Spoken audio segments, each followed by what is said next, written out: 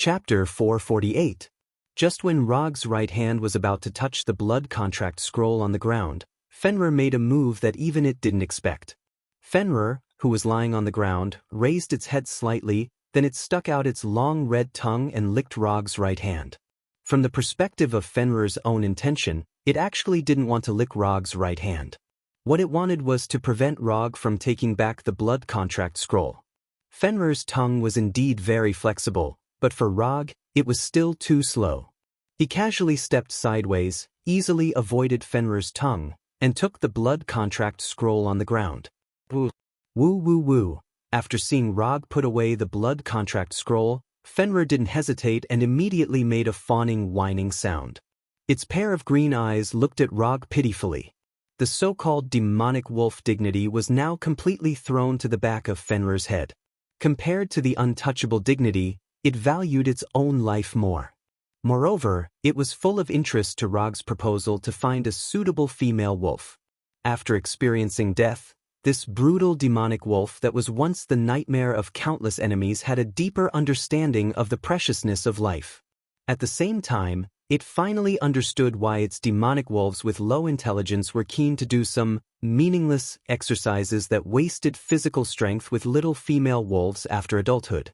Looking at Fenrir, who had begun to develop into a qualified pet dog, Rog nodded with satisfaction. Not bad, very energetic, a demonic wolf worth training. After sizing up Fenrir with satisfaction, Log put the blood contract scroll back on the ground and said with satisfaction, "Seeing that you've come to your senses in time, I'll give you one more chance." Last chance? This time, Rog didn't count down. When he finished, Fenrir didn't hesitate and immediately used its sharp wolf claws to cut its skin, staining its right claw with green blood.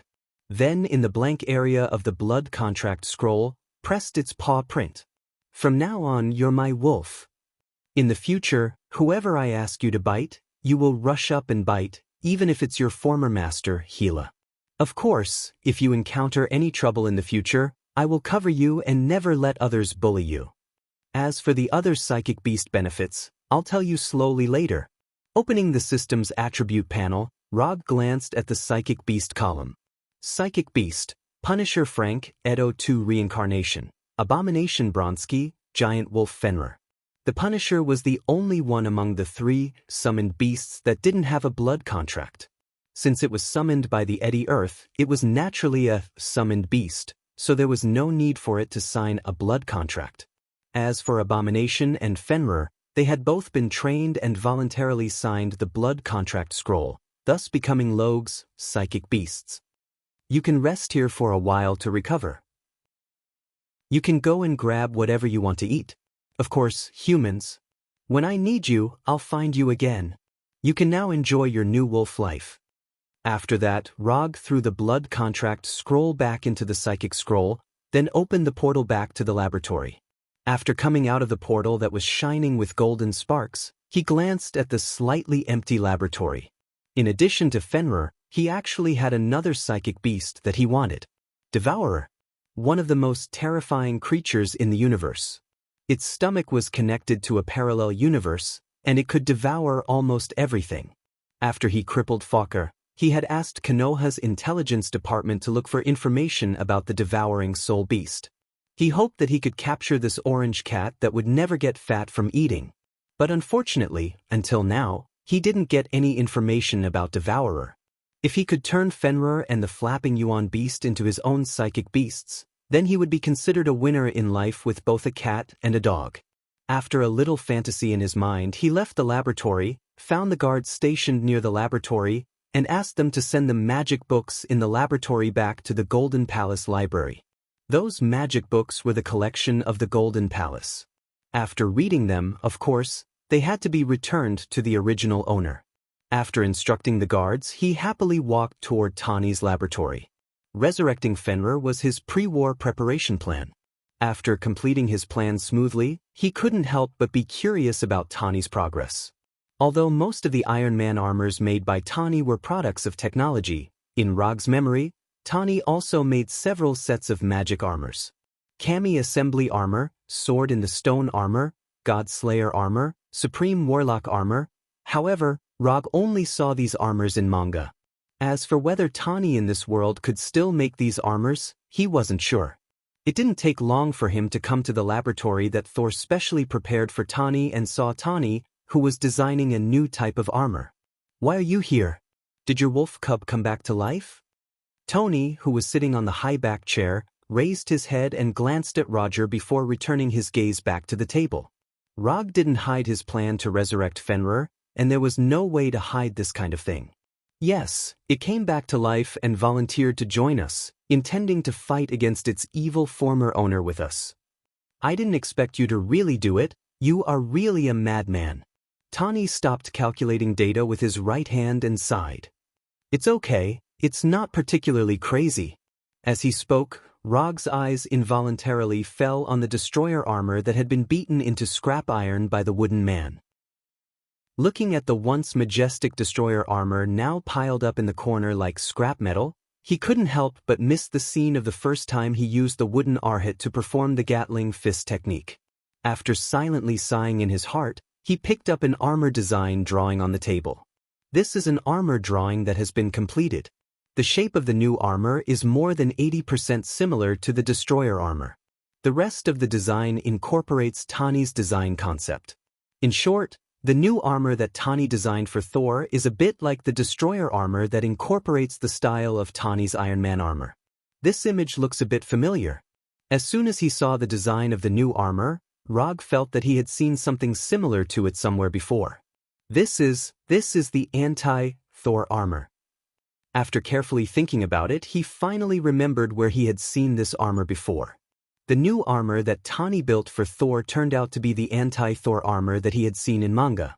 Thor's new armor is actually the anti-Thor armor, and he began to be a little confused. Chapter 449. What's the name of this armor? Rog put down the blueprint in his hand and could not help but ask. It's not confirmed yet. Anti-Hela armor or anti-death armor. It doesn't matter what it's called. Tani did not look up and continued to calculate the data. Luckily, it's not called anti-Thor armor. Otherwise, Thor would definitely suspect that you're on Hela's side. Rog complained in his heart. What about the weapon? What new weapon did you design for Thor? Rog continued to ask. It's still a hammer, a bigger hammer. With that, Tani found the blueprint of a new weapon from a pile of blueprints and handed it to Rog. Just as Tani said, the new weapon was a hammer. However, compared to Thor's hammer, the new hammer designed by Tani was much bigger. How big was it? Rog looked at the standard numbers on it. The hammer was 2 meters long, 45 centimeters wide, and 60 centimeters tall. From the looks of it, the new hammer designed by Tani was a super enlarged version of Thor's hammer, directly using the design style of Thor's hammer. Have you shown the blueprint of this hammer to Thor? Although Thor loved hammers and even had the funny nickname of the Hammer God, it was still not enough. Rog still felt that the new hammer design by Tani was a little too big. I've seen it and he likes it a lot. Alright, you win. Big hammer 80, small hammer 40. This sentence appeared in his mind involuntarily. After imagining the scene of Thor fighting with two hammers, one big and one small, Rog tactfully shut his mouth. Then, he left Tani's laboratory and decided to return to his room to have a good sleep. Controlling the wooden Arhat and the long beak-nosed wooden dragon for more than 10 hours wasn't enough to exhaust his chakra, but it was still very tiring. Under the service of the maids of the Golden Palace, he enjoyed a relaxing bath service that made him feel both physically and mentally comfortable. This damned feudal society degenerate life. A week later, in the conference hall of the Golden Palace. This is a letter of challenge from Hela. With that, Thor, who was sitting at the head of the table, passed Hela's letter of challenge to Rog, who was sitting at the head of the table. After receiving the letter of challenge, Rog casually glanced at it. The content was very simple. There was only one sentence. 3 days later, in Jotunheim, the two armies will face off. The goddess of death did not plan to sneak back to Asgard. Instead, she openly issued a challenge and set a date for the final battle. It had to be said that Hela's method was very domineering. Although her strength would increase significantly after she stepped onto Asgard, she was still a little weak. However, she did not do so. Instead, she directly challenged Thor and Asgard. What I lost, I will take back with my own hands. This might be Hela's true thoughts at this time. A battle between the two armies. She has organized another undead army? Rog said in confusion while looking at Heimdall on the left side of the long table. Hela doesn't only have an undead army now. She also has an entire frost giant army. She is now the queen of Jotunheim. At this point, Heimdall lowered his head in shame. He was the guardian of Bifrost and had the eye of the god that could perceive everything. He was the main force in searching for Hela's whereabouts. However, just as he was searching for Hela all over the world, Hela actually became the queen of Jotunheim right under his nose. To him, this was undoubtedly a slap to his face. If Hela had not taken the initiative to appear in Jotunheim and sent a frost giant to deliver the letter of challenge, he would not have known that Hela was in Jotunheim until now. Queen of Jotunheim? After hearing Heimdall's description, Tani, Loki, the three warriors of Sengoku, and Sif all looked puzzled. Tani was puzzled about what kind of place Jotunheim was. Sif and the others were puzzled about how Hela had subdued these frost giants. Although Loki had stabbed his biological father to death in the last royal family dispute and had almost destroyed Jotunheim with Bifrost, bringing a fatal blow to the frost giants like a world-ending natural disaster. However, Jotunheim was still a kingdom that belonged to the frost giants. It had only been half a month since Hela had broken out of her predicament. It only took half a month to take Jotunheim's frost giant under his command. This efficiency could be said to be terrifying. Even if Asgard mobilized all his troops, he would not be able to completely take down Jotunheim in half a month. However, Hela had done something that Asgard's army could not do by herself. Although the battle had not yet begun, Sif and the others could already feel the immense pressure brought by Hela. Compared to Sif and the others, Rog and Tani were much calmer. One of them felt that it was still within the acceptable range, while the other did not know what this meant at all, so they were extremely calm. What do you think of Hela's letter of challenge? Looking at Sif and the others, whose expressions were getting worse and worse, Thor spoke. I have an immature suggestion that everyone can consider. Rog glanced around and continued, although Hela has an undead army and a frost giant army, this is not particularly troublesome. As long as we aim the Bifrost at Jotunheim and launch at full power. When the time comes, not to mention destroying Hela's army, even destroying the entire Jotunheim won't be difficult. Thor and the others thought that Rog would have an exquisite plan, but they did not expect that Rog's suggestion was to directly destroy the entire Jotunheim. A full-power Bifrost could indeed completely destroy Jotunheim, but such an indiscriminate large-scale destructive attack had never been used even in the process of conquering the 9 worlds by Odin. This method had already gone beyond the scope of war and had risen to the level of genocide. The last person who had such an idea was Loki when his ambitions were inflated. While Thor and the others looked at Rog in disbelief, Loki showed an expression of approval to Rog. Without a word of disagreement, he would directly kill him. Loki liked this character very much. After looking at Rog silently for more than 10 seconds, Thor sighed helplessly, shook his head and said, "No. We can't do this. Even if we destroy Jotunheim, it won't cause much harm to Hela. With her strength, she can leave before Jotunheim is destroyed." In the end, Thor rejected Rog's suggestion. If we don't do this, then we can only sacrifice the lives of those ordinary soldiers. You and I can entangle Hela, but we can't deal with her army at the same time. You should know this very well. Although Rog's suggestion was crazy, it could prevent the deaths of ordinary soldiers to the greatest extent. Although using the Bifrost to attack Jotunheim was a very unfair thing for the Frost Giants, the Frost Giants still had the advantage. But war was never fair. Since they stood in the wrong position, of course they had to pay the corresponding price. No, Asgard won't do this, and Father won't want to see this. Thor did not want to sacrifice the lives of ordinary soldiers, but he still could not accept the suggestion of using Bifrost to launch an indiscriminate destructive attack. He knew that this was a very cruel thing for those ordinary soldiers. But for Asgard, he could only do this. Asgard must not be synonymous with tyrant and destruction, absolutely not. Chapter 450. Asgard, Golden Palace Hall. Thor was wearing a silver-white anti-Hera armor as he sat on the throne in the Golden Palace Hall with a serious expression. On the left and right of the throne, there were two warhammers, one big and one small. The small one was Thor's hammer. The big one was the new weapon that Tani had created for Thor, the Thunder Titan's hammer. On the stairs on the side of Thor's hammer stood the Rainbow Bridge guardian Heimdall, Sif, and the three warriors of Sengoku. On the side of the Thunder Titan's hammer stood Loki, Rog, Tani, and Hulk. Hulk was not originally on the list, and Thor did not specifically summon Hulk. The reason why he was here was purely because of Little Pepper. 2 days ago, when Tani returned to Earth and planned to bring Mark 46 to Asgard, he was stopped by Little Pepper.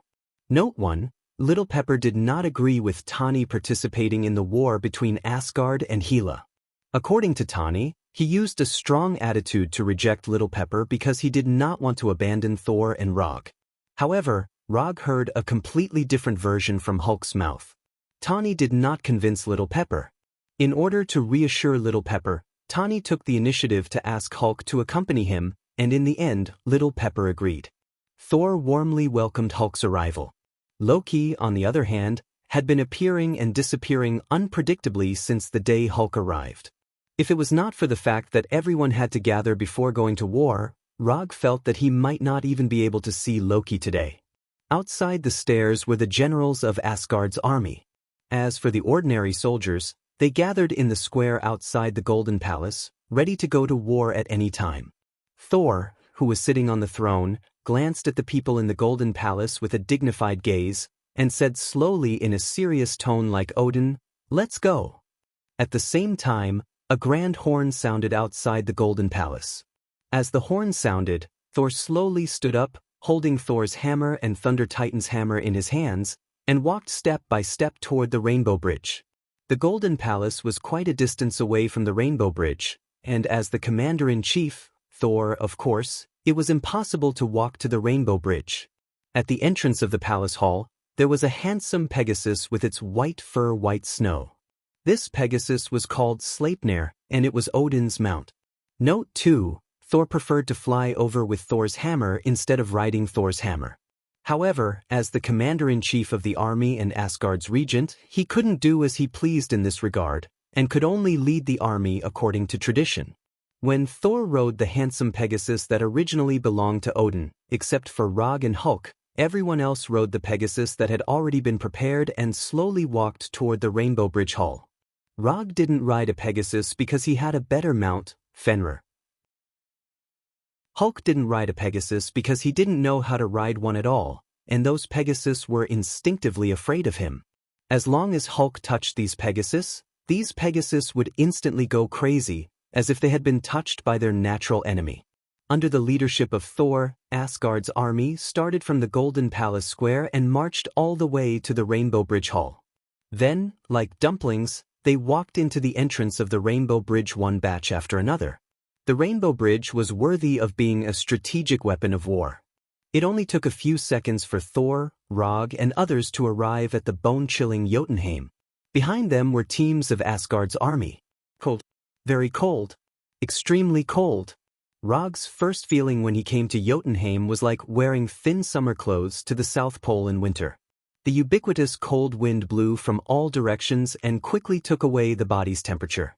Without any hesitation, Rog directly covered himself with a layer of light blue chakra coat to completely isolate himself from the cold wind.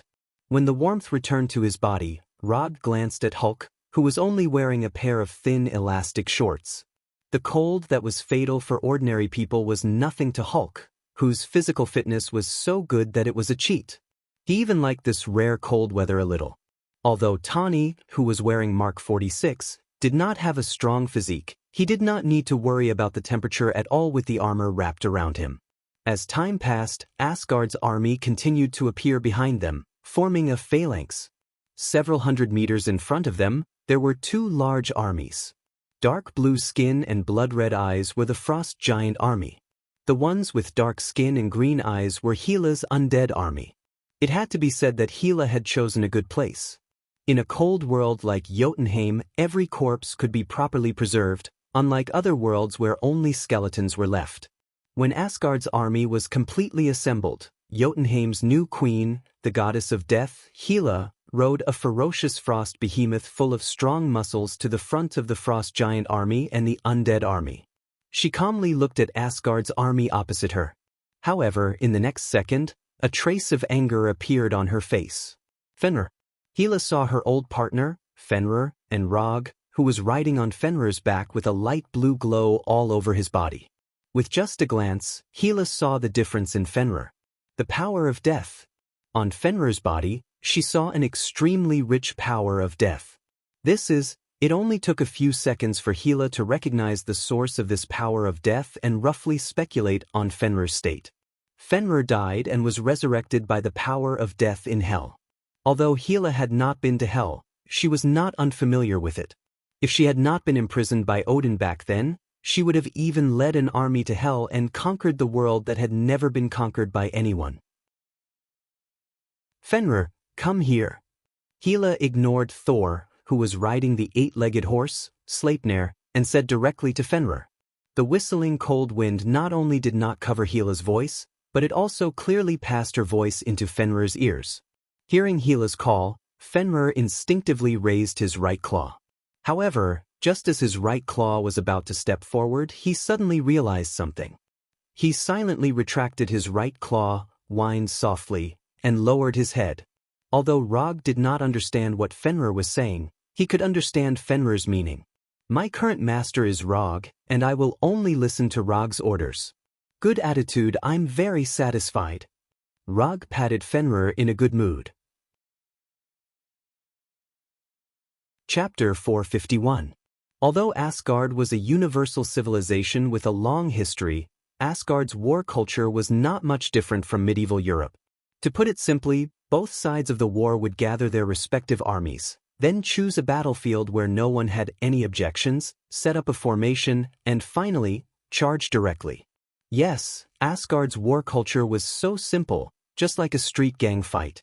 The only difference was that the number of people fighting was a little more, the weapons were more powerful, and the individual combat power was a little stronger.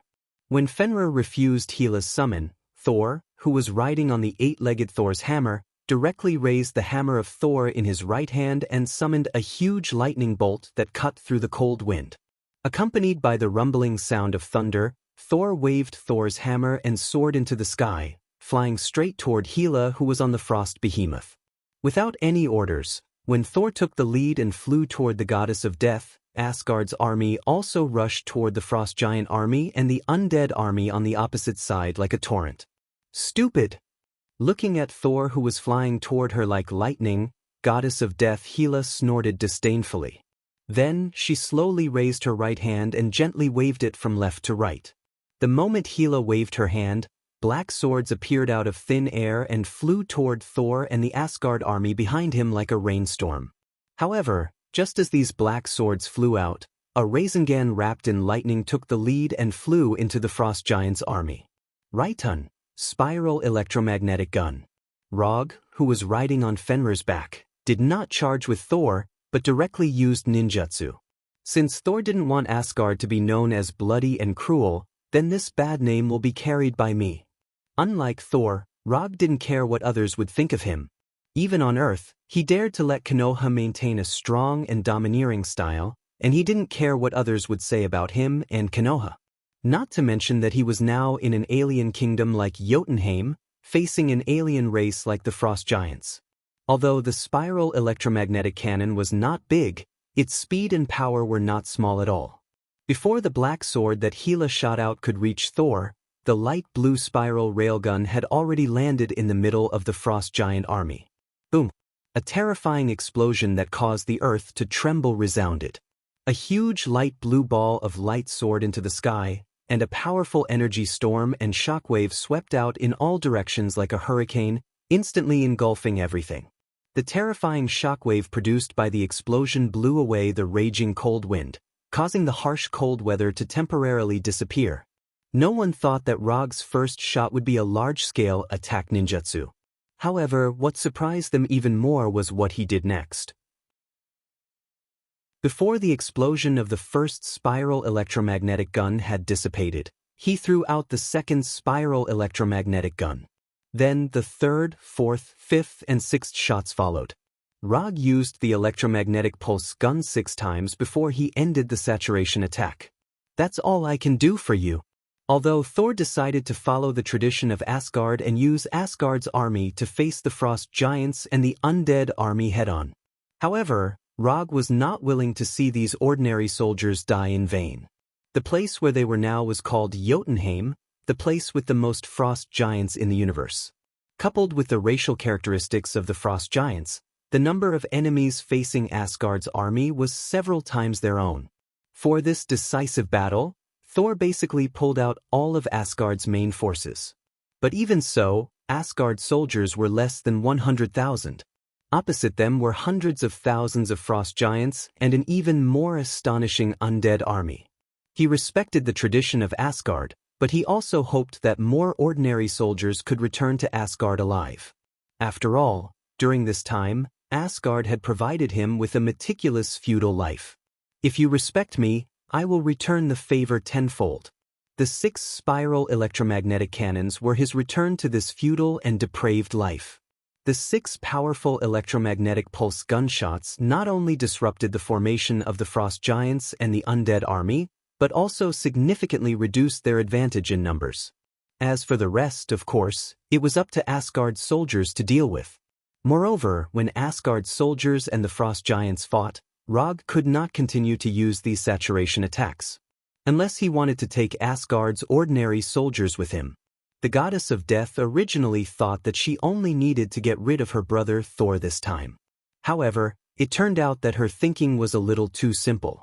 If she wanted to return to Asgard's throne, defeating Thor was far from enough. At least in Hela's opinion, this guy called Rog was more troublesome than Thor.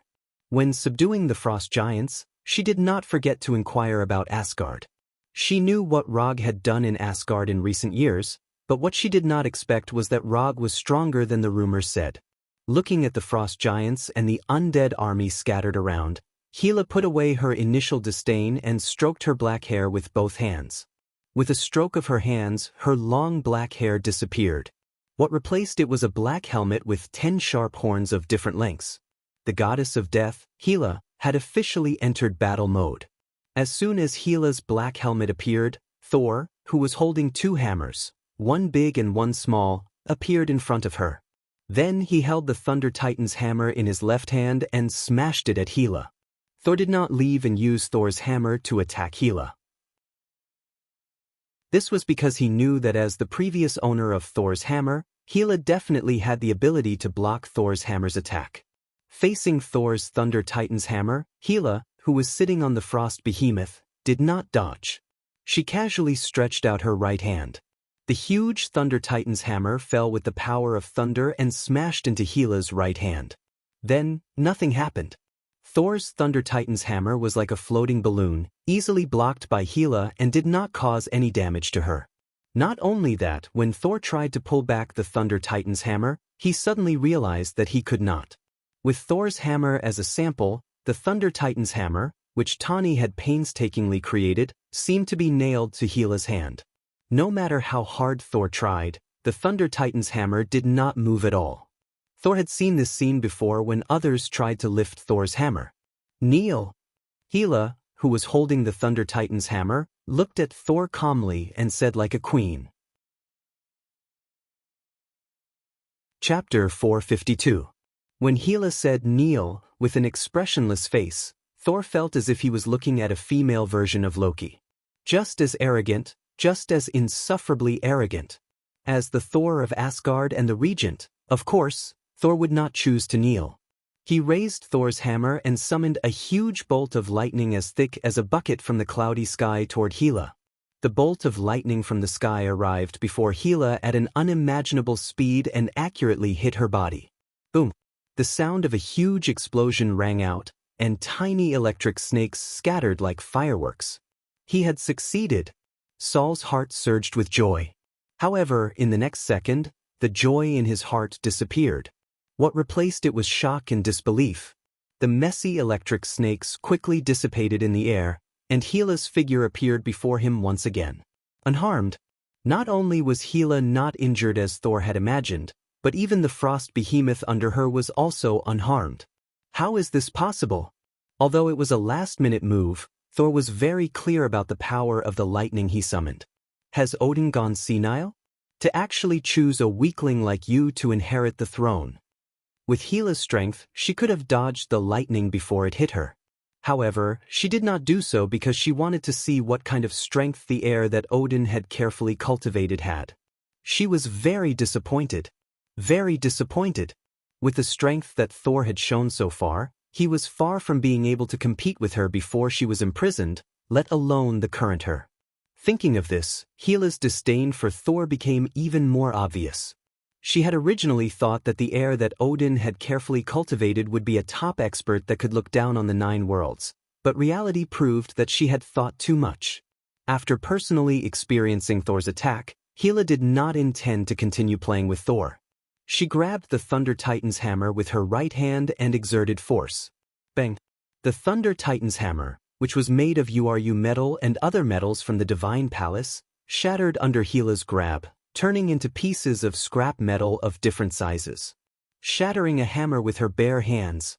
Although Hela did not crush Thor's hammer this time but the Thunder Titan's hammer that Tani had created, the scene was still shocking. The most shocked one was Tani, who had personally created the Thunder Titan's hammer. He knew that Hela was very strong, or they would not have brought tens of thousands of troops here. However, he did not expect Hela was to be this strong. If even the Thunder Titan's hammer could not withstand a casual grab from Hela, then Mark 46 would definitely not be able to. It took less than a second for Tony to make the decision to stay away from Hell. Saul's entire family was a monster. Of course, monsters could only be dealt with. Tani began to look for traces of the other monster, Rog. After using 6 spiral electromagnetic cannons, Rog used superlight rock to leave Fenrir's back, allowing Fenrir to freely attack the frost giants and the undead army. As for himself, he was floating above the battlefield, looking down at the battle between Thor and Hela. Hela was very strong, undeniably strong. Especially after witnessing Hela block the lightning with the divine power of death, he was even more certain. It was not difficult to use the divine power of death to protect oneself from lightning.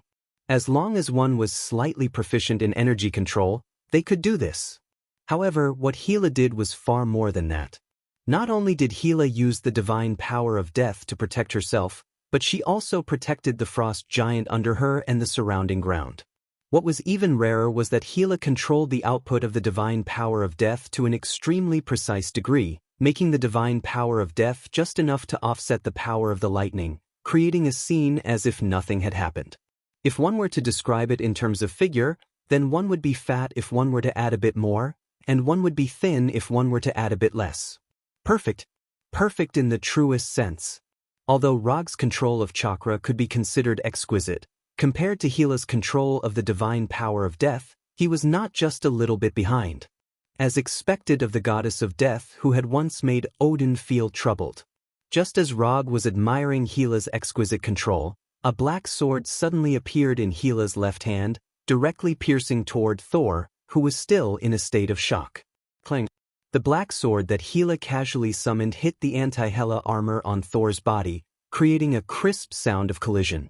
Different from the Thunder Titan's hammer, the anti-Hela armor did not disgrace Tani's reputation as a genius inventor, easily blocking Hela's sword. It was only when the tip of the black sword hit the anti-Hela armor on his body that Thor finally reacted, quickly waving Thor's hammer, increasing the distance between him and Hela.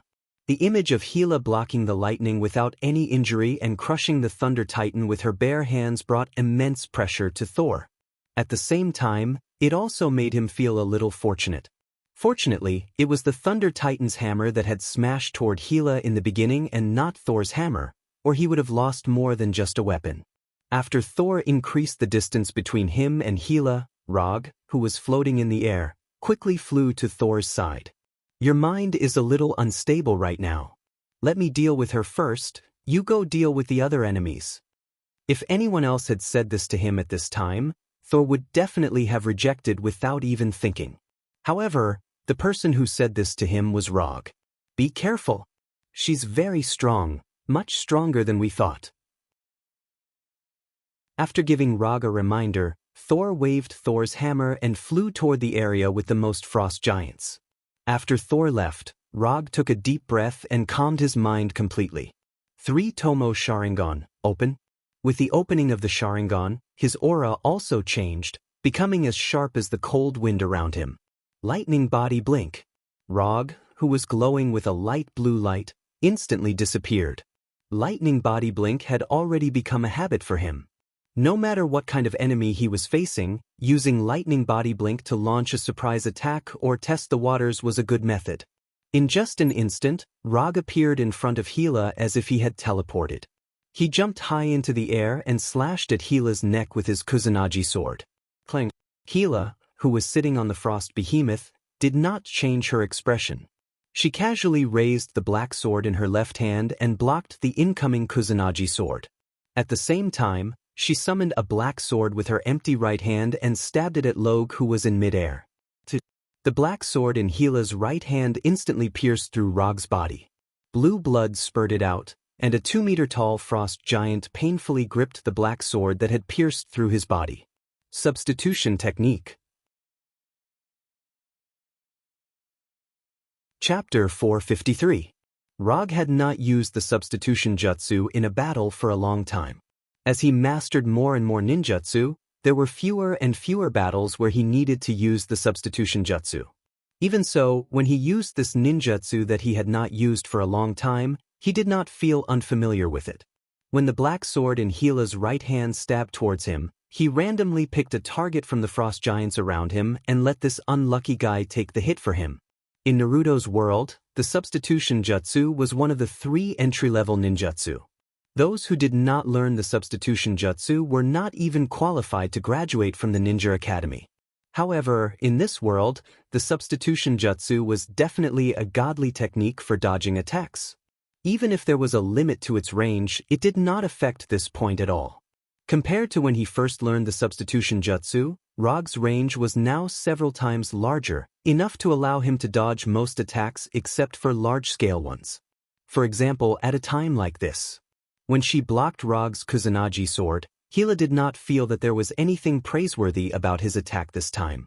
However, when Rog used the substitution jutsu that she had never seen before and could not even see through, Hela's expression appeared as if she had seen a new prey. In an instant, he replaced her position with the frost giants and let them take the hit that should have been taken by her. Interesting. Hela did not pay attention to the frost giants that were still struggling in pain.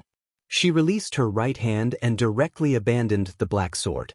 For Hela, this black sword was a consumable that she did not need to care about at all. However, when she released her right hand and threw away the black sword, Rog, who had disappeared, once again appeared in her sight. She saw him stepping on the frost giant's head, and when the frost giant fell due to gravity, he swung the Kusanagi sword that was wrapped in lightning. Lightning release, Chidori blade. After testing it out, he roughly understood the strength of the black sword. Since the Kusanagi sword under normal conditions could not cut through it, then he would try the more lethal and sharper Kusanagi sword, Chidori blade. While Hela had plenty of combat experience and exquisite techniques, she had never met an opponent like Rog, who did not play by the rules. Normal people would choose to pull away after their first attack failed and redeploy a second attack. However, Rog did not do so.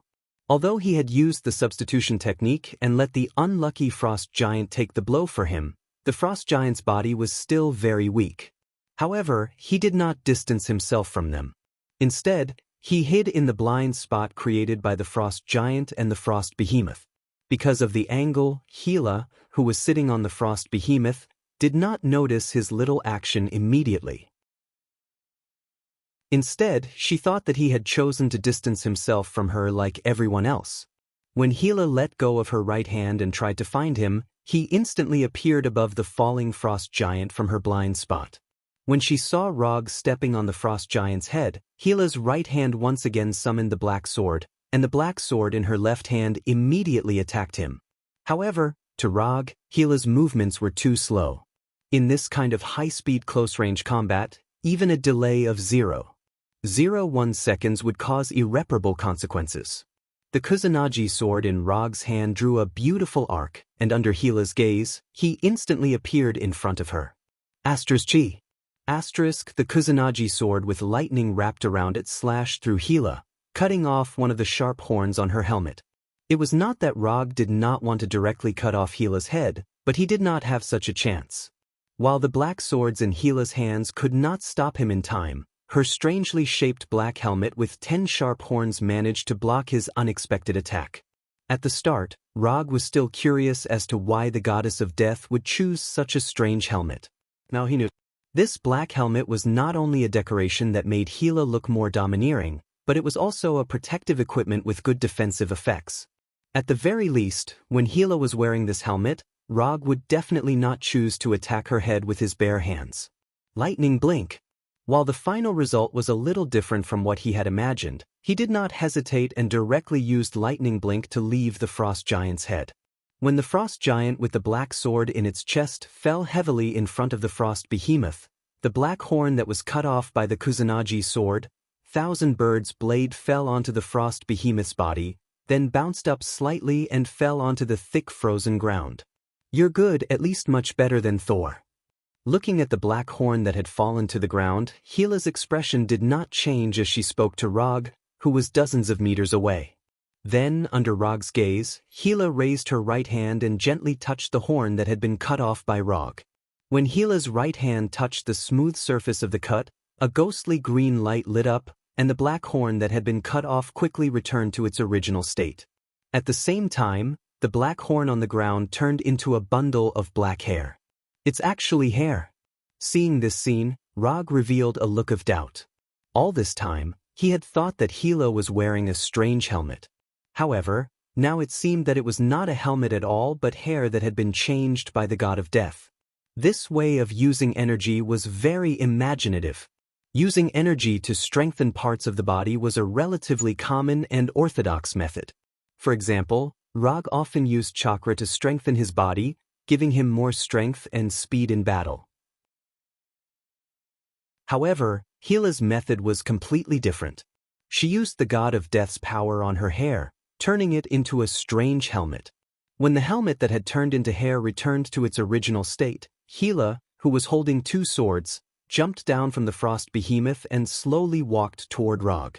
When she was only 20 meters away from Rog, she stopped and said to Rog with the arrogance of a queen, "Submit and be loyal to me, and I will give you the position of Asgard's executioner." Although Gila's tone made people feel very unhappy, and her arrogant attitude was even more annoying than Loki before he was beaten up, for some reason, when these words came out of Gila's mouth, it made people feel as if it was natural. "Sorry, I have no intention of becoming someone else's subordinate." Rog did not hesitate and directly rejected Gila's suggestion. Then, she continued, "Also, you do not have the authority to appoint Asgard's executioner." Appointing an executioner was a power that only the king of Asgard had. Putting aside the fact that Gila did not have such authority, even the current soul did not have it. Chapter 454. After being rejected by Rog, Gila did not say anything else and only looked at him coldly. Then, she threw the black sword in her hand directly at Rog. Clang, clang. Gila's throwing attack was no threat to Rog, who had activated his 3-tomo Sharingan. He casually raised the Kusanagi sword in his hand and deflected the 2 black swords that were flying at him like bullets. "Throwing attacks in front of me, who has activated his Sharingan. Aren't you looking down on me a little too much?" Just as Rog looked at Gila with dissatisfaction, Gila suddenly disappeared from his sight. In just an instant, Gila had crossed the distance of 20 meters and was directly in front of him. So fast. Gila's sudden burst of speed gave Rog a slight shock. The speed that Gila displayed at this moment was not any slower than Rog, who had used lightning body blink. Before he had time to marvel at Gila's speed, Gila's hands once again summoned the black swords. Rog did not know if these black swords that Gila summoned were the so-called swords of the night sky, but he was certain that the quality of these black swords was not low at all. From a certain perspective, they could even be called high-quality weapons. The weapons that Asgard's Golden Palace guards carried with them were clearly inferior to these black swords. Clang, clang, clang. After summoning the black swords with both hands again, Hela did not hesitate and launched a barrage of attacks at Rog. Hela's swordsmanship was very good. It was sharp, deadly, and extremely fast. If Hela's opponent was not Rog, who was using the Kusanagi sword, but Thor, who was using Thor's hammer. With just this superb swordsmanship, Hela could easily control the rhythm of the battle in her hands. However, it was a pity that she was facing Rog, who was also skilled in swordsmanship. In terms of swordsmanship, he had never been afraid of anyone. Hela, who held the sword with both hands, attacked like a machine that would not tire, and the sharp blade continuously attacked Rog's vital parts. Heart, throat, head, even Log's lower body was one of Hela's targets. Log did not dare to be careless in the face of Hela's attacks, which could severely injure him even if he did not die. He had no intention of dying in Jotunheim, nor of risking the happiness of the rest of his life. With his 3 Tomo Sharingan, he was able to block all of Hela's attacks with his Kusanagi sword. At this time, although Hela and Rog did not use any powerful attacks, the surrounding frost giants and Asgard's warriors all silently distanced themselves from the two of them. It wasn't that they didn't want to help, but they couldn't help at all. While Hela and Rog were only competing in swordsmanship, their competition had already exceeded the scope of what ordinary people could understand. Simply put, it could be described with one word: fast. It was faster than the limit of what the naked eye could capture. In the eyes of others, Rog and Hela seemed to be shrouded in endless black and white sword shadows. Not only could they not see the black sword and the Kusanagi sword, but even the figures of Rog and Hela were blurry. On the other side of the battlefield, when Tani saw Rog and Hela competing in swordsmanship, he tried to ask Friday on Mark 46 to analyze their fighting style. However, within a few seconds, Friday gave a reply that exceeded the system's capture and analysis. Monsters. They're all monsters. Although Tani knew that Rog was a monster, every battle with Rog would refresh his understanding of monsters. In addition to Tani, Hulk, who was beating up the frost giants, also had the intention of helping Rog. However, after seeing their dazzling attacks, Hulk wisely gave up the idea. Although Hulk was not as smart as Dr. Banner, his combat IQ was much higher than Dr. Banner's. With just a casual glance, Hulk knew that he could not keep up with the rhythm and speed of Rog and Hela's battle, let alone intervene. While the people around them were shocked by their rapid attack and defense, Rog became calmer and calmer. In the past few years, he had fought many opponents. However, he had never met an enemy like Hela. Hela's melee fighting style was extremely similar to his, and it could even be said that they came from the same philosophy. That was, in the world of martial arts, there was nothing that could not be defeated, only speed could not be defeated. Both of them were the kind of people who gave up on fancy moves and focused on speed. Faster attack speed, faster attack speed, faster reaction speed. Although this method of attack seemed simple and crude, in a real battle, it could play an unbelievable effect. As time passed by, Hela and Rog's rapid attack and defense did not show any signs of slowing down. Instead, it began to develop in an even more extreme direction. They both knew very well that once one of them could not hold on, it would be a one-sided crushing situation. If they were slower by one sword, they would completely lose the initiative. Because he was holding the sword with one hand, Rog began to slowly fall into a situation where he was more defensive than offensive. The attack frequency of the one-sword style was naturally slower than that of the two-sword style. Damn it! As Hela's attacks became more and more intense, Rog finally took out the flying Thor kunai from his ninja bag and held it in his left hand. He originally thought that his one-sword style would be enough to resist Hela's two-sword style attack. However, it turned out that he had overestimated himself and underestimated Hela.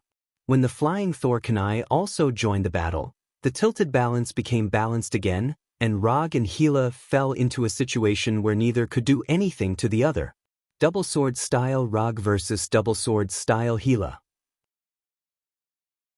Just as the battle was about to reach a stalemate, Rog suddenly made a move that Hela did not expect. After blocking a wave of attacks from Hela, Rog threw the flying Thor kunai in his left hand up and took the initiative to end the two-sword style. However, in the next second, Rog, who was crazily fighting with Hela, disappeared. Not retreating, not dodging. Instead, he had truly disappeared. What's going on?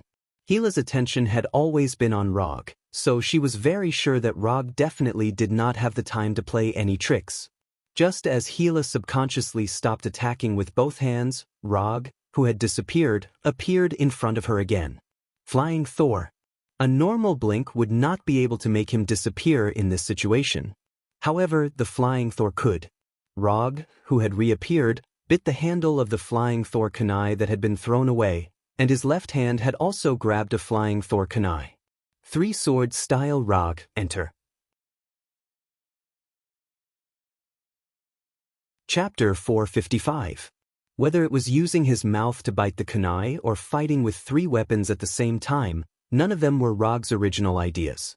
However, this did not stop him from using these techniques in battle. When it came to imitating physical techniques, the Sharingan could be said to be omnipotent. Taking advantage of the moment when Hela stopped attacking, Rog, who had returned from the Flying Thunder God, quickly entered a berserk state. Previously, Hela had initiated the attack, so she had a certain advantage. Now, this advantage was in Rog's hands. In his right hand was the Kusanagi sword, in his left hand was the Flying Thor kunai, and in his mouth was a Flying Thor kunai. This was Rog's three-sword style. He did not hesitate at all when he reappeared and immediately attacked Hela. Clang, clang, clang, clang, clang. The sound of weapons clashing rang out like a Gatling gun, playing the prelude to Rog's battle. In terms of swordsmanship, Hela was definitely the strongest among Asgard's people. Even Fandral, who was also famous for his swordsmanship among the three warriors of Sengoku, was far inferior to Hela in this aspect. However, now, Rog had shown Hela what a swordsman from Earth was like.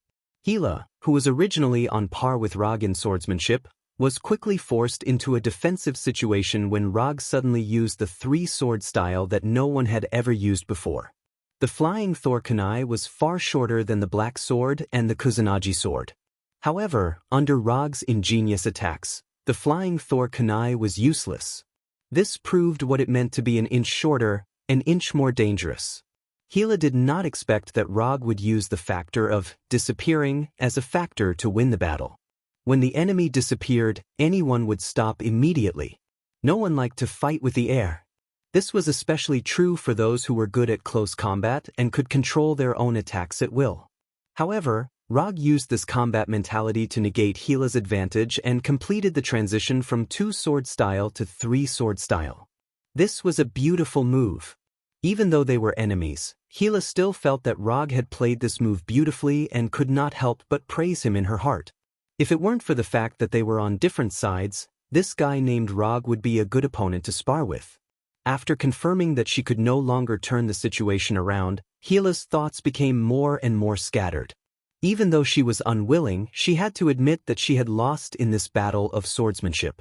Although her defense was still impenetrable, she could clearly feel that she was losing the rhythm of the battle.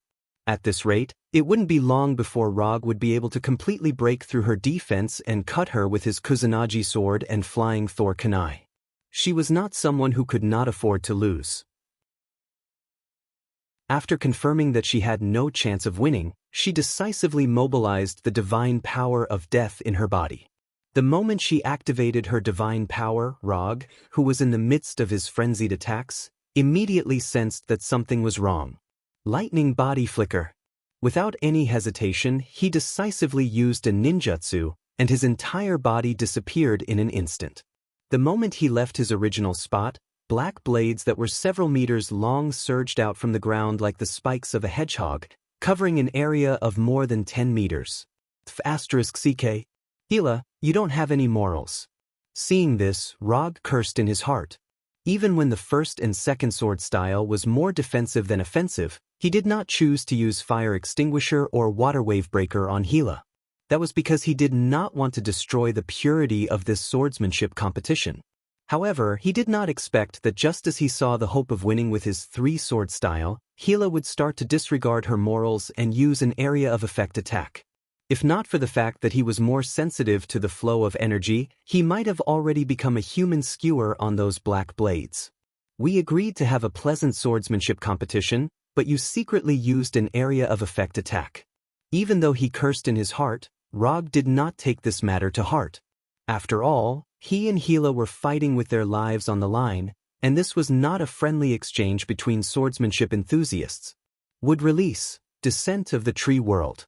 When Hela took the initiative to use an area of effect attack, Rog did not hold back and directly used a super large area of effect ninjutsu that could change the terrain.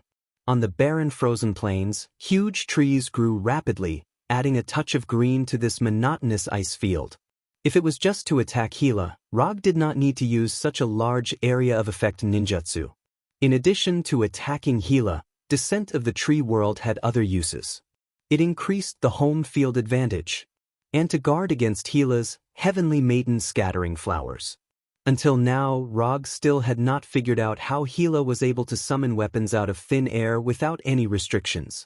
However, he did not want to have to pay attention to the rain of swords that Hela casually threw out in the following battle. The dense forest formed by Descent of the Tree World covered most of the plains. In this dense forest, the rain of swords thrown by Hela would be blocked to the greatest extent.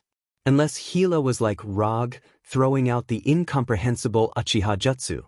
The moment Descent of the Tree World took shape, Hela saw through Rog's intentions. This also caused her to have a doubt. For some reason, she felt that Rog seemed to be very clear about her fighting style and what kind of ability she had, as if he was an opponent who had fought with her before. However, Hela was very sure that today was the first time she had met Rog. Did he see the battle footage I saved in Asgard? Other than that, Hela did not understand how Rog could be so clear about her fighting style and be able to make arrangements to counter it. On this point, Hela was completely wrong. Not to mention her battle footage, even her name was considered a top secret in Asgard. If not for Odin's impending death, news about her would not have appeared in Asgard at all. The fact that Rog knew her fighting style was purely due to his prophetic aura as a transmigrate. Just as Hela was thinking about how Rog knew about her fighting style, Rog put away the flying Thor kunai and Kusanagi sword and summoned 4 wood clones. These 4 wood clones were not used to attack Hela but to create an undisturbed battlefield. Without any arrangements, these 4 shadow clones rushed to the north, south, east, and west respectively. Then they used the same ninjutsu. 4 purple flame formation. A rectangular purple barrier rose into the sky, creating a small battlefield separated from the main battlefield. Chapter 456. When the 4 purple flame formation was completely formed, Rog, who put away his weapon, took a deep breath. Then, he put his hands together and clapped hard. Shikatsu Forest Sage Mode. In just a moment, the chakra in his body turned into Senjutsu chakra. At the same time, a simple red arc eyeshadow appeared around the Sharingan, and a red circular pattern appeared in the center of his forehead. Although the intensity of natural energy in Jotunheim was not as strong as Asgard and Warnerheim, it was much stronger than Earth. Moreover, using immortal mode here wouldn't be as painful as in Hell. 30 minutes. After the chakra and sage mode were further improved, the duration of sage mode was also increased. Although 30 minutes was not particularly long, it was enough for Rog to solve most of the battles. As for those that he couldn't solve, he would give up. Of course, this was just a joke. In addition to Sage Mode, he now had a lot of trump cards. For example, Susanoo and Tailed Beast. So even if the time limit of Sage Mode was reached, he still had the strength to continue fighting. The moment Rog entered Sage Mode, Hela immediately noticed that he was different. Previously, Log barely had the qualifications to challenge her, but now, Log was no match for her. Then the current Rog was an opponent of the same level that she needed to go all out and take seriously. As an Asgard and the goddess of death who had awakened the divine power of death, Hela's perception of energy was not weak. If she couldn't even sense this energy, she wouldn't be able to operate the divine power of death so exquisitely. After entering Sage mode, Rog did not hesitate and immediately used the Senjutsu that had been significantly improved. Note 1. Senjutsu Hyun, Wood Man Technique. Senjutsu, Wood Dragon Technique. These two ninjutsu that Rog had used to train Fenrir and Abomination were upgraded to the level of Senjutsu under the buff of Senjutsu Chakra, and he used it as a starting move to attack Gila.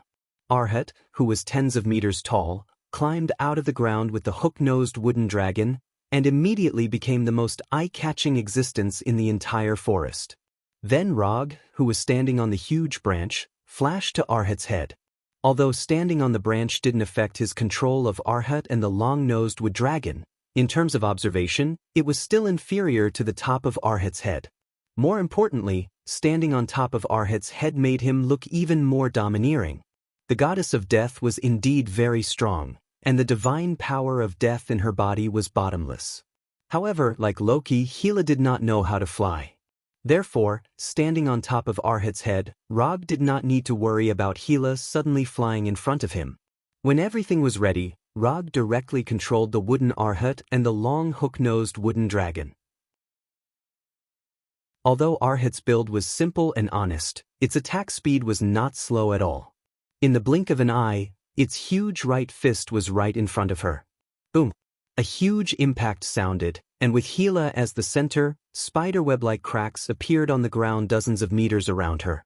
Arhat's punch could not be said to be weak. However, this titan-like punch did not land on Gila's body as expected. 5 or 6 sharp black blades suddenly surged out from the ground and pressed against the wooden Arhat's right fist like spears, piercing deeply into his fist. Before Rog could control Arhat to retract his right fist, Gila waved her right hand, and 3 black swords 6 to 7 meters long appeared out of thin air, attacking him like ground-to-air missiles. With the flying speed of the black swords, it would take less than 1 or 2 seconds to reach Rog. At this time, the long-nosed wood dragon jumped up from the ground like a viper hunting its prey and directly bit the 3 black swords, neutralizing Gila's attack. Taking advantage of the time when the long-nosed wood dragon bit the black swords, Rog had Arhat retract his right fist. Then he punched with both fists. Yula yula yula yula yula. Since one fist was not enough, he would add one more. The praised Namo Gatling Bodhisattva fist technique, which had once destroyed the immortal Palace Guardian Destroyer and Mephisto's demon puppet, was performed once again. 3,600 revolutions per breath. Save the world with great compassion and compassion. Although Rog had used the 4 purple flame formation to isolate himself and Gila from the main battlefield, the terrifying momentum caused by Arhat's Gatling fist still shocked both sides. Looking at Wood Arhat's fists that were about to turn into afterimages, the frost giant who witnessed this scene couldn't help but feel a chill. The frost giants had an extremely high resistance to cold, but for some reason, when they saw the wooden Arhat, who looked like an ancient titan, frantically throwing punches, they felt a chill that originated from their biological instincts. From the start, the frost giant had not taken the initiative to stand on Gila's side. Although they hated Asgard, they also knew that Asgard was not an existence they could easily provoke. Even when the previous frost giant king, Laufey, was still in power, they could only do some sneaky tricks. Not to mention that they hadn't even chosen a new frost giant king yet. If Gila hadn't forced them to join this war with unrivaled strength, they wouldn't have appeared here at all. After seeing Wood Arhat's frightening and violent attacks, they felt more and more that they shouldn't have joined this war. This was the family affair of Asgard's royal family, and it had nothing to do with them, the frost giants. The last time they intervened in Odin's family affairs, their king died, and the whole family was almost wiped out by Bifrost. After such a painful experience, they had planned to live a peaceful life in Jotunheim. They didn't expect that Gila, the goddess of death, would come. They were now beginning to wonder if any family disputes would happen in Odin's family, and they, the frost giants, would die with them. Although they were very reluctant, they knew one thing very well, and that was, before Gila completely failed, they had better not choose to give up easily.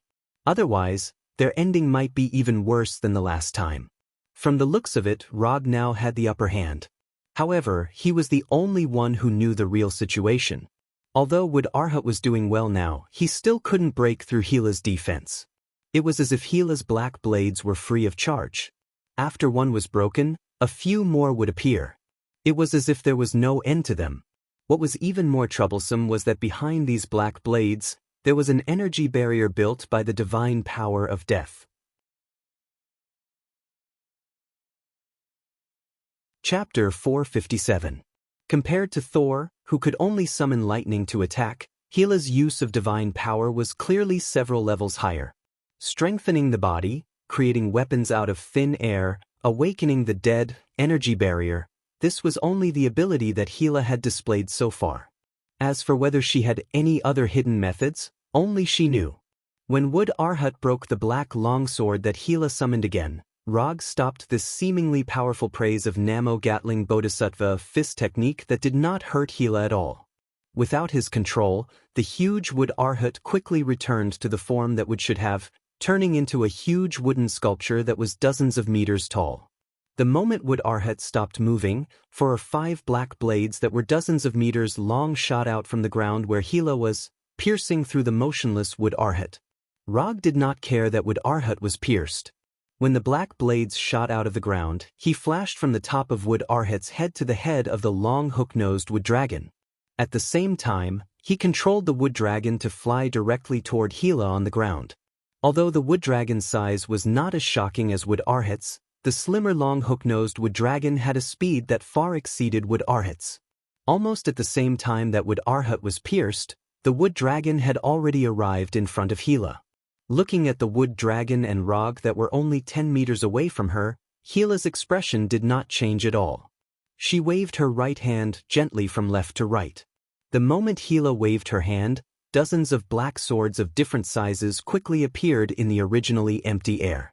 These black swords were like bullets, shooting towards the wood dragon and Log at lightning speed.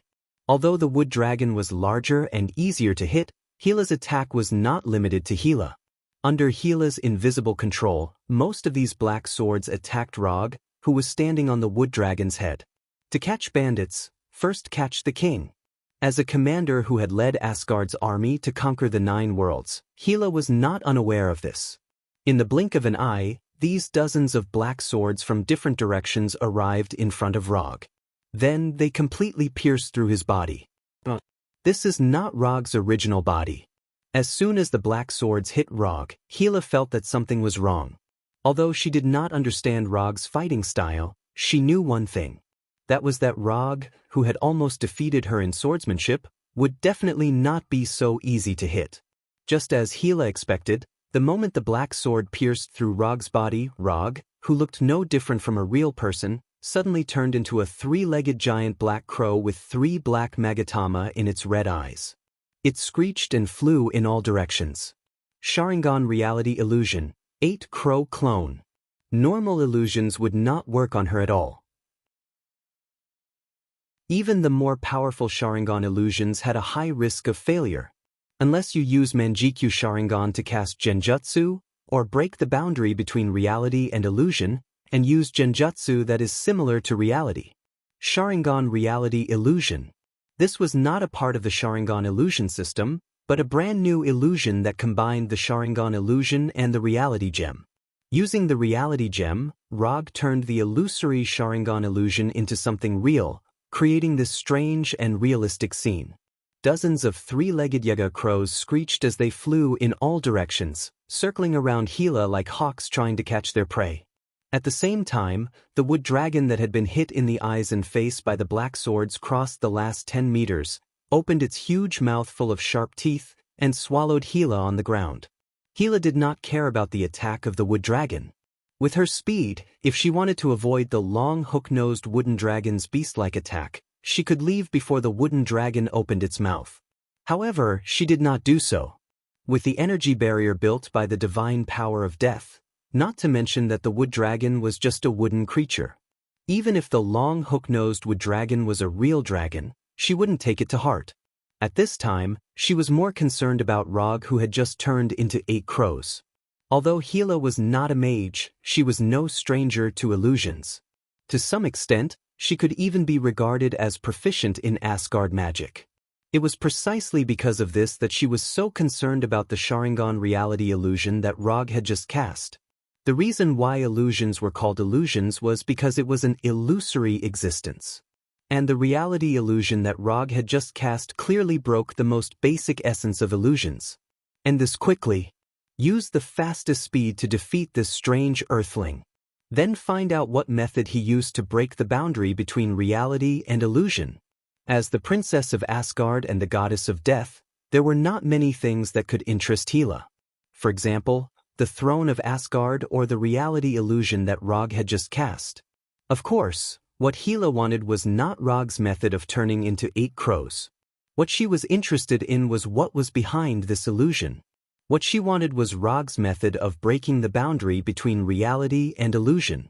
As long as she mastered the mystery, she could make the underworld that she longed for appear in this world. Thinking of this, Hela did not hesitate. The energy barrier protecting her instantly turned into a terrifying energy impact. Boom! The wood dragon's huge head instantly exploded. Hela, who was wrapped in the dark green divine power of death, slowly landed on the ground, her eyes constantly sweeping across the 8 crows flying in the air. Although Hela did not know how Rog did it, she knew that Rog's real body was one of the 8 crows. Finding Rog's real body among dozens of identical 8 crows might be a very difficult task for others.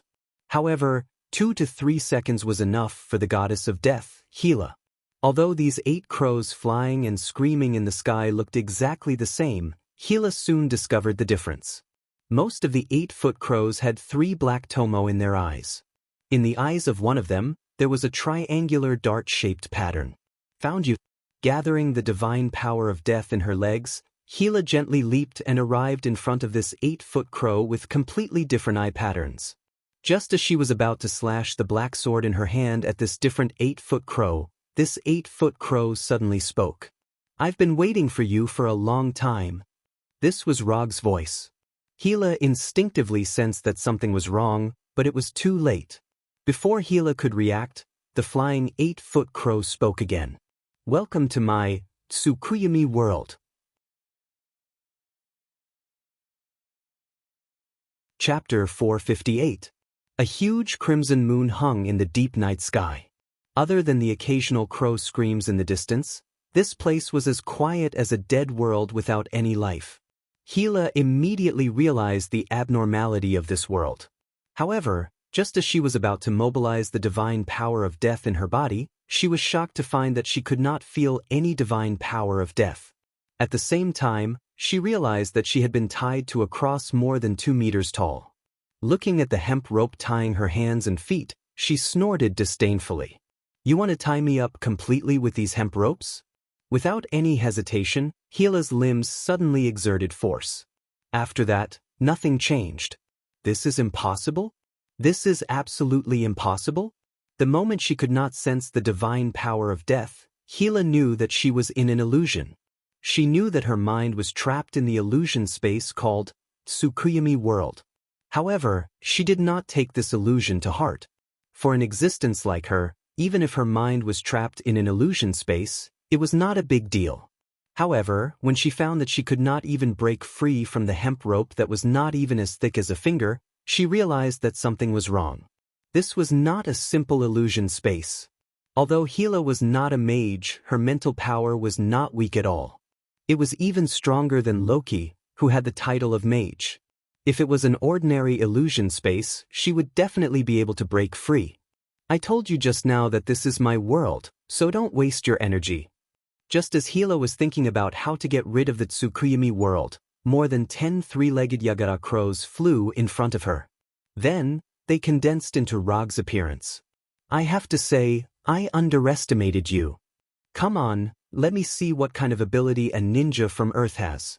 Although she had completely lost the initiative, Hela still maintained her arrogant attitude. All the attacks in the illusion space would only be reflected on the mental level. And Hela was confident in her mental power. Although more than 2,000 years of imprisonment had seriously slowed down the growth of her divine power of death, it had greatly increased her mental power. If she did not have a strong enough mental power, she would not have been able to stay awake for more than 2,000 years in captivity. Rog did not care about Gila's provocation. Instead, he looked at Gila from head to toe. He didn't say anything, nor did he do anything else. However, this seemingly simple sizing up caused Gila's dissatisfaction. This was the look of someone sizing up prey and a defeated opponent. Of course, some fallen nobles would also have such a look in their eyes when they looked at beautiful young slaves in the slave market. To the prideful Gila, Rog's gaze was much more serious than any verbal or physical insult. This was blatant disregard. Ignoring her identity, ignoring her strength, ignoring everything about her. Ever since she was born, no one had ever dared to look at her like that. Never. Are you still a man? If you want to do it, then do it quickly. Don't dilly-dally. Gila taunted again. However, Rog remained indifferent.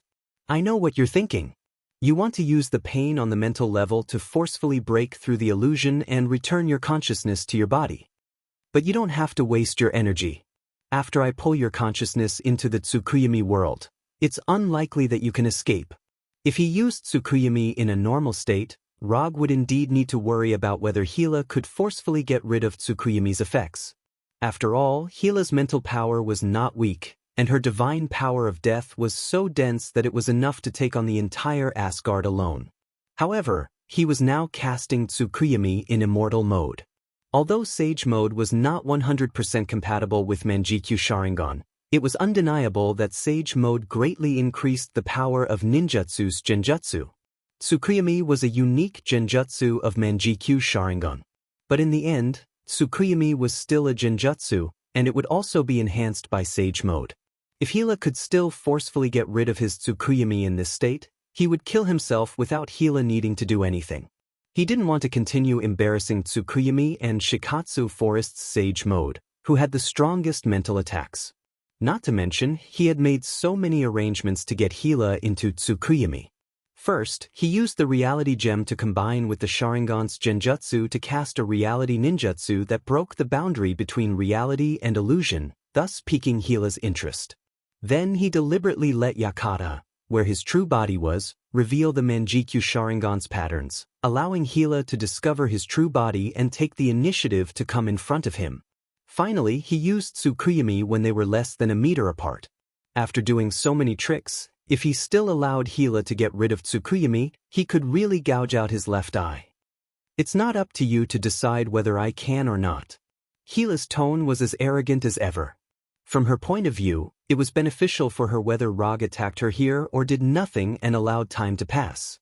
If Rog attacked her, she could try to use mental pain to stimulate her consciousness. If Rog didn't attack her, she could slowly wait for the illusion's effects to disappear. Therefore, no matter what Rog planned to do, she had a certain level of initiative. Before we attack, let me tell you something. Odin's actions back then might have caused you great harm. However, the premise for him to do so is that you made a mistake first. When he entrusted me with the task of stopping you from returning to Asgard, he told me earnestly that if possible, I should try my best not to kill you. 3 times. That night, he said it 3 times, as if he was afraid that I would forget it. I don't know why he thought so highly of me back then and felt that I had the ability to stop you. But I have to say that he still cares about you. Back then, you were indeed very strong. But don't forget that Odin was also at his peak back then. If he really wanted to kill you, you wouldn't have survived until now. Alright, that's all. It's time to put an end to this. Just as he said that, a Kusanagi no Tsurugi sword appeared in Rog's right hand, as well as 9 of him holding Kusanagi no Tsurugi swords. Next, he repeatedly drew his sword, drew his sword, drew his sword, drew his sword, drew his sword. Time passed bit by bit. After this unskilled attack and retraction lasted for half a year, Rog took the initiative to dispel Tsukuyami. Half a year in Tsukuyami, 1 second in reality. Immortal Rog versus Goddess of Death Gila, Rog wins. Chapter 459. Although the battle on the main battlefield was not over yet, the second family dispute in Odin's family had already come to an end. Whether the Frost Giants and the undead army chose to resist to the end, this war would end with Asgard's victory. Hela had lost. The Frost Giants and the undead army were destined to lose. I will fulfill my promise with Odin and spare your life. As long as you don't return to Asgard, you can go wherever you want. Rog looked at Hela, who was half kneeling on the ground, and said indifferently. Then he closed his Mangekyo Sharingan and removed Sage Mode and would clone. Hela still had a large amount of divine power of death in her body, but her mind was severely damaged, and it was impossible for her to continue fighting. If she wasn't Asgard and had used the divine power of death to strengthen her body, she wouldn't even be able to half kneel. The attack lasted for half a year before Hela's mind was completely destroyed. Both of them were hit by Tsukuyami. Hulk lasted for 3 days, while Luonan lasted for 5 days. Hulk had the strongest body, but his mental power was the weakest among the 3 of them. Therefore, his resistance time was the shortest among the 3. When the 4 violet flame formation completely dissipated, Rog used quantum teleportation and came to the other side of the forest. After confirming that Hela could no longer see his figure, he sat on the ground without caring about his image and closed his eyes. Maintaining the Tsukuyami for half a year was also a great burden on his mind. If he hadn't deliberately improved his immortal body before, his mind might not have been able to last until Hela collapsed. In terms of willpower, Hela was definitely the strongest he had met so far. As expected of someone who hadn't broken down after being locked up alone for more than 2,000 years. Her willpower was tenacious. Ordinary people would be at risk of a mental breakdown after being locked up for a few days. And Hela had been locked up by Odin for more than 2,600 years. If he remembered correctly, Europe was still in the ancient Greek period, and China was still in the spring and autumn period. No wonder Loki looked down on Earthlings so much. The average lifespan of Asgard people was as high as 5,000 years. Other than the Huaxia civilization that had not been cut off, the average lifespan of the other civilizations on Earth was not as long as the Asgard people. After the 4 violet flame formation disappeared, the Frost Giants and Asgard's warriors knew that the battle between Rog and Hela had ended. However, because Rog and Hela did not appear, they could not be sure who the victor was. Although the 4 violet flame formation was no longer blocking them, they all tacitly chose to wait for the result instead of entering the forest to personally confirm it. Time passed slowly, and half an hour after the 4 purple flame formation disappeared, they still did not see Hela and Log. Could it be that they had perished together? This conjecture appeared in everyone's mind.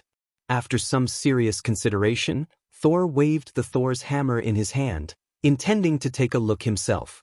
If Hela had won, then he would inherit Rog's unfulfilled wish and fight with Hela to the end. At the same time, he would avenge Rog. Just as he was about to fly into the forest created by the tree world's descent, a figure slowly floated up from the forest and flew hundreds of meters into the air. It was Rog. The winner was Rog. After seeing that the person floating in the air was Rog, all the Asgard people, including Thor, let out an excited roar. Although they did not know how Rog had done it, they knew that this time, Rog had won. They had won. Long live Asgard! It was unknown which Asgard soldier took the lead to shout this sentence.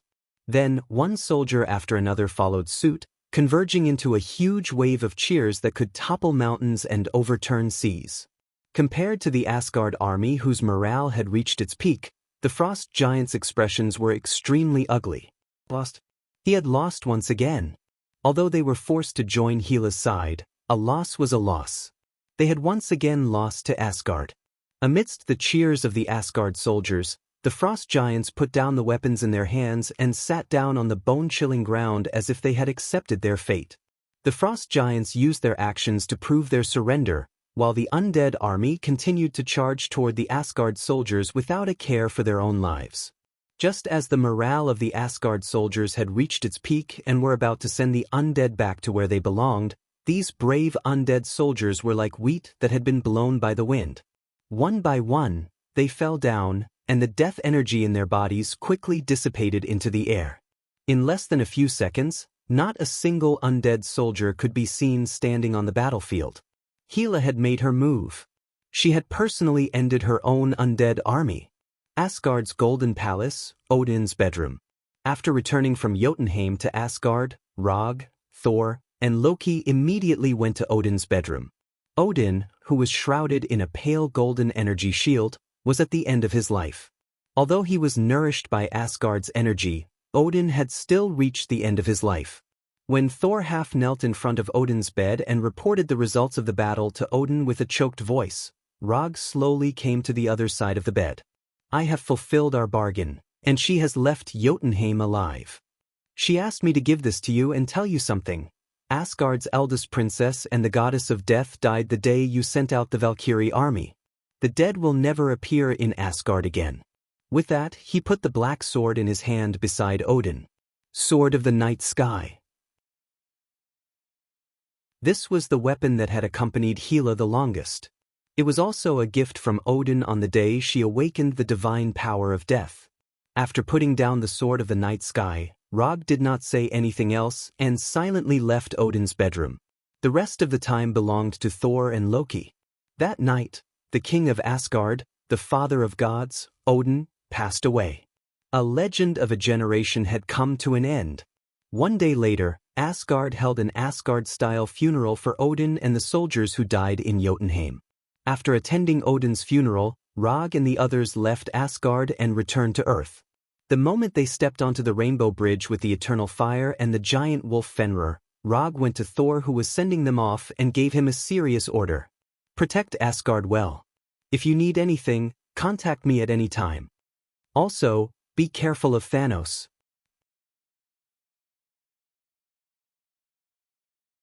Chapter 460. Although the current timeline was becoming more and more different from what he remembered, and even began to develop in a direction that no one knew. But no one knew if Thanos, the crazy titan, would directly take the space gem after Odin's death. In order to prevent Saul from truly becoming a loner, Log had specifically instructed him to take care of himself. Be careful of Thanos? However, Thor did not understand Rog's meaning at all. Although Asgard was a universal civilization, it was different from the Kerry Empire and Xander.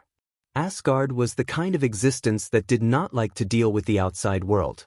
Except for the Nine Lands, Asgard did not care about other things that happened in the universe. Yes, be careful of Thanos. If you meet him, remember to contact me immediately. Don't try to be brave. Because of himself, the current Thor was weaker than Rog's memory. According to the original timeline, Thor should have completely awakened the power of thunder, instead of still foolishly thinking that he could only control lightning through Thor's hammer.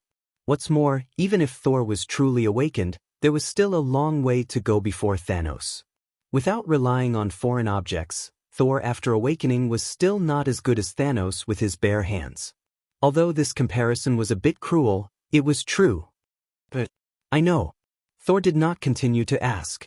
After knowing Rog for so long, he knew that Rog had many unknown secrets. Since Rog did not take the initiative to mention it, he would not continue to ask. After instructing Thor, Rog walked into the Bifrost with the giant wolf Fenrir and left Asgard. Although Asgard rarely dealt with the cosmic civilizations outside the Nine Lands, the news of the death of Odin, the father of all gods, would soon spread throughout the universe. At that time, who knew how many ambitious guys would target Asgard? Although he had a good relationship with Thor, Rog could not replace Thor to protect Asgard. Protecting Asgard was the duty of the king of Asgard. It was also the first test after Thor inherited the throne. Hulk and Tawny returned directly to the headquarters in the suburbs of New York through the Bifrost, while Rog returned to Konoha's headquarters in Washington with Fenrir. When Fenrir, with a shoulder height of 4 or 5 meters and a body length of more than 10 meters, walked out of the transmission beam of the Bifrost, a harsh alarm immediately sounded in the Konoha headquarters. However, this alarm only sounded for a few seconds before it was turned off by Hinata. This was because Rog had also walked out of the Rainbow Bridge. Although Fenrir was larger in size, it walked out of the Bifrost earlier than Rog. The reason was simple. When it knew that it was going to the Earth, it became like a husky going to the wild and entered a state of excitement.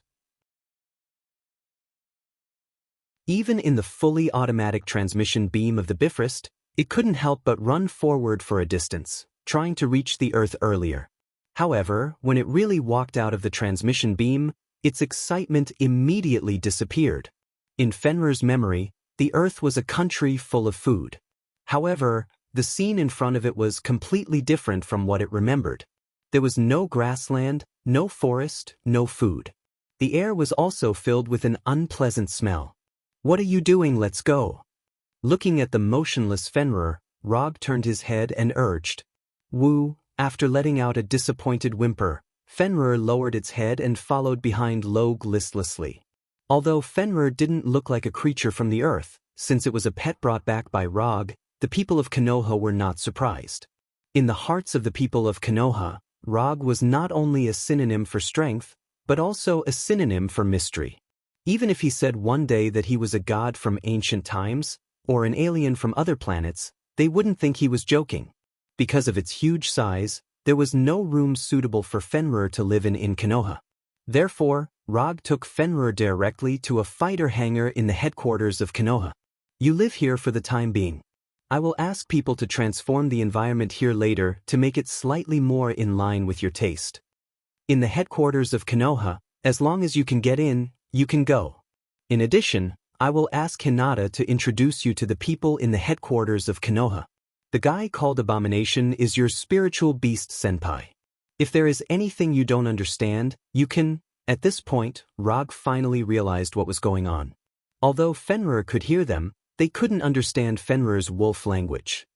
"Well, I will try to make you speak as much as possible so that you can communicate with them in the future. Remember, without my permission, you can't leave the headquarters of Konoha, understand?" After Rog finished, Fenrir nodded weakly, and then directly lay on the concrete floor of the hangar. Looking at the disappointed look on Fenrir's face, Rog also sighed helplessly. It was indeed not appropriate to let Fenrir live in the hangar. But this was also something that couldn't be helped. Although summoning jutsu can ignore the distance to a certain extent and directly summon the beast to the caster's side. But summoning jutsu is not omnipotent. It is impossible to really ignore the distance and summon the beast from anywhere. If Fenrir stays in Asgard, it is basically no different from completely abandoning it. Although there is no rigorous calculation, the limit of summoning jutsu should be almost the distance of a planet. As long as it is on the same planet, it will not fail. But as long as it exceeds this distance, the probability of failure is greatly increased. Don't be so listless. When the people outside know that you are my wolf, as long as you don't enter the city where humans live, you can go anywhere you want. Touching Fenrir's huge wolf head, Rog comforted it. After comforting Fenrir, Rog used quantum transmission to return to his office. He doesn't need to do this kind of thing himself to introduce everyone in Konoha to Fenrir. Hinata will naturally arrange everything. Hinata, Project Dr. Connor's recent research report. As soon as the voice fell, a virtual display screen appeared in front of Rog, which recorded the latest research progress of Dr. Connors. Before he left the Earth, Dr. Connors had already begun his research on Super Skrull. Counting the time, more than half a month has passed. After browsing Dr. Connors' recent research report in detail, Rog frowned. Although Dr. Connors is the most proficient expert in the field of biology in Konoha, it is a pity that he is still a long way from the super geniuses like Tani and Banner. Even with 3 living Super Skrulls, Dr. Connor's progress is still not optimistic. Chapter 461. It can't go on like this. Konoha must train a team of scientific talents. At this moment, Rog once again envied Orochimaru. In Naruto, some people believe in bloodline, some believe in will, some believe in innate inheritance, and some believe in acquired effort. Only Orochimaru believes in science. Because of this, when all the villains died in various ways, only Orochimaru succeeded in surviving. And if there is no accident, he will even live longer than those destined protagonists. Science changes life. Science changes fate. Orochimaru is a living example. Hinata, help me search for a scientist. His name is Reed Richards. By the way, where are Susan Stone, Johnny Stone, and Ben Graham in his team? In this world, there are many genius scientists, but there are very few who can really reach the level of Tawny and Banner. And Reed Richards happens to be one of them. Reed Richards is currently conducting experimental research on the effects of high-energy cosmic storms caused by the coronal solar wind on the evolution of early planetary life on the space station in outer space. Susan Stone and the other two are also in the research team. Within a few seconds, Hinata projected the relevant information on the display screen. The effects of high-energy cosmic storms on the evolution of early planetary life? Rog was not surprised that Hinata could find Reed's whereabouts. What he wondered was how Hinata knew that Reed was working on this project. This kind of project is a research project that needs to be strictly confidential at first glance. How do you know about their research project in the space station? Rog asked curiously. A week ago, Reed Richards submitted a related project application to Konoha, hoping to get financial support and equipment support from Konoha. Hinata quickly explained. At the same time, she displayed Reed's application report. Glancing at Reed's application report, Rog had more and more questions in his mind. This kind of research has always been the research scope of biological research institutions and NASA. Why did he apply to Konoha? If Rog remembered correctly, Konoha should be a military group, not a scientific research institution. Half a year ago, when you were practicing in Konoha, I synchronized the research data of number 2. From the second database, I integrated the contents of weapons research, biological research, civilian technology, and so on. Combined with Dr. Connor's research results, I established a research institute affiliated with Konoha. While Hinata was explaining, an institution named Konoha's Science and Technology Laboratory appeared on the screen. Konoha's Science and Technology Laboratory? Looking at this familiar name, Rog remembered something that he had neglected. When he was training in Konoha's hidden village, Hinata mentioned to him the proposal to establish a laboratory to improve the research and development level of Konoha's technology.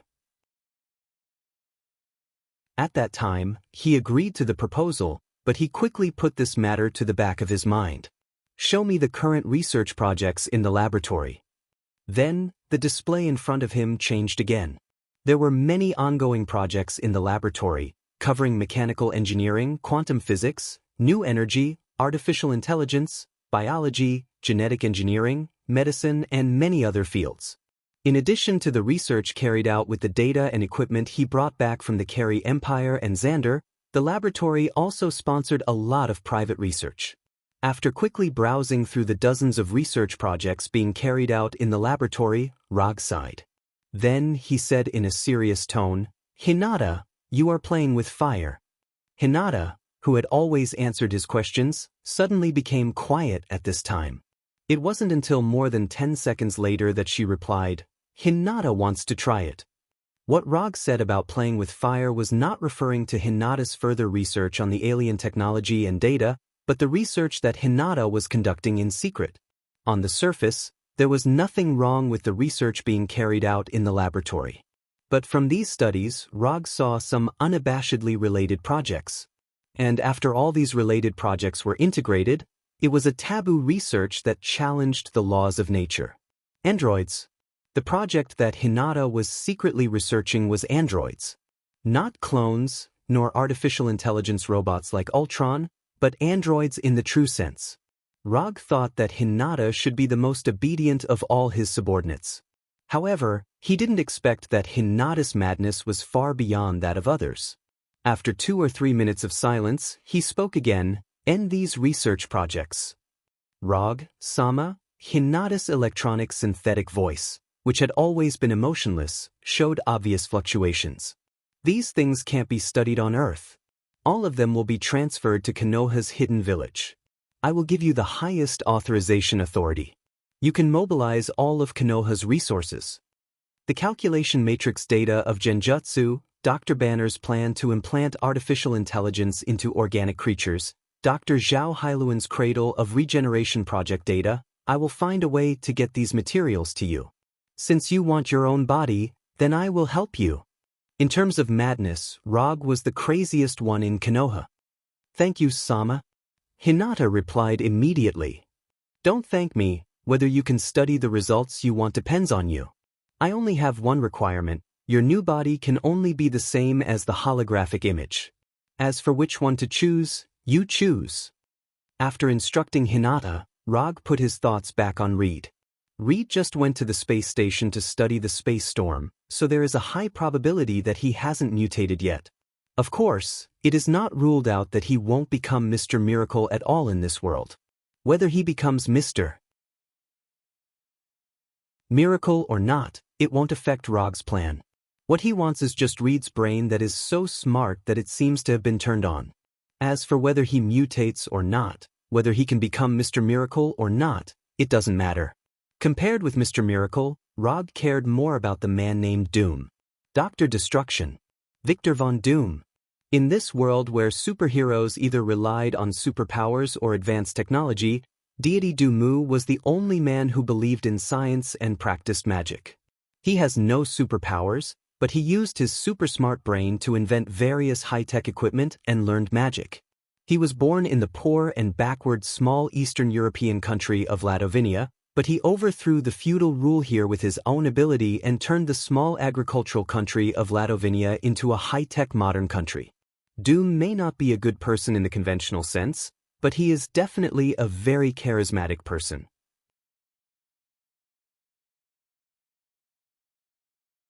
Chapter 462. If there was a chance, he must meet this magic and technology dual cultivator, Lord Doom. It was no less than Iron Man's high-tech armor, and his magic level could compete with Doctor Strange's. It would be too much of a pity if such an ambitious and ruthless person did not meet him. If Rog remembered correctly, Lord Doom had a similar experience as himself. Victor Von Doom, Doctor of Destruction, was one of the few Earthlings on Earth who had fought with the Lord of Hell, Mephisto, and returned alive. And in terms of the number of times he had fought against Mephisto, Lord Doom had fought against him more than Rog. Lord Doom's mother, Cynthia, was a gypsy witch. In order to rebel against King Vladimir, who ruled Ladovinia at the time, she prayed for power from Mephisto. The result was no different from the previous supplicants. Lord Doom's mother was deceived by Mephisto, and her soul was imprisoned in hell, becoming Mephisto's plaything. After overthrowing the old king's rule, Lord Doom summoned Mephisto and accepted Mephisto's bet. Every year, Mephisto gave Lord Doom a chance to fight for his mother's freedom. If he won, his mother's soul would regain freedom and ascend to heaven.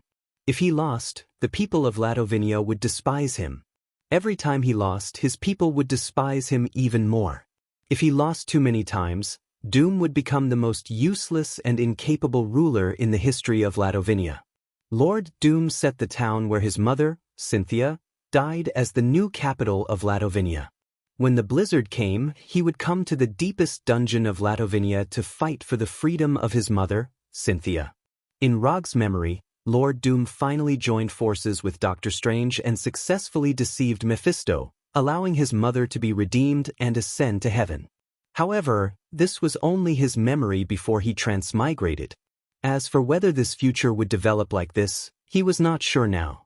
After all, his legendary junior brother, Doctor Strange, had yet to go to Kamardish, let alone inherit the title of Ancient One Sorcerer Supreme. Although Lord Doom was a villain, to be honest, Rog still admired him.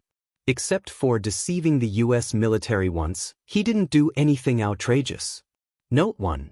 From the perspective of the people of Ladovinia, he could even be regarded as a wise ruler who liberated Ladovinia. Rog wasn't sure what others thought of Lord Doom.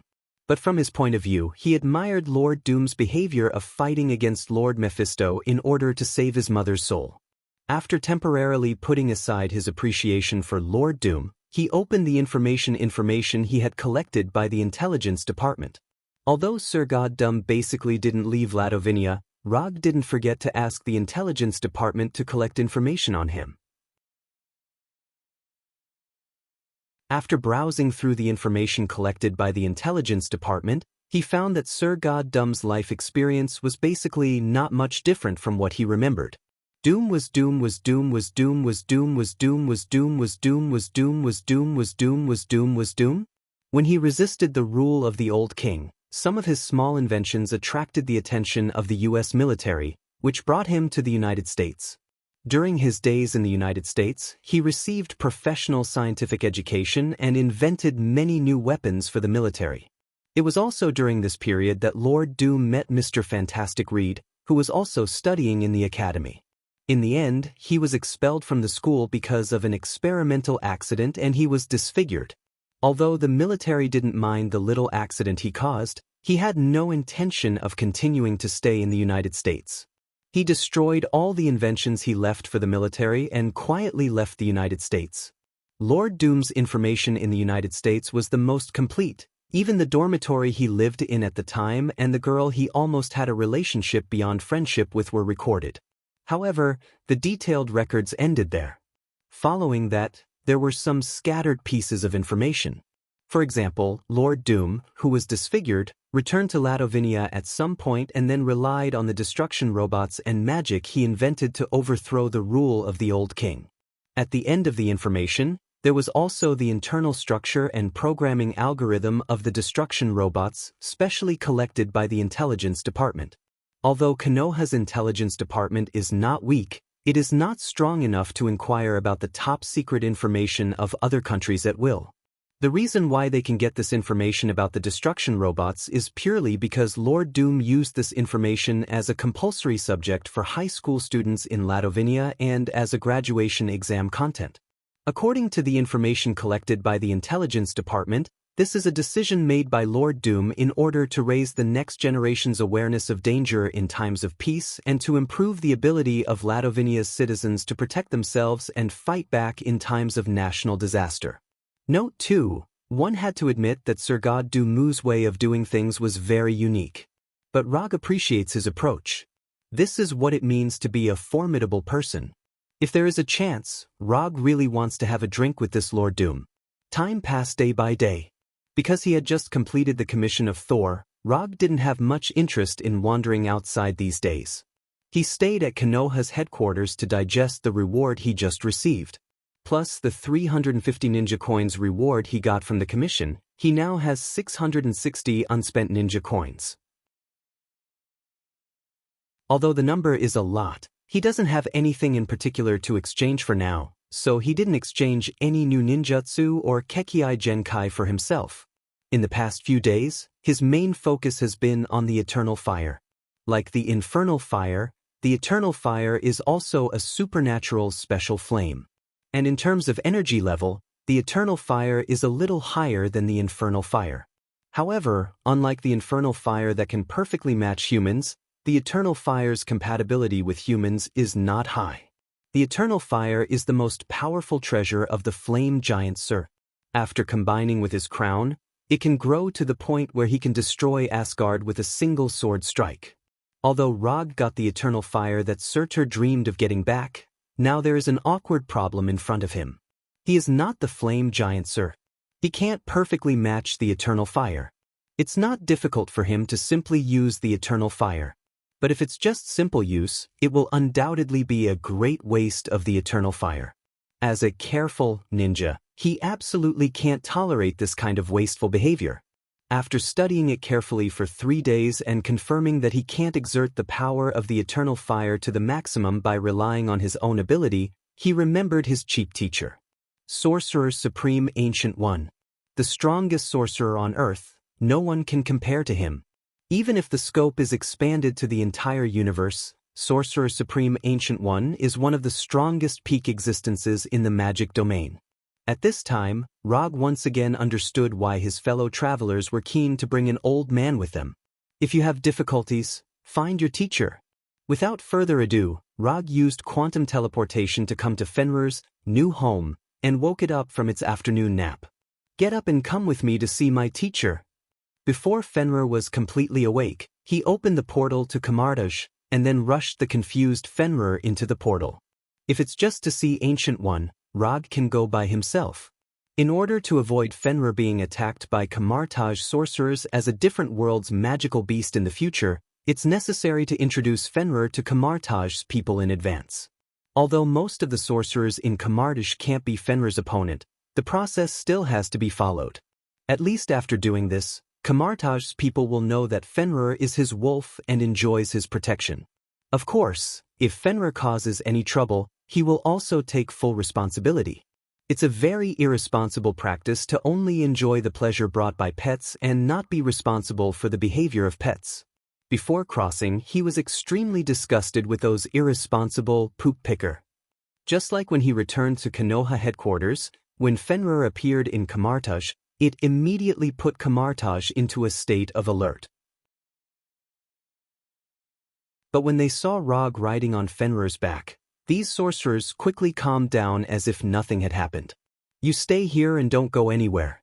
If someone wants to come and touch you, you have to bear with it first.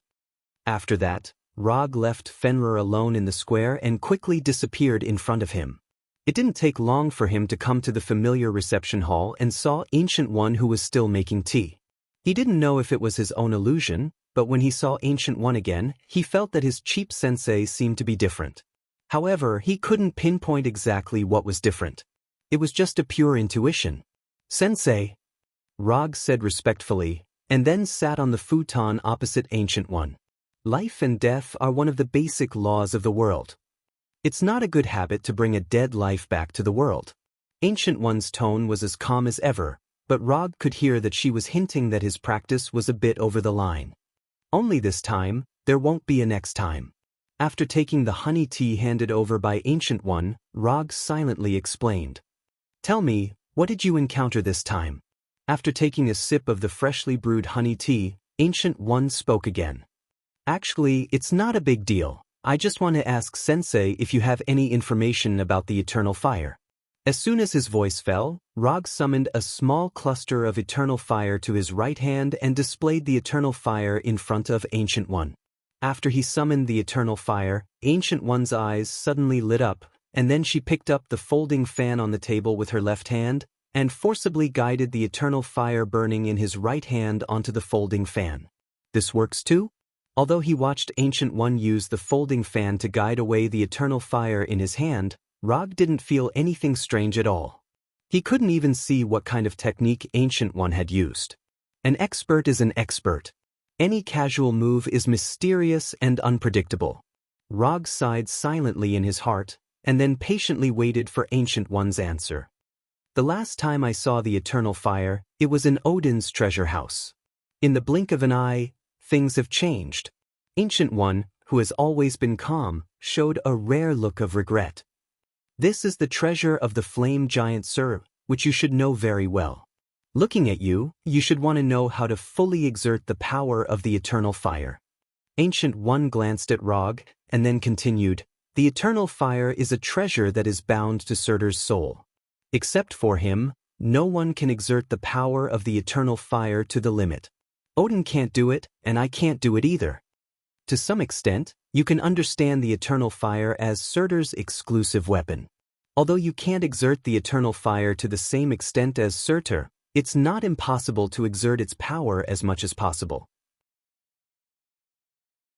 Having said that, Ancient One paused for a moment and let the eternal fire on the folding fan fly back to Rog's hand.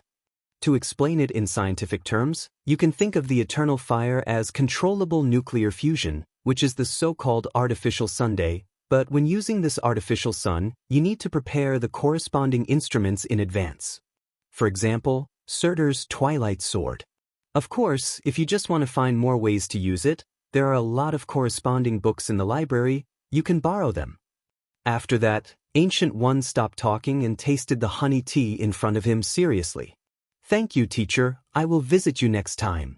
Rog did not continue to disturb Ancient One and left the reception hall directly and returned to the square outside. "I'm going to stay here for a while. Do you want to go back to the headquarters, or do you want to stay here with me?" In the short term, he doesn't plan to leave Kamartaj. At least before the initial integration of the eternal fire into the existing combat power system, he won't leave. Woo. Okay, I see. I'll tell the people here that you can go outside and play, but only if you don't hurt anyone. Can you do that? Woo, Fenrir answered excitedly and tried to shoot out its tongue to lick Rog. But before it had time to stick out its tongue, Rog disappeared in front of it. After talking to the sorcerer who was in charge of dealing with the creatures from another world, he returned to Fenrir and opened the portal to the Himalayas. Without needing his instructions, when the portal opened, Fenrir ran in like a runaway husky. Looking at Fenrir, who looked like a mad dog, Rog sighed helplessly. While he was talking to Ancient One, Fenrir saw the Himalayas in the distance, and then could no longer suppress its yearning for nature. Out of respect for Fenrir and for its psychological health, Rog agreed to Fenrir's little request. As for whether the appearance of Fenrir will attract the attention of the outside world to the magical creatures of the Himalayas, he didn't care. He has already considered that if Fenrir is discovered by the outside world, he will announce Fenrir's existence to the public on the grounds of capturing a prehistoric mysterious creature. If it is not discovered, it is even simpler. Fenrir is a brand new pet dog breed recently improved by Konoha.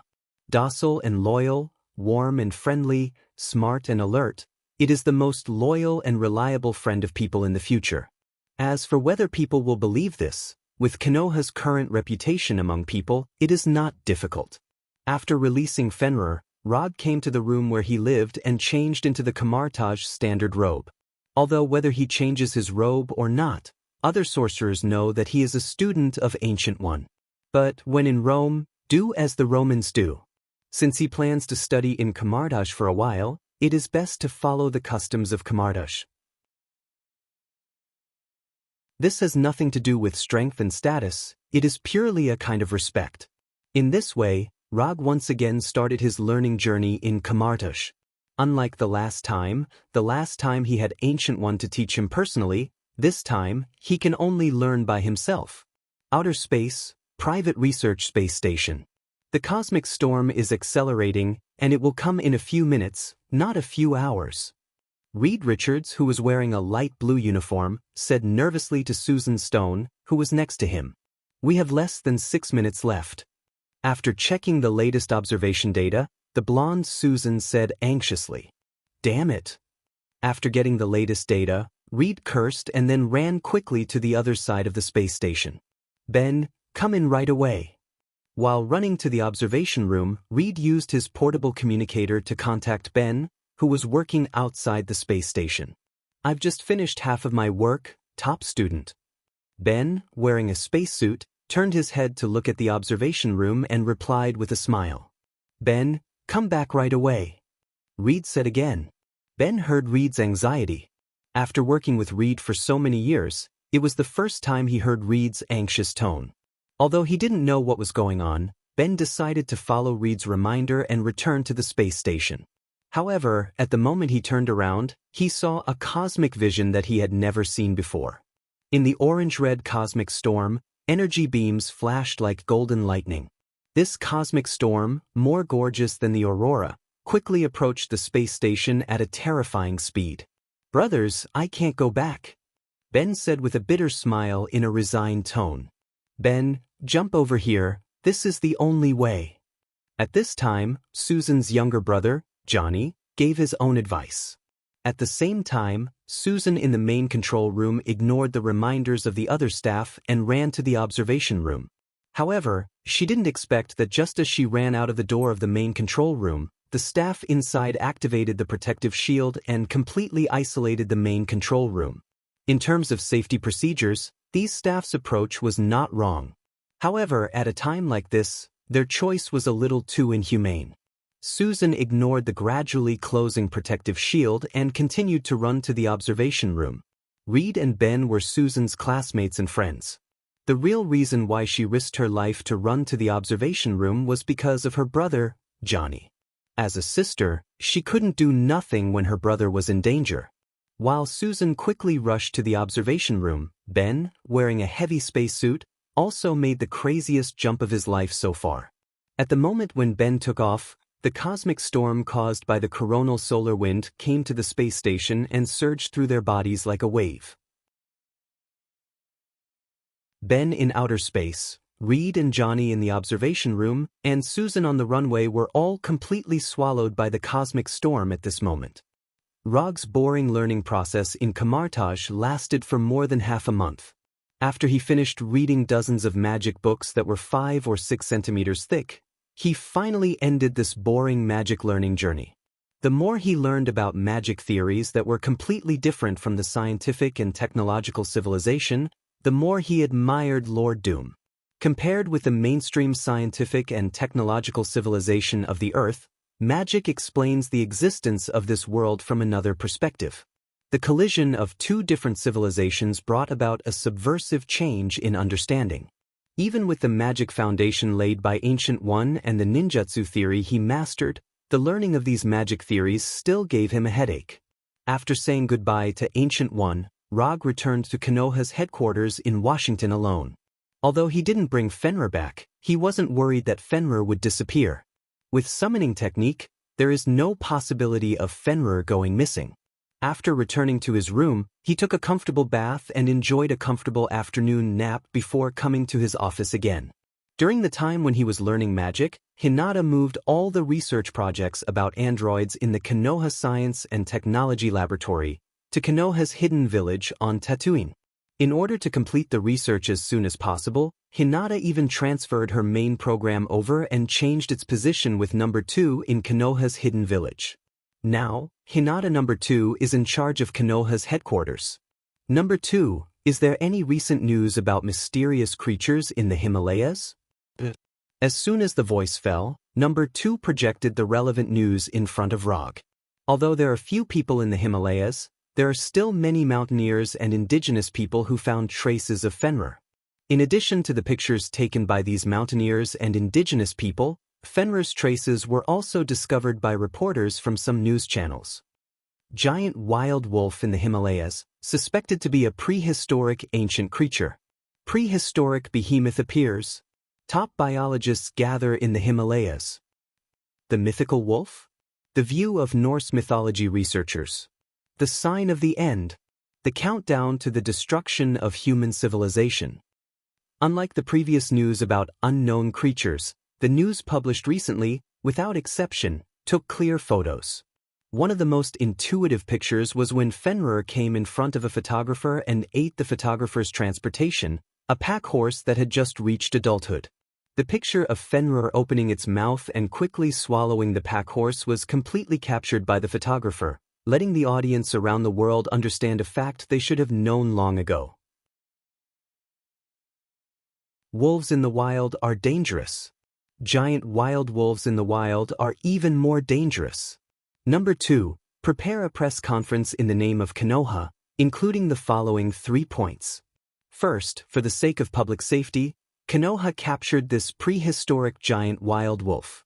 Second, after communication, this giant wolf named Fenrir expressed the desire to join Konoha's intelligence agency. Third, Konoha agreed to the application of the giant wolf Fenrir and reached a consensus on friendly cooperation and joint maintenance of the world's security. Although this is a statement that can't stand up to scrutiny and can even be regarded as very deceptive, Rog doesn't care about this at all. He just needs an opportunity to publicly announce Fenrir. As for whether other people believe it or not, it's their problem. If they have any dissatisfaction, they can ask Fenrir's wolf in person. However, he estimated that no one would dare to do this, and Fenrir would never pay attention to them. Okay, the time of the press conference is scheduled at 1 o'clock tomorrow afternoon. The location is in the headquarters square. Number 2 quickly gave a reply. Reed Richards and the others have not returned to the Earth. If they come back, send them an invitation letter from Konoha and invite them to come to Konoha. After solving Fenrir's matter, Rog turned his attention back to Reed. A week ago, the space station where Reed Richards was located was hit by a cosmic storm, and the research was forced to be suspended. At present, they are being observed in isolation in the hospital to check whether they have been exposed to radiation from the cosmic storm. The test results are normal, and they can be discharged from the hospital tomorrow. This is their physical examination report. After that, number 2 projected the examination report of Reed and the others. Send them an invitation letter first, and arrange a team of special forces to pick them up. I hope to see the 4 of them after the press conference. Rog didn't look at the examination report given by number 2. Since Reed and the others suffered from the cosmic storm, their fate was doomed. The Fantastic Four. Whether they want to or not, this is their next life. As for why the hospital's examination report shows normal, the reason is very simple. Because the radiation impact of the cosmic storm has not yet begun, they are now in the final stage of normal human beings. After a while, they can completely say goodbye to the identity of normal human beings. The next afternoon, the press conference about Fenrir was held on time, and Rog also summoned Fenrir, who was playing in the Himalayas, back in advance. He did not attend the press conference, but gave the task to Frank the Punisher. As he guessed, when Frank seriously said the excuse he casually made up yesterday, the reporters present showed an expression of, "Are you kidding me?" Although they knew that this was an excuse to fool people, after seeing Fenrir lying next to Frank, they wisely chose to shut up. The press conference ended smoothly according to the established process, and Fenrir officially became a Konoha agent with a legal establishment. Not long after the press conference, Rog saw the future Fantastic Four in the conference room. Just as he remembered, the man who looked like a researcher was Reed Richards, the future Mr. Fantastic. The bald, brawny man was Ben Graham. He used to be a pilot in the Marine Corps. Now, he was a NASA astronaut and a future Stone Man. The youngest and most handsome one was Johnny Stone. He was an arrogant and unruly mechanic-cum-racer who did things his own way. He was the future Thunderfire. As for the last one, it was the future Invisible Woman, Susan Stone. Like her younger brother Johnny, Susan has a good appearance, a beautiful face, a curvy figure, and an amazing career. Hello, nice to meet you, I'm Rog, the current director of Konoha Intelligence Agency. After seeing Reed and the others come in, Rog, who was sitting on the sofa, took the initiative to stand up and introduce himself. Hello, my name is Reed. Reed introduced himself with a puzzled look on his face. He then shook hands with Roger in a daze. With Reed taking the lead, the other three introduced themselves one after another. Sit anywhere, you don't have to be so nervous, I'm not a bad person. People who know me know that I'm a very kind person. Rog said with a smile, and then sat on the sofa opposite the four of them. However, his explanation did not ease the tension of Reed and the others, but made them more nervous. Reed and the others couldn't be blamed for being too nervous. After all, Rog's image in the outside world was a bit too domineering. Coupled with his superhero identity, this made Reed and the others, who were ordinary people, involuntarily feel a pressure and nervousness that seemed to come from their biological instincts. The four of you are professionals in your respective fields. This time I invited you here in the hope that you can join Konoha and help Konoha better maintain world peace. Rog did not tell them about the Super Skrull, but directly invited the four of them to join Konoha. Rog-san, I'm sorry, we all have our own research, it may not be convenient for us to join Konoha. After more than 10 seconds of silence, Reed cautiously expressed his opinion. I don't object to you having your own research, but what I want to say is that joining Konoha will make it more convenient for you to carry out your own research. Whether it's equipment, funds, or personnel, Konoha can provide you with everything you need. If the information I got is correct, Reed, the fourth installment of your Baxter Building payment is almost overdue, right? Normally, a genius scientist would not be short of money, especially in a capitalistic society like America.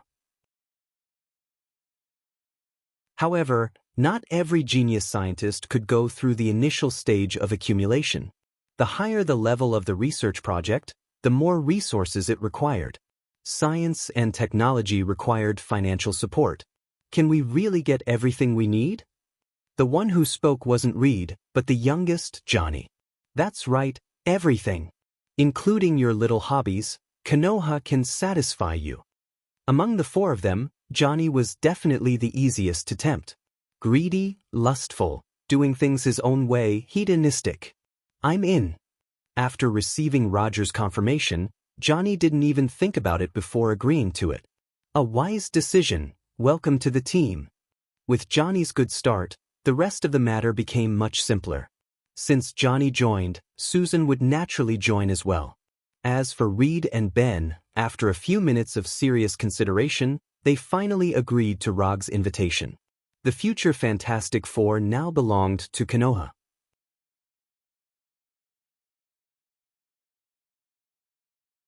Chapter 463.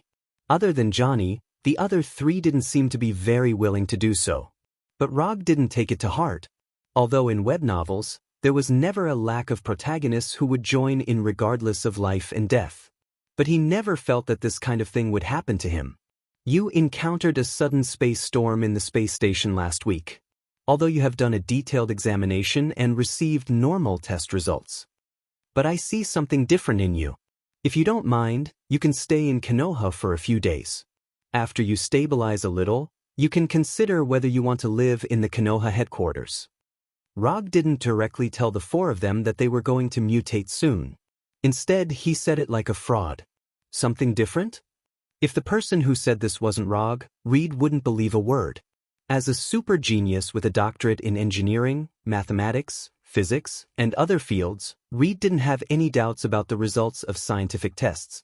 In this regard, Reed was very similar to the former Tani. They both felt that everything in the world could be explained by science. However, the facts proved again and again that science was not the only truth in the world. Tani has further expanded his thinking and vision, while Reed stayed at the stage before Tani. Sorry, is it convenient to ask what it is? For some reason, Susan always felt that Rog seemed to know something, but he didn't want to disclose it to them. I just saw something from you that doesn't belong to Earth. I'm not sure what it is. Maybe we just need to wait a few days and we will know the final answer.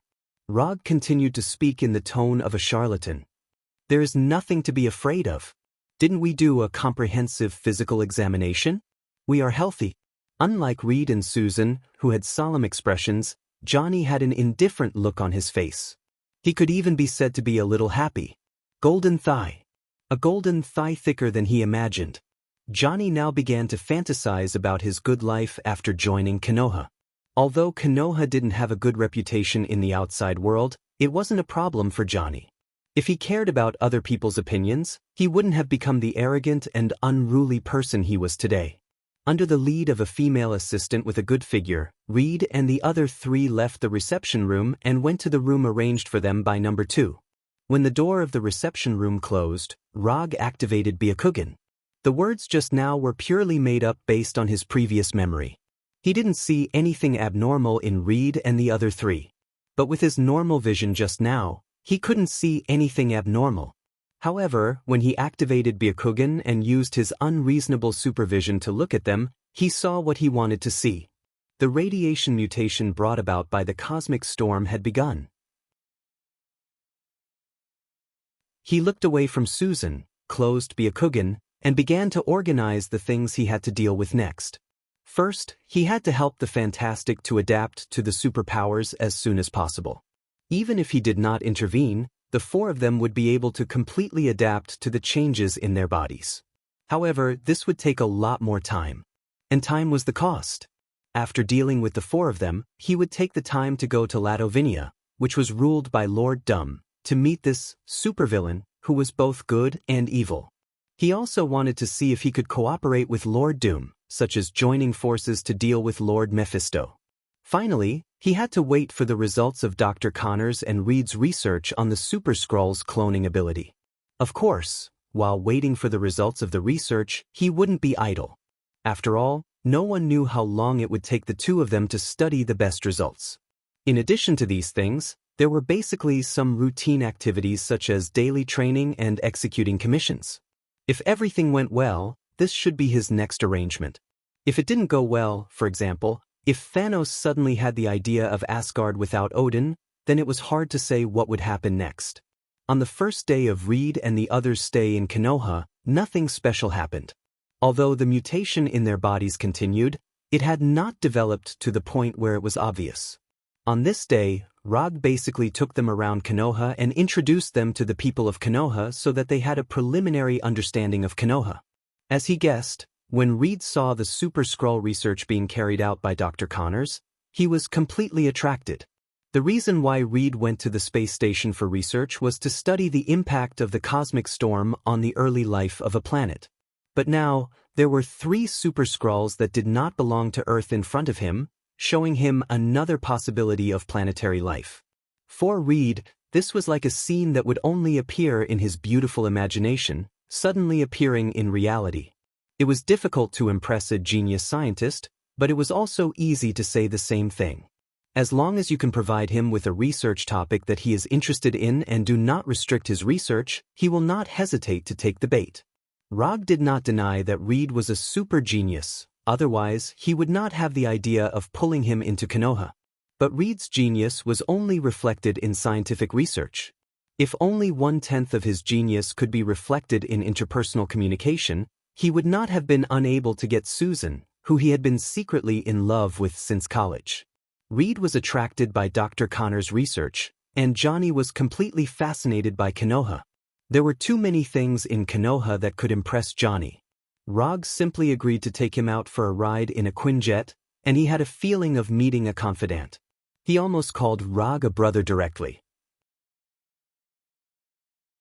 Unlike Reed and Johnny, who had a strong preference, Susan and Ben were much calmer.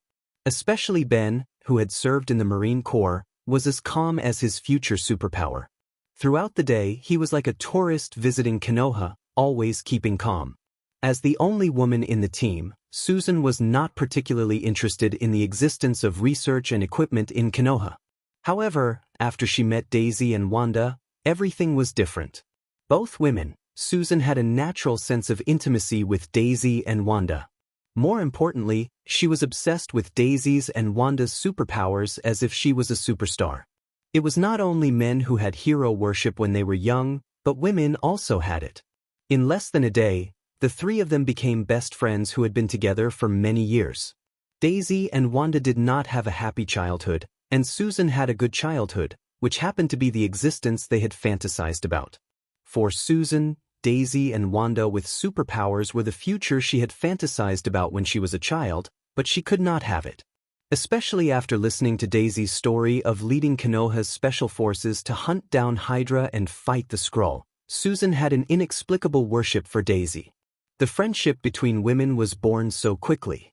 The first day of Reed's group of 4 in Konoha passed peacefully. Except for Ben, the other 3 were well integrated into Konoha's life. Reed went to Dr. Connor's lab early in the morning to study the Super Skrull with Dr. Connors. Johnny, who had just finished driving the Quinjet yesterday, had his eyes on Rog's limited edition sports car in Konoha's garage today. After getting Rog's permission, he drove the sports car out of Konoha's headquarters and began his hunting trip in Washington. As for Susan, Rog did not know where she went today. According to Number 2's report, Daisy, Wanda, and Susan quietly left Konoha's headquarters at dawn. Rog did not ask Number 2 to confirm their whereabouts. With Daisy and Wanda's abilities, even if they encountered trouble, they had enough ability to solve it. The only thing he had to worry about was whether or not Susan would suddenly awaken her superpower outside. However, with Daisy and Wanda, even if Susan really awakened her superpower outside, it would not be a particularly troublesome matter. Both Daisy and Wanda had experienced the awakening of their superpowers and had enough experience to deal with this kind of thing. It was night in an instant. Just when Rog thought that today would be peaceful, Number 2 suddenly took the initiative to project in front of him, interrupting his preparation to fall asleep. At this time, Number 2 projected the image of Hinata after her marriage. And the projected image was the kind that Rog had never seen before. Although Number 2 still looked like Hinata, it was Hinata wearing a classic kimono. Rog clearly remembered that he had never seen Hinata in this image before. Before he could ask no. 2 reported, "Sir, there's an abnormal energy fluctuation in Ben Graham's room. Should we arrange for guards to go over?" Abnormal energy fluctuation?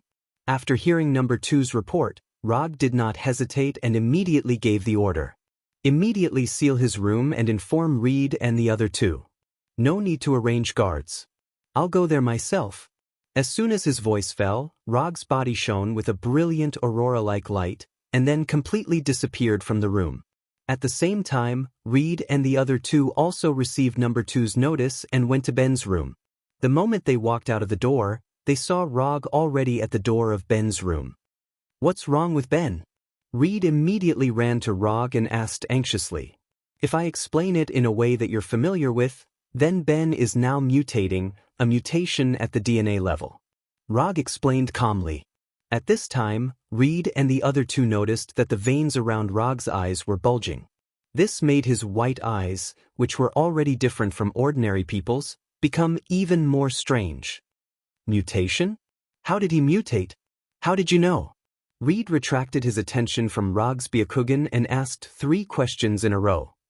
I saw it with my eyes. My eyes can see some things that ordinary people can't. Rog did not explain the Byakugan's ability in detail. Cool. Can I have this kind of eye too? Johnny would always be the most indecent of the Fantastic Four. Rog looked at the 3 of them and then turned off the Byakugan. He used the Byakugan to confirm the situation of Johnny and the other 2 and found that they had also reached the critical point of complete mutation. Perhaps in a few seconds, they would be like Ben in the room and display their respective superpowers. Then what are we waiting for? We need to. Seeing that Rog had no intention of entering the room to help Ben, Reed's face showed some dissatisfaction. However, before he could finish, there was a series of loud crashing sounds in the room. Dong dong. Dong. The dull crashing sounds, like rocks hitting the wall, made Reed and the other 2 involuntarily take a few steps back. They looked at the door that was only a meter away from them with hesitation and panic. This is the reason. Mutation is not eating or sleeping. Changing from one form to another is not an easy process. Of course, if you want to go in and persuade Ben, I can ask number 2 to open the door for you.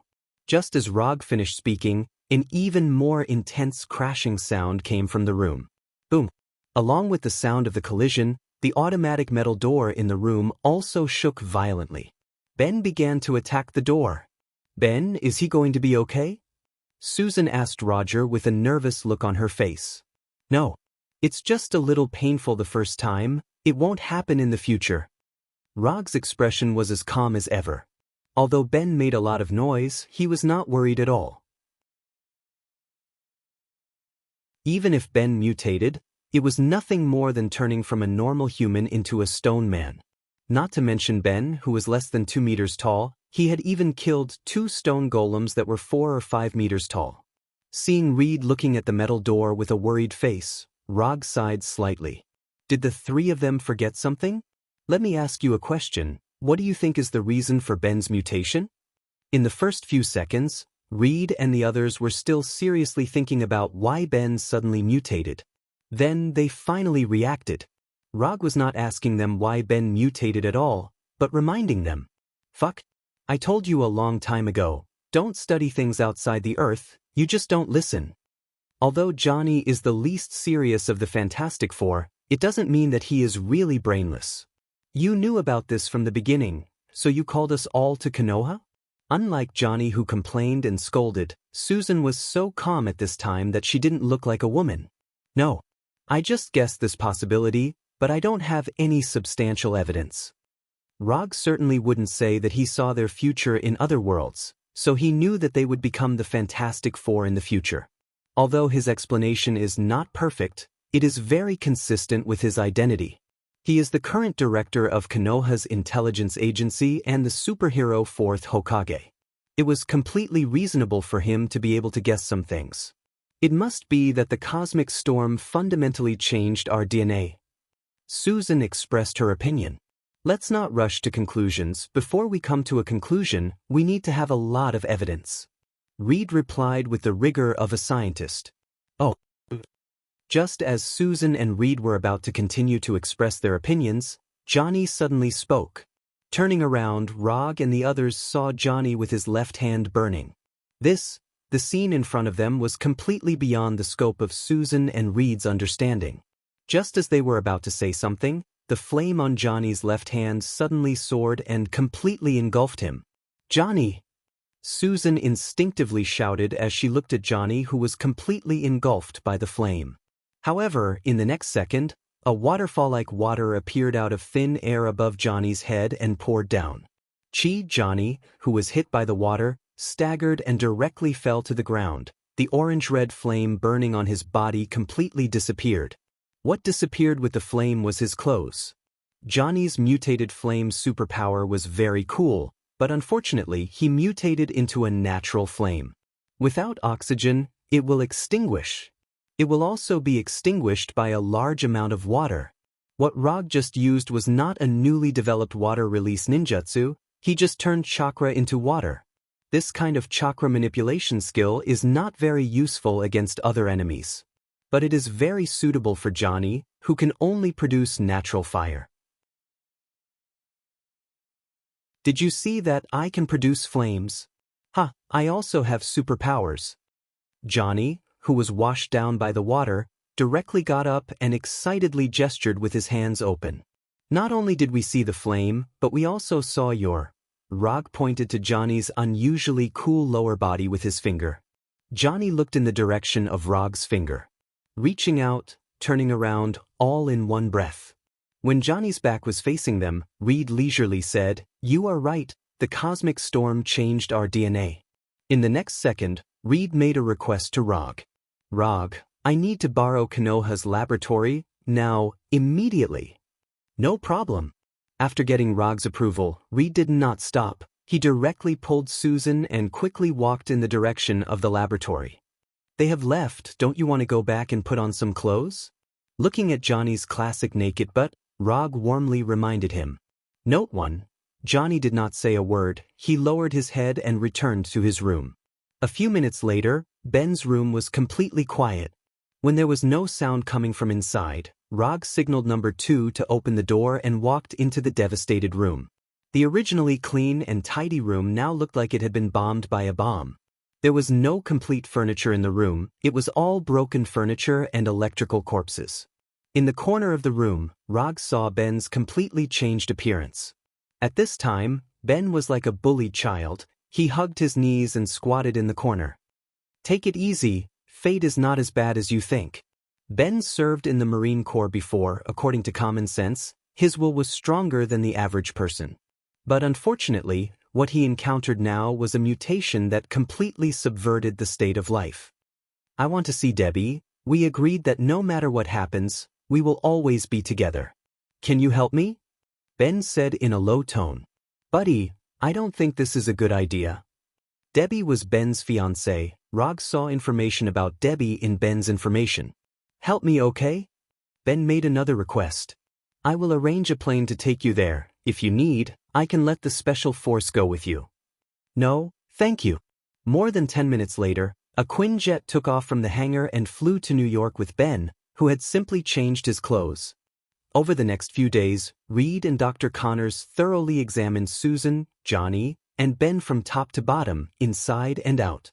Of course, Reed did not forget to test himself. In the process of the examination, Reed and Susan's superpowers also awakened one after another. Reed was responsible for studying the cause of the mutation, and Dr. Connors was responsible for testing their superpowers. Reed had obtained a super elastic body. He could extend his body substantially like rubber, and he could also change his shape through super elasticity, turning into various shapes such as cylinders, cubes, parachutes, and so on. Johnny gained the ability to create and manipulate flames. After testing, he could maintain his flames for 17 hours and achieve supersonic flight while burning his whole body. In addition, he could also burst out a flame explosion as high as 550,000 degrees Celsius, like a new star. Note 2, however, this flame explosion would exhaust all his energy and make him lose his superpowers for a short time. Susan could make herself, others, or objects invisible. However, her invisibility ability was not real invisibility, but it blocked the light and created an invisible effect on the naked eye. In addition, she could also create an invisible force field. The superpowers awakened by Reed and the other two did not cause any changes to their appearance. As for Ben, the only one who changed his appearance, he became extremely depressed after seeing Debbie.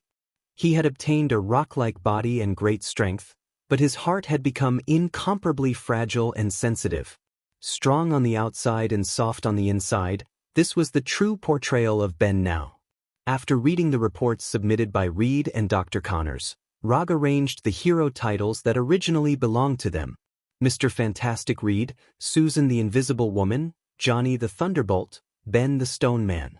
As for their team name, of course, it was the Fantastic Four. While Reed and the other three developed and trained their superpowers, Rog did not inform anyone and quietly left Konoha's headquarters. The matter of the Fantastic Four came to an end for the time being. He was now going to see the good and evil Lord Dumb, whom he admired very much. Latovania is located in Eastern Europe, between Hungary, Romania, and Serbia. It is a small country with a population of less than 1 million. Although the population is small and the land area is small, with the help of the high-tech invented by Dumb, Latovania successfully developed from a backward agricultural country to a developed country without hunger and war.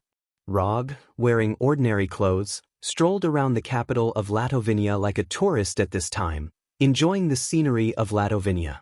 If he didn't see it with his own eyes, it would be hard to believe that this was a backward agricultural country more than 10 years ago. Rog did not pay a visit to Lord Dumb immediately. Before meeting this ambitious and ruthless man, he intended to find out what the people of Latovania thought of him. In a seemingly casual conversation, he obtained the information he wanted from the mouths of these ordinary people. The ordinary people have two different views on Dumb overthrowing the rule of the old king and freeing Latovania from war and hunger. They can be simply divided into the young people and the young people. The young people's evaluation of Dumb is more of praise and gratitude. They even have a fanatical worship of Dumb. The middle-aged people, on the other hand, have a completely different evaluation. In their view, Dumb is an out-and-out dictator, a tyrant who controls all the power in Latovania. Dumb decides everything. His softest breath is also the law. This sentence came from a public speech by the current Prime Minister of Latovania. And now, this sentence has become a catchphrase for these middle-aged people to mock Dumb. These two completely different evaluations reminded Rog of the secret bet between Dumb and Mephisto. These middle-aged people who assisted Dumb in overthrowing the old king's rule back then are now his biggest opponents. It has to be said that this is a kind of irony. But then again, even without the help of these people back then, Dumb could have overthrown the old king's rule. In a situation where strength is no longer in the same dimension, numbers are meaningless. At this time, Rog was tasting a Latovania specialty snack called the Whole World, and looking at the magnificent castle in the center of the capital from time to time. This is a special skewer made by skewering cooked fish balls, meatballs, bird eggs, as well as fresh green peppers, onion slices, and small tomatoes, and then roasting them for a second time. In general, the taste is moderate, and the cooking method is not particularly rare. It's just that the name, the Whole World, is a bit interesting. The castle in the center of the city is Dumb's residence and the center of power in Latovania. Although Dumb has all the rights in Latovania, not many people in other countries know about him. He doesn't come out to deal with public affairs. These things that need to be seen are all left to the puppet prime minister. After finishing the Whole World in his hand, Rog didn't continue to waste time. He directly used quantum teleportation to enter the castle.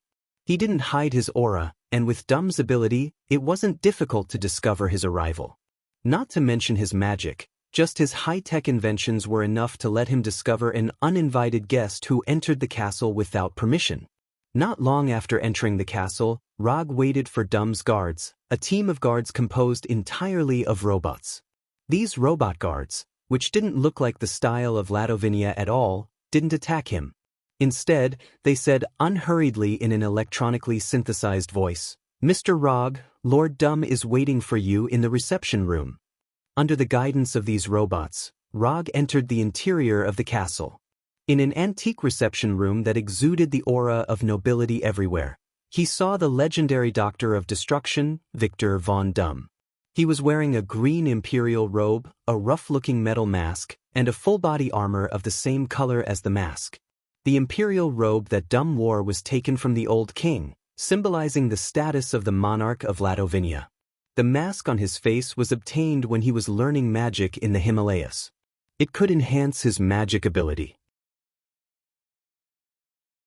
Because he was too eager, he put the mask on his face before it cooled down, which made his already disfigured face even more serious.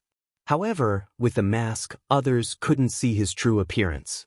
Therefore, there was no substantive difference between disfigurement and more serious disfigurement. As for the armor on his body, It was the best proof of his integration of technology and magic. This set of armor can not only absorb and manipulate a variety of energy, giving him complete control of machinery, but also use all the magic he has learned. On the armor, there are even fragments of the true cross, which can resist the attacks of Dracula and other vampires and other undead creatures. Ladovinia has no intersection with Konoha. I can't think of any reason why the fourth Hokage of Konoha would come in person. Although Dum's tone was calm, the aura exuding from his body was not calm at all. It could even be regarded as oppressive. The purpose of my visit has nothing to do with Ladovinia. I came here specifically to find you. After taking a sip of the coffee brought by the robot maid, Rog said slowly. Find me? If I remember correctly, today is the first time we've met. If it weren't for his scruples about Rog's strength, Dum wouldn't have wasted any time on him at all. With this kind of energy, he might as well study a few more magic spells or research a few more new inventions. We can cooperate even if it's the first time we meet, and I can guarantee that you will be very interested in my next proposal.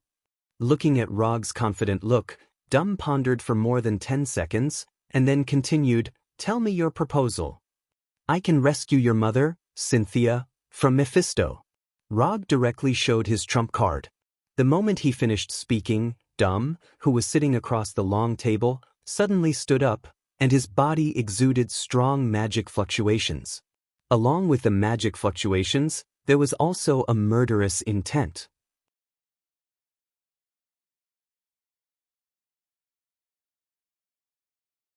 Chapter 464. The secret that had never been known by anyone was exposed by Rog, who had just met him.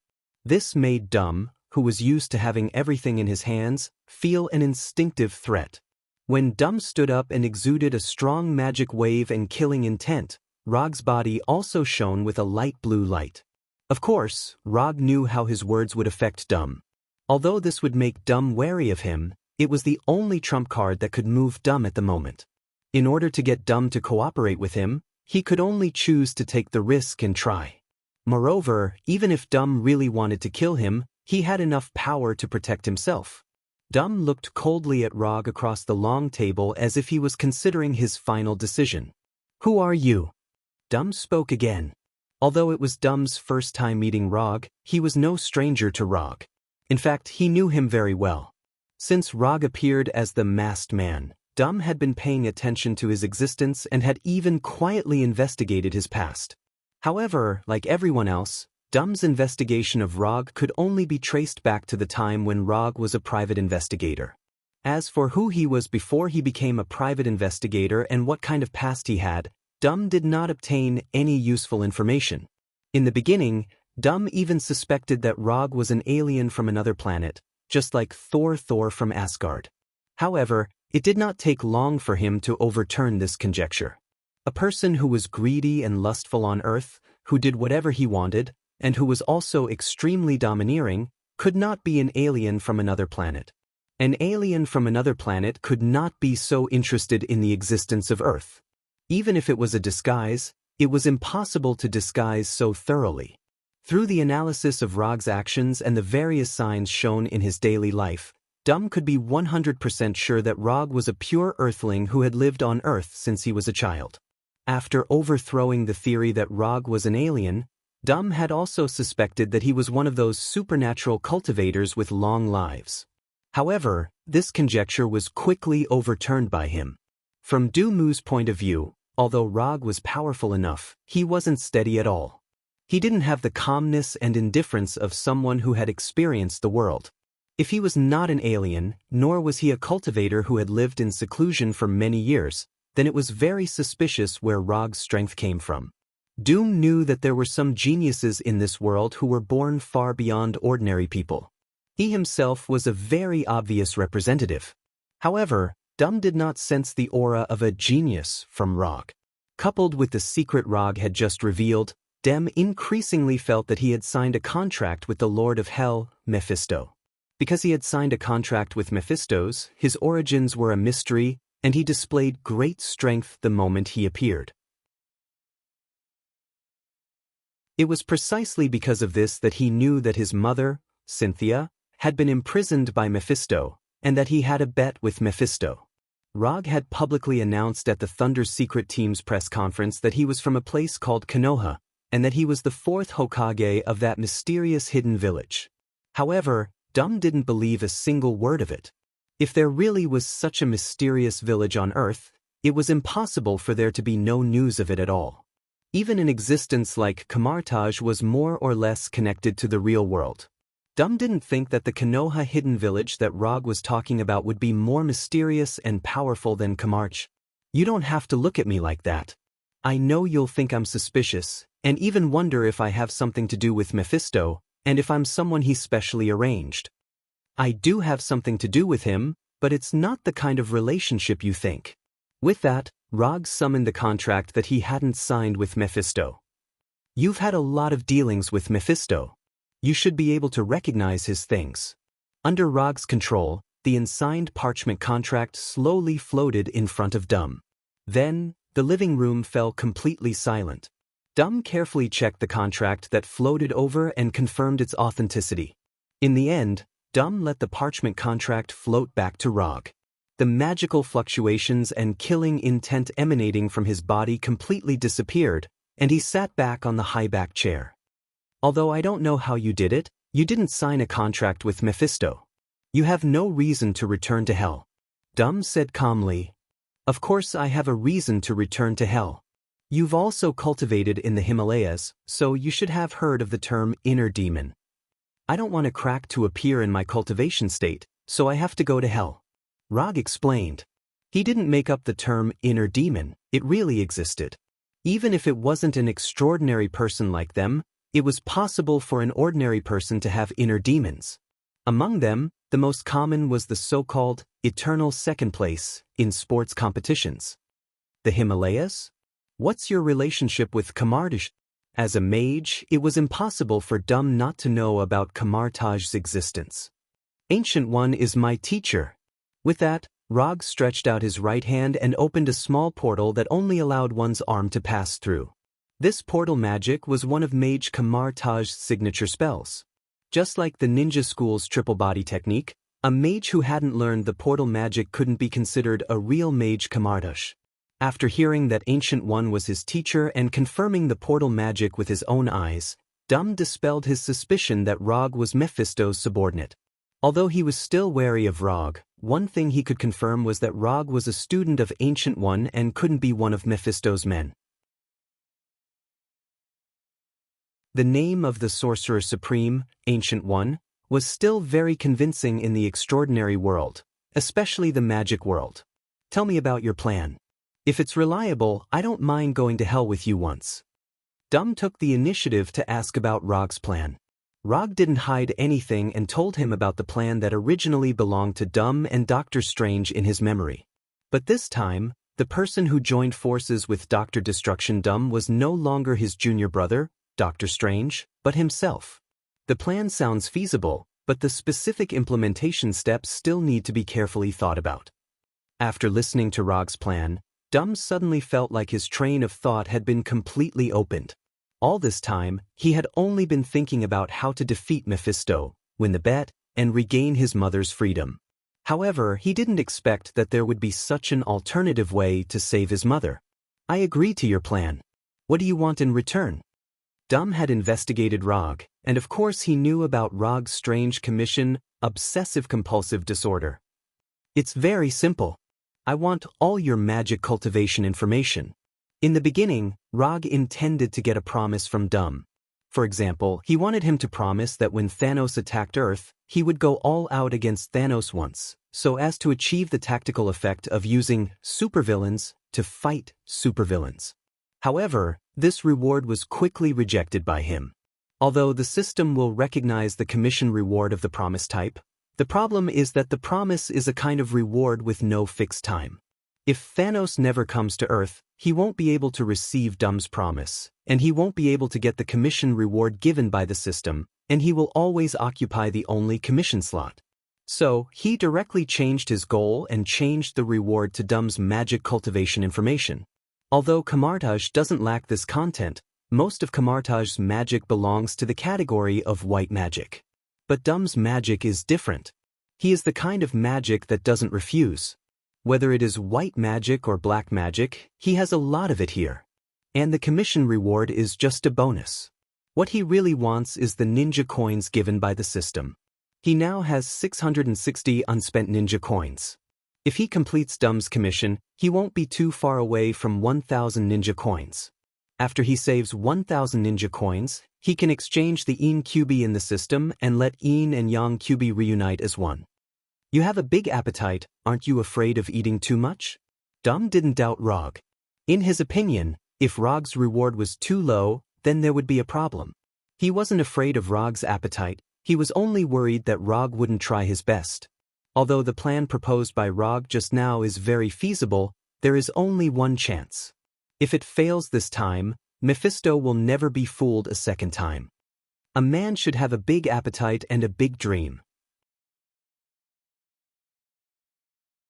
Rog replied with a smile. No problem, I agree, sign the scroll. As soon as Dum finished speaking, Rog threw the commission scroll that he had prepared long ago. More than 10 seconds later, a new commission appeared in the system's commission page. Commission content: assist Professor Dum and let Cynthia's soul regain freedom. Commission status: incomplete. Commission reward: 250 ninja coins. Dum's commission passed the judgment smoothly, and the system also gave a very reasonable commission reward. In a month we will set off for hell. Throwing the completed commission scroll back to Rog, Dum set the date of departure. Going to hell is not a trivial matter. Even Dum needs to be prepared in advance. And unlike the previous gambles, Mephisto won't be as easy to talk to as before. No problem. After putting away the commission scroll, Rog opened the portal back to Konoha's headquarters and left Dum's castle. After returning to Konoha, he first went to see the Fantastic Four who were adapting to their superpowers, and then teleported from the headquarters to Konoha's hidden village. Dum is not the only one who needs to prepare in advance. Before going to hell, he also needs to prepare well. And there is one thing he didn't disclose to Dum, that is, he plans to take something from Mephisto.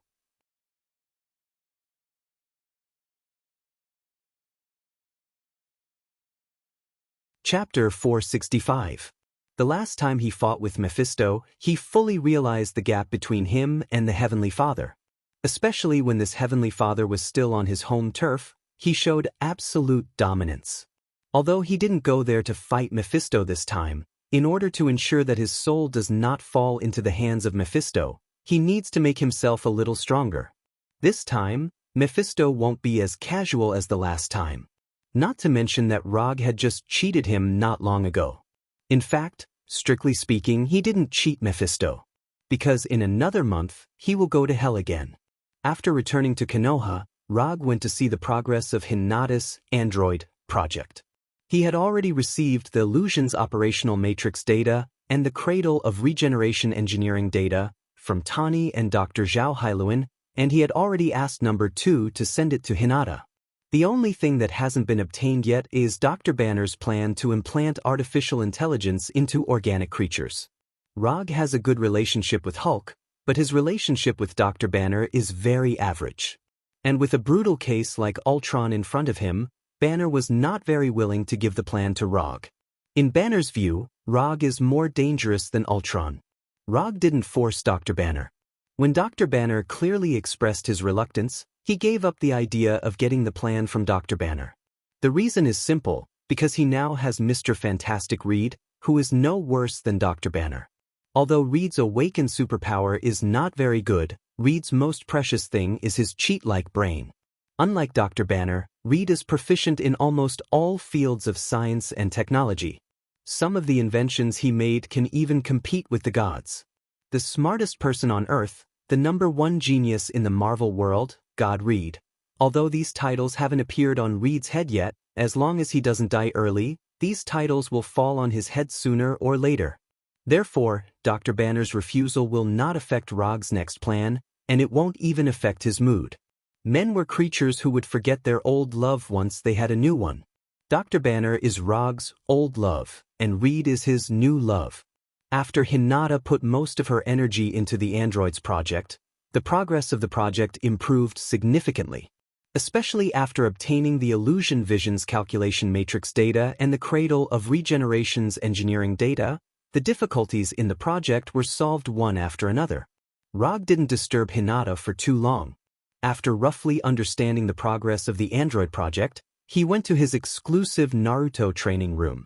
Because he only had a month's time, he didn't plan to continue improving his bloodline and immortal body. His purpose this time was very simple, that is, to completely master the third form of Susanoo, that is, the form with black Tengu armor. The third form of Susanoo is also the final form mastered by Itachi. Compared to the second form, which had flesh and meridians, the third form, which had the black Tengu armor, not only had its defense greatly increased, it could also use more weapons. For example, Tatsuka sword, Yada no Kagami, Kagami sword, and so on. Rog has always been curious about whether he, who has a similar Mangekyo pattern to Itachi, can awaken Tatsuka sword and Yada no Kagami like Itachi. As long as the target is stabbed, the target can be sealed forever in the dreamlike world of Genjutsu. Yada no Kagami can change its attributes according to the attribute of the attack, reflecting or defending all attacks. As long as one of them can be awakened, the strength of Rog's Susanoo will skyrocket. If he can awaken two at the same time, his Susanoo will be almost invincible like Itachi's Susanoo. Note 1. Although in this world the so-called forever and everything of Tatsuka sword and Yada no Kagami is unlikely to become a reality. But even if it's not so absolute, it's enough to make his Susanoo's strength qualitatively improve. Coming to the exclusive training room, Rog didn't hesitate and directly opened his Sharingan and began to practice the third form of Susanoo. A month passed in a flash, and when Hinata projected the message from Doom, Rog left Konoha Hidden Village and returned to Earth. After returning to Konoha's headquarters, he didn't stay at the headquarters for too long. He opened the portal to Doom's castle and came to the meeting room where he met with Doom last time. "You're a little different?" Although Doom didn't know what Rog had done in the past month, he could clearly feel the obvious change in Rog's aura. "I went to make some preparations to face Mephisto." Rog gave a simple answer. He didn't need to explain his training to Doom. Doom was just his client, and the relationship between them wasn't good enough to reveal details to each other. "This is my latest plan, you can take a look at it first. The way to go to hell is also on it, but I believe you have your own way to go there." After saying that, Doom pointed to the document that had been placed in front of Rog for a long time. Rog opened the document and looked at the plan that Doom came up with after detailed research. The theme of the plan was similar to what he said before. He went to hell with Doom to face Mephisto, and then Doom sacrificed him to Mephisto for Cynthia. With Doom's understanding of his mother, Cynthia, he knew that Cynthia would definitely refuse him to help her regain her freedom in this way. Although when Cynthia died, Doom was still very young. But he knew that his mother, Cynthia, was a gentle angel. As long as Cynthia refused the freedom that Doom sacrificed Rog for, then Cynthia's soul would be redeemed and fly to heaven, thus escaping from Mephisto's clutches. When the soul is redeemed, it can fly to heaven. This is the passive setting of heaven. As long as a soul does this, heaven will take the initiative to receive this soul, regardless of whether the soul is in hell or not. This is a trick to use heaven to defeat hell, but this approach is feasible. It's like only magic can defeat magic. If you want to defeat hell, you can only use the power of heaven. In the past month, Doom had repeatedly calculated the possibilities, and even specifically confirmed the power of heaven. Doom did not doubt the existence of heaven because there was a fragment of the true cross on his armor. However, he still needed to confirm whether the power of heaven's rules could really break Mephisto's imprisonment of Cynthia's soul. After a month of repeated calculations, he confirmed the feasibility of the plan and came up with the final implementation plan. "There's no problem with following this plan, but there's one thing I need to confirm first. Are you sure that your device can allow us to safely travel to and from hell? I don't want to go to hell and not be able to come back, and I don't want any accidents to happen on the way to hell."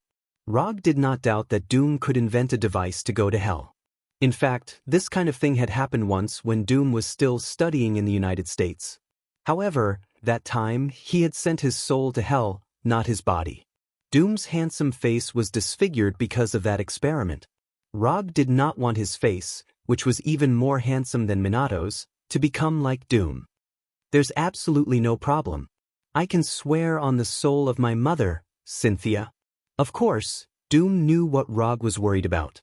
On the surface, he was worried about whether the teleportation device he had discovered was safe or not. However, in reality, he was worried about whether he would leave him alone in hell after Cynthia's soul flew to heaven. Alright, then when do we set off? Under normal circumstances, if a mage wanted to make an oath credible, they would have to swear to a more powerful existence, such as a god. However, Doom did not do so. Instead, he swore on Cynthia's soul. From a magical point of view, this oath did not have a strong binding power.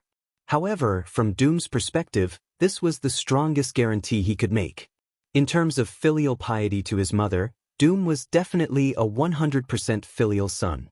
But, although going to hell a day earlier or a day later would not make much of a difference, Doom hoped to restore his mother's freedom as soon as possible, even if it was just a minute or a second earlier. Alright. Under Doom's lead, Rog came to the dungeon at the bottom of the castle. The area of the dungeon was larger than Rog had imagined, and the environment was completely different from the dark dungeons in his memory. If he did not know that this was the place where Doom made a bet with Mephisto every year, he would even think that this was a secret research lab buried deep underground. Most of the items in the dungeon had been removed. In the dungeon, which was the size of a football field, there was only a circular door made of metal and those densely packed lines that covered the entire ground like a spider web. This portal will close after it opens, and reopen after 10 seconds. I've calculated the flow of time between hell and earth. This time is enough for us to finish everything in hell. If we can't finish it, we'll probably be dead in hell already. The last time Rog went to hell with Ghost Rider Johnny, he didn't pay special attention to the flow of time between the hell dimension and earth. They hadn't stayed in hell for long, so they didn't feel anything when they returned to earth. But Doom was different. Apart from being a mage, he was also a scientist who was very sensitive to data. The details that Rog and Ghost Rider Johnny hadn't noticed were important for him to figure out. As long as you're sure there's no problem. We're not in a hurry anyway. Rog stood a meter behind Doom and watched him operate this hell portal that was a combination of technology and magic. Ghost Rider's Hellfire portal was more convenient. He could just drive the ghost motorcycle in, and there was no need to prepare so many things. Although that was what he thought, Rog knew that Ghost Rider's ability to freely travel to hell wasn't something that could be found everywhere. In the field of magic, this kind of teleportation had a special term, dimensional teleportation.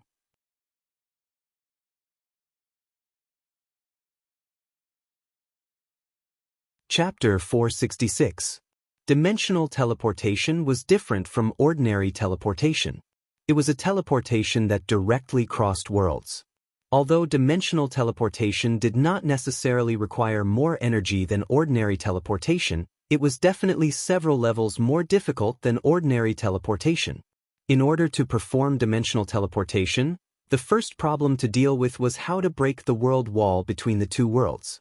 The world wall was an invisible and untouchable existence. Not to mention breaking it, even sensing it was not an easy task. Rog stood quietly behind Doom and watched him operate the teleportation device that he could not understand at all. After Doom set all the data, this extraordinary-looking teleportation portal emitted a lava-like red light. As the red light lit up, a glass-like red light curtain appeared in the middle of the teleportation portal. On the other side of the light curtain was a dry yellow desert. Let's go! After activating the teleportation portal, Doom did not look back. He walked straight into the portal and arrived at Hell, which was completely different from Earth. After Doom entered the portal, Rog activated the infinite mode that he had developed and followed him in. Hell was not a place where the living should come. Everything here did not welcome the living, such as the poisonous air and the will of Hell. When Rog also entered Hell, the red teleportation portal behind him immediately closed and disappeared as if it had never appeared. Just like how Rog had added infinite mode to himself, Doom had also added a magic effect that Rog could not understand, giving him the right to move freely in hell. After arriving at this hell that was like a death planet, Rog and Doom did not speak and quietly adjusted their state. They were not rookies who had gone to hell for the first time, so they both knew that they did not need to look for Mephistos at all.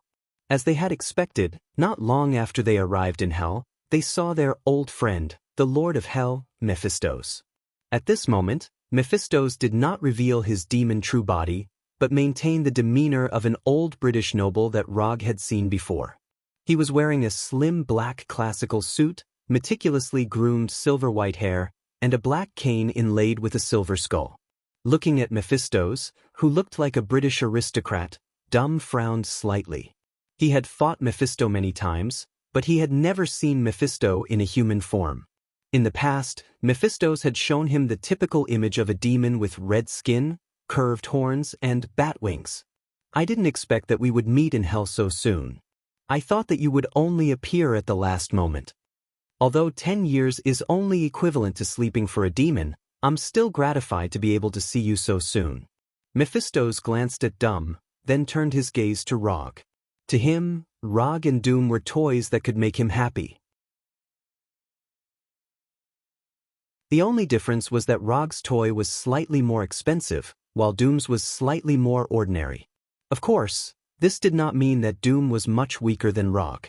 It was just that according to Mephistos' standards, Rog's soul was an extremely rare limited edition, or even the only one that had gone out of print. I said that I would definitely fulfill my promise. Don't underestimate a ninja's promise. Although this was hell, Mephistos' home ground, Rog's mind was as calm as ever. Mephistos was indeed very powerful, but it wasn't as if he couldn't fight back at all. Furthermore, he had Professor Doom by his side. Good. Very good. Mephistos said with great relief as he looked at Rog with even more admiration. He originally thought that Rog planned to continue cultivating for 10 years before coming to meet him in hell. However, Rog's actions once again exceeded his expectations. Mephistos liked people who were unpredictable. This would make him feel the small surprises in life. When everything was under control, life would become especially boring. Why did Mephistos, a mighty lord of hell, always like to tempt ignorant ordinary people on earth? It was because he wanted his life to not be so boring. Seeing those souls struggle in pain and regret in his hands would give him a rare sense of satisfaction. Mephistos, let's start this year's bet. Doom did not wait for Rog and Mephistos to continue talking and directly said to Mephistos, "This year's bet? No problem. I don't mind having a small appetizer before I want to eat the delicacies." As soon as he finished speaking, Mephistos' aura became completely different. If the previous Mephistos more or less gave off a friendly and amiable feeling, then the current him was like a high and mighty king who ruled over all things. In fact, in hell, Mephistos was indeed a high and mighty king. However, the Rog and Doom in front of him now were not the demons of hell who would tremble when they saw him and choose to submit from the bottom of their hearts. Mephistos displayed his aura as a lord of hell, but he did not change his human appearance. He still maintained the appearance of an old British noble.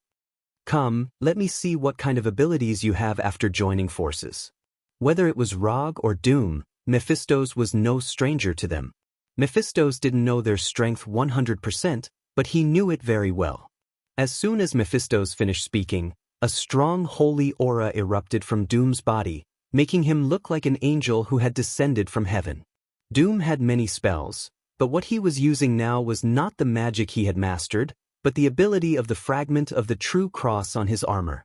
Golden light instantly enveloped Doom's entire body, making him look extremely holy.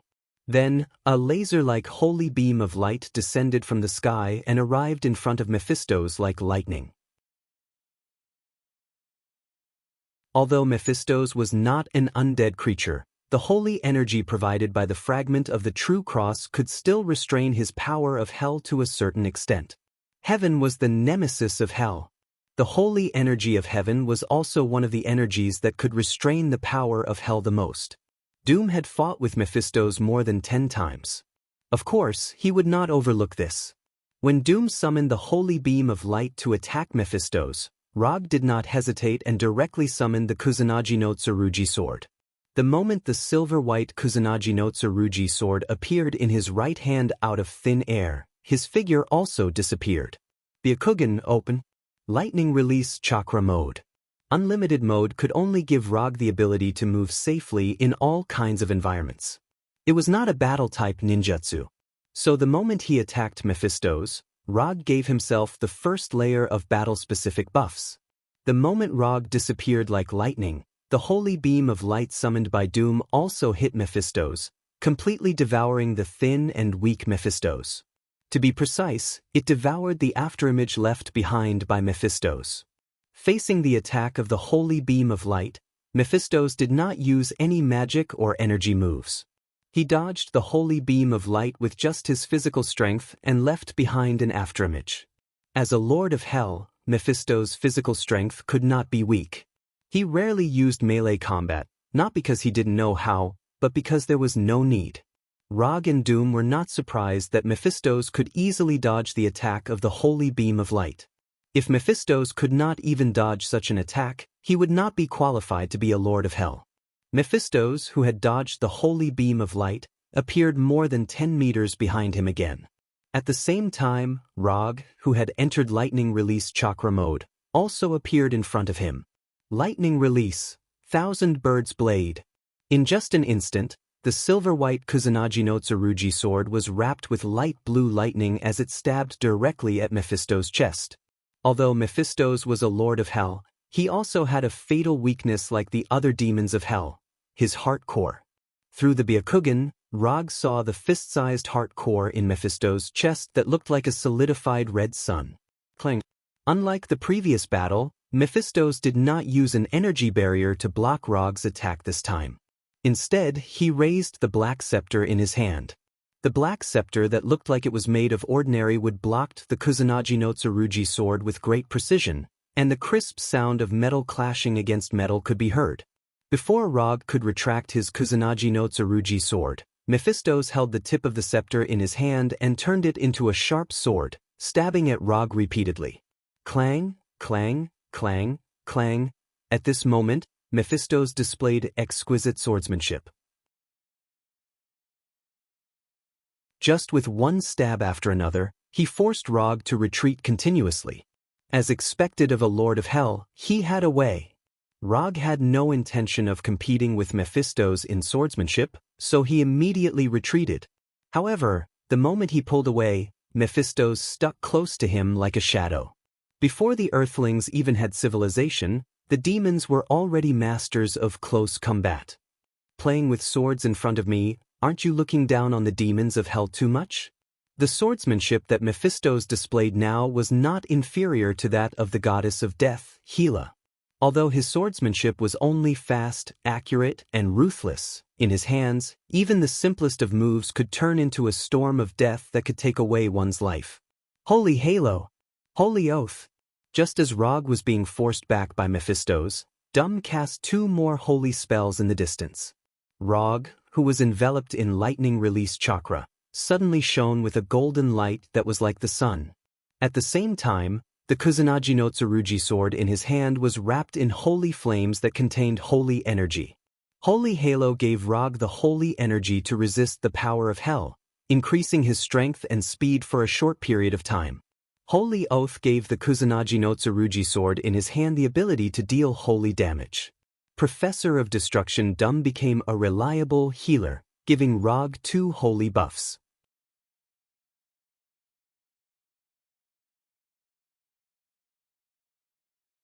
Chapter 467. Reality proved that although Professor Doom did not have a good reputation in the outside world, he would be a very good team member when working together. The timing of the 2 holy spells, Holy Halo and Holy Oath, could be said to be perfect.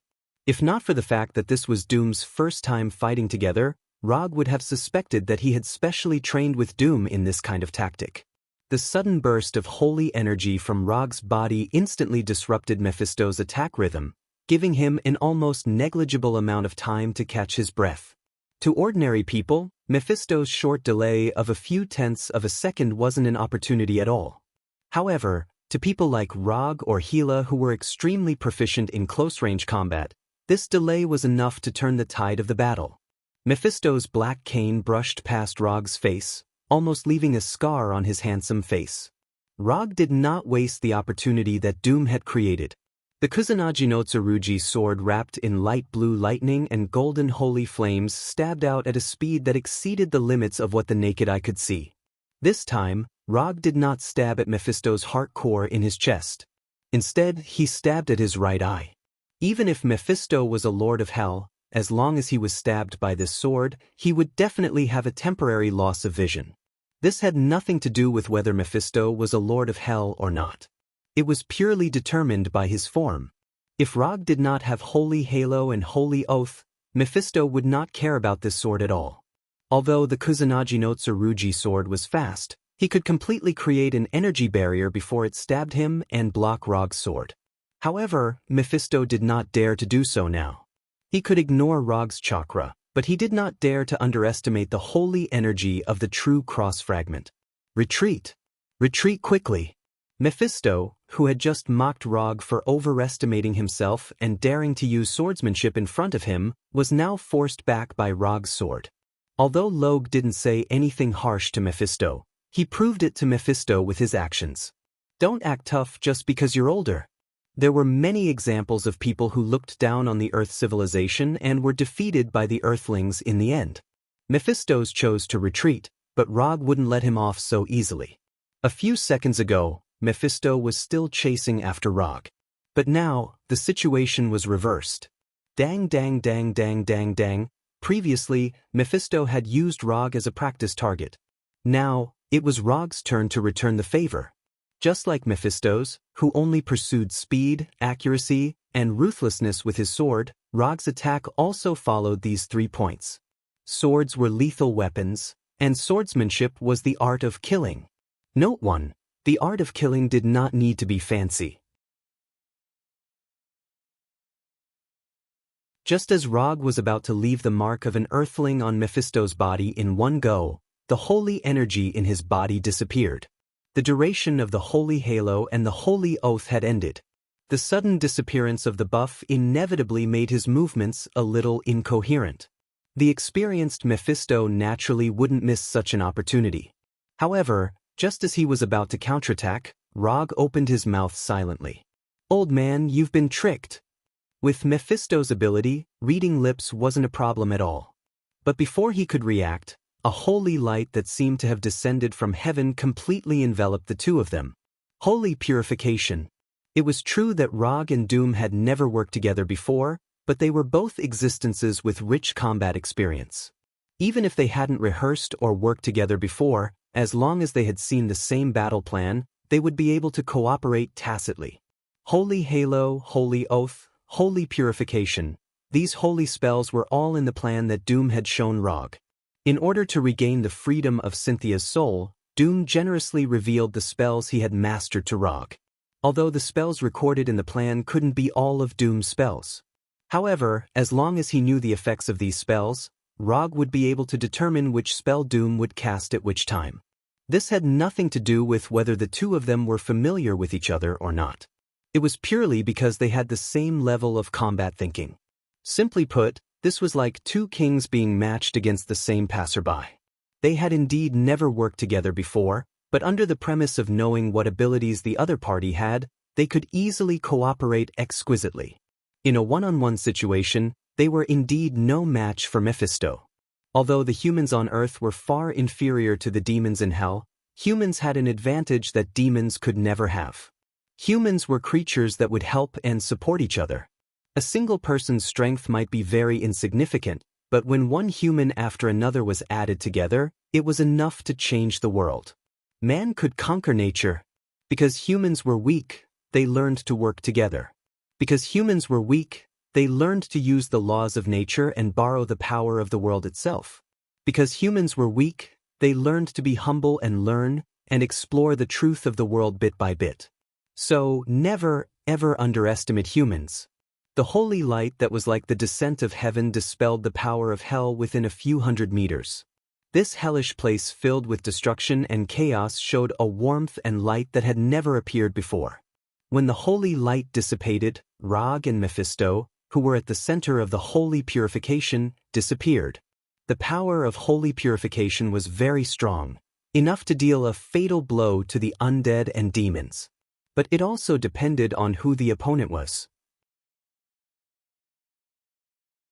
As a Lord of Hell, the holy purification that Doom used the true cross fragment to cast could indeed make him suffer a small loss, but it was far from enough to seriously injure him. However, Rog and Doom didn't expect the holy purification to completely deal with the Lord of Hell. Being able to make Mephisto suffer a small loss was already a very good result. The defense towers had to be pushed down one by one, and the troops had to be pushed down in waves. In order to destroy the enemy's crystal, they had to build up their own advantage bit by bit. What Rog and Doom were doing now was to increase their advantage bit by bit. This advantage might not be obvious now, but as long as they continued to accumulate, they would be able to destroy this crystal named Mephisto sooner or later.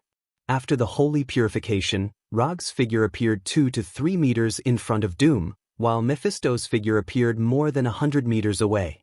After being hit by the holy purification on the spot, even Mephisto was left with many marks. His classic black suit had obvious holes in it, and his meticulous silver hair had also become messy. Good. Very good. Both of you are very good. Although Mephisto's voice wasn't loud, Rog and Doom could clearly hear the anger in his voice. Before they could say anything, Mephisto tore off his suit, revealing his strong muscles that didn't match his image of an old man.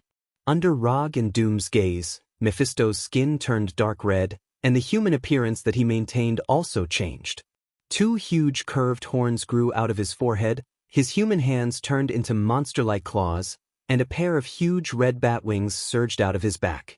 In less than a second or two, Mephisto turned into the classic demon image in the legends. Although this red demon image looked like Mephisto's true demon body, Rog knew that this wasn't Mephisto's true appearance.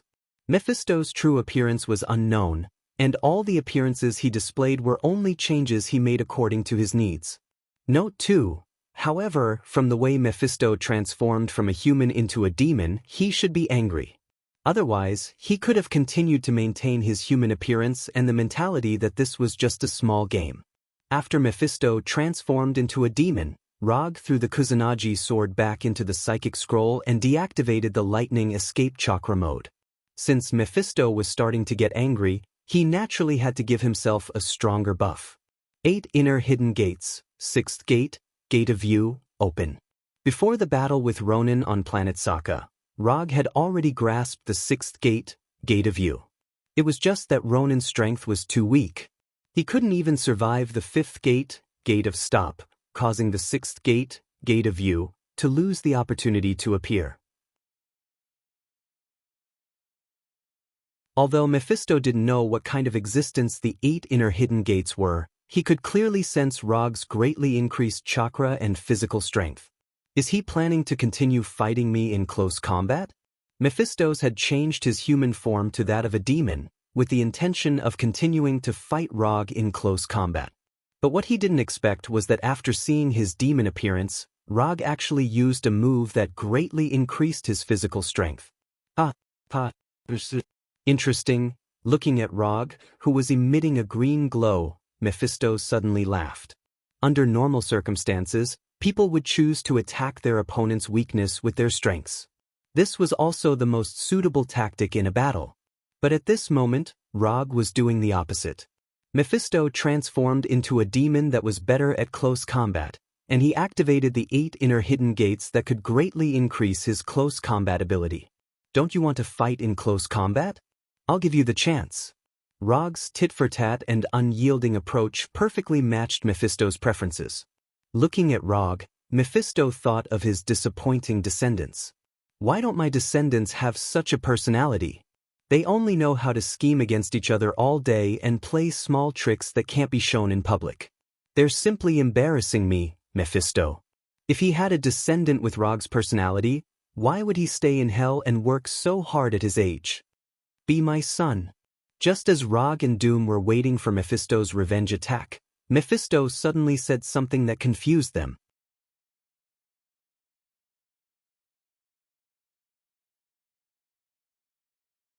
Chapter 468. Was this guy crazy? Or did he go to the wrong set? Mephisto's words made Rog and Doom look puzzled. However, after hearing this sentence, the two of them thought of completely different things.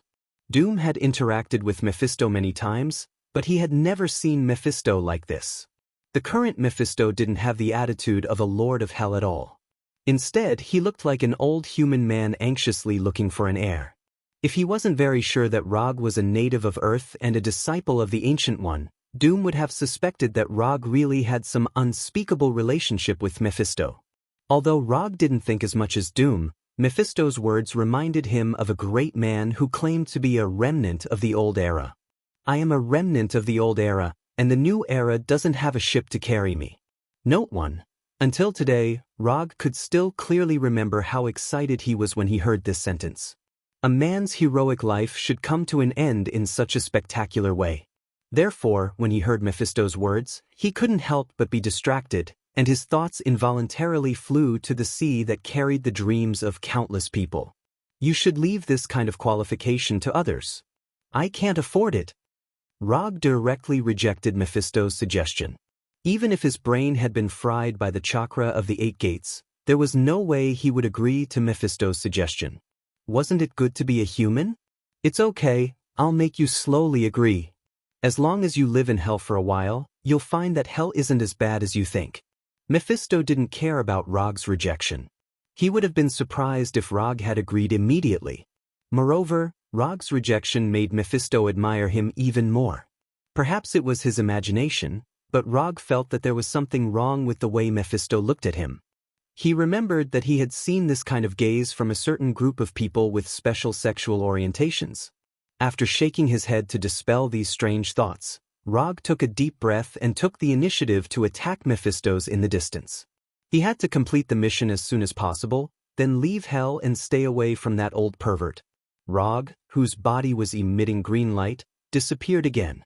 In the next second he arrived in front of Mephisto, who had become more than 2 meters tall. Shadow Dance Leaf. Rog, who appeared in front of Mephisto in a flash, raised his right leg and kicked Mephisto's chin.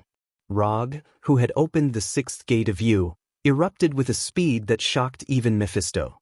However, just as his right foot was about to land on Mephisto's chin, the giant bat wings on Mephisto's back flapped gently, and he flew out of Lin Li's attack range. Although Mephisto had never seen the 8 inner hidden gates before, he knew one thing very well, and that was that the 8 inner hidden gates was definitely not simple. Not to mention the attack power of the 8 inner hidden gates, just the fact that it could increase Rog's chakra was enough to make Mephisto extremely vigilant. The last time they fought, Mephisto discovered that Rog's body had energy that far exceeded that of an earthling. At this moment, Rog's chakra, which was already very large, became even more astonishing under the amplification of the 8 inner hidden gates. However, this was normal. After all, opening the 8 inner hidden gates was equivalent to burning one's life force. Whether it was burning one's life force, soul, or anything else, it could increase the caster's strength by a terrifying amount. There were many such methods in the human world, and there were also many in hell. Mephisto's bat wings flapped gently, and he flew dozens of meters into the air. He looked down at Rog, who was on the ground. However, in the next second, Rog disappeared from the ground again. Shadow Dancing Leaf was Lotus Flower's starting move. It was to kick the enemy into the air, so he deliberately targeted the enemy's chin. Although Log's Shadow Dancing Leaf didn't hit Mephisto, Mephisto flew up on its own and completed the effect he wanted to cast on it. Inner Lotus. Just as Mephisto was about to sense Rog's whereabouts, Rog's voice sounded behind him. After Shadow Dancing Leaf, he could follow up with Outer Lotus and Inner Lotus.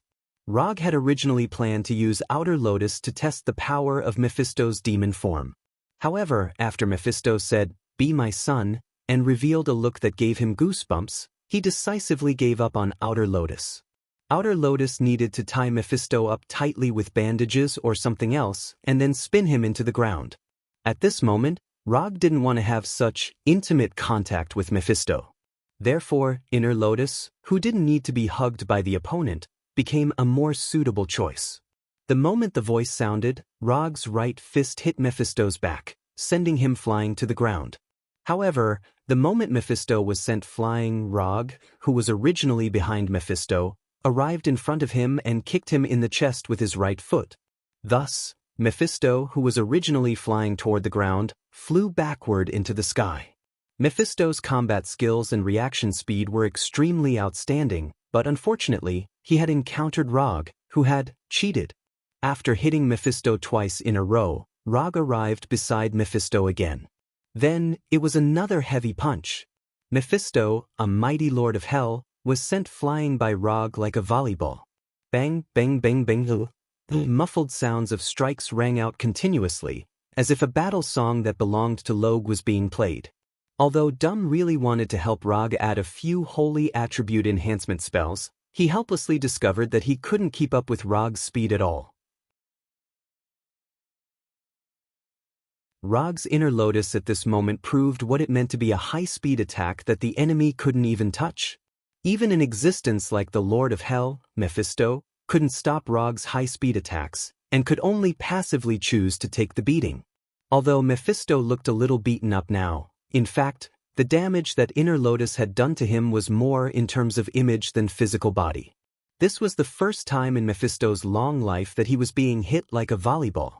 After punching and kicking Mephisto dozens of times in the air at a speed that was beyond what the naked eye could capture, Rog finally made the final blow to end Inner Lotus. Boom! Mephisto, who had been hit in the chest by Rog's right fist, crashed into the ground like a meteor, creating a huge crater that was more than 10 meters wide. The thick ground outside the crater also cracked like a spider web from Mephisto's impact, spreading dozens of meters around the crater. After using Inner Lotus ultimate skill, Rog also stopped flying in the air and slowly landed on the ground. When Rog landed on the ground, Dum finally had the chance to throw out the holy spell that he had prepared long ago. Light Armor. An armor completely made of golden light appeared on Rog's body, making him look like a heavenly soldier from heaven. At the same time, the physical strength that he had just used to cast Inner Lotus quickly recovered, and all the fatigue and discomfort in his body were instantly dispelled. More importantly, the light armor added the holy attribute to his attacks that was most effective against hell demons. As the light armor appeared, Mephisto, who had been beaten up by Inner Lotus, also flew out of the crater. Inner Lotus, that's a pretty good move. But it's a pity that your attack just now didn't have any holy attribute. As soon as he finished speaking, the demonic Mephisto moved his body in front of Rog and Dum. With a series of crackling sounds, Mephisto's demonic form returned to its original state, and the wounds from Inner Lotus' attack completely disappeared.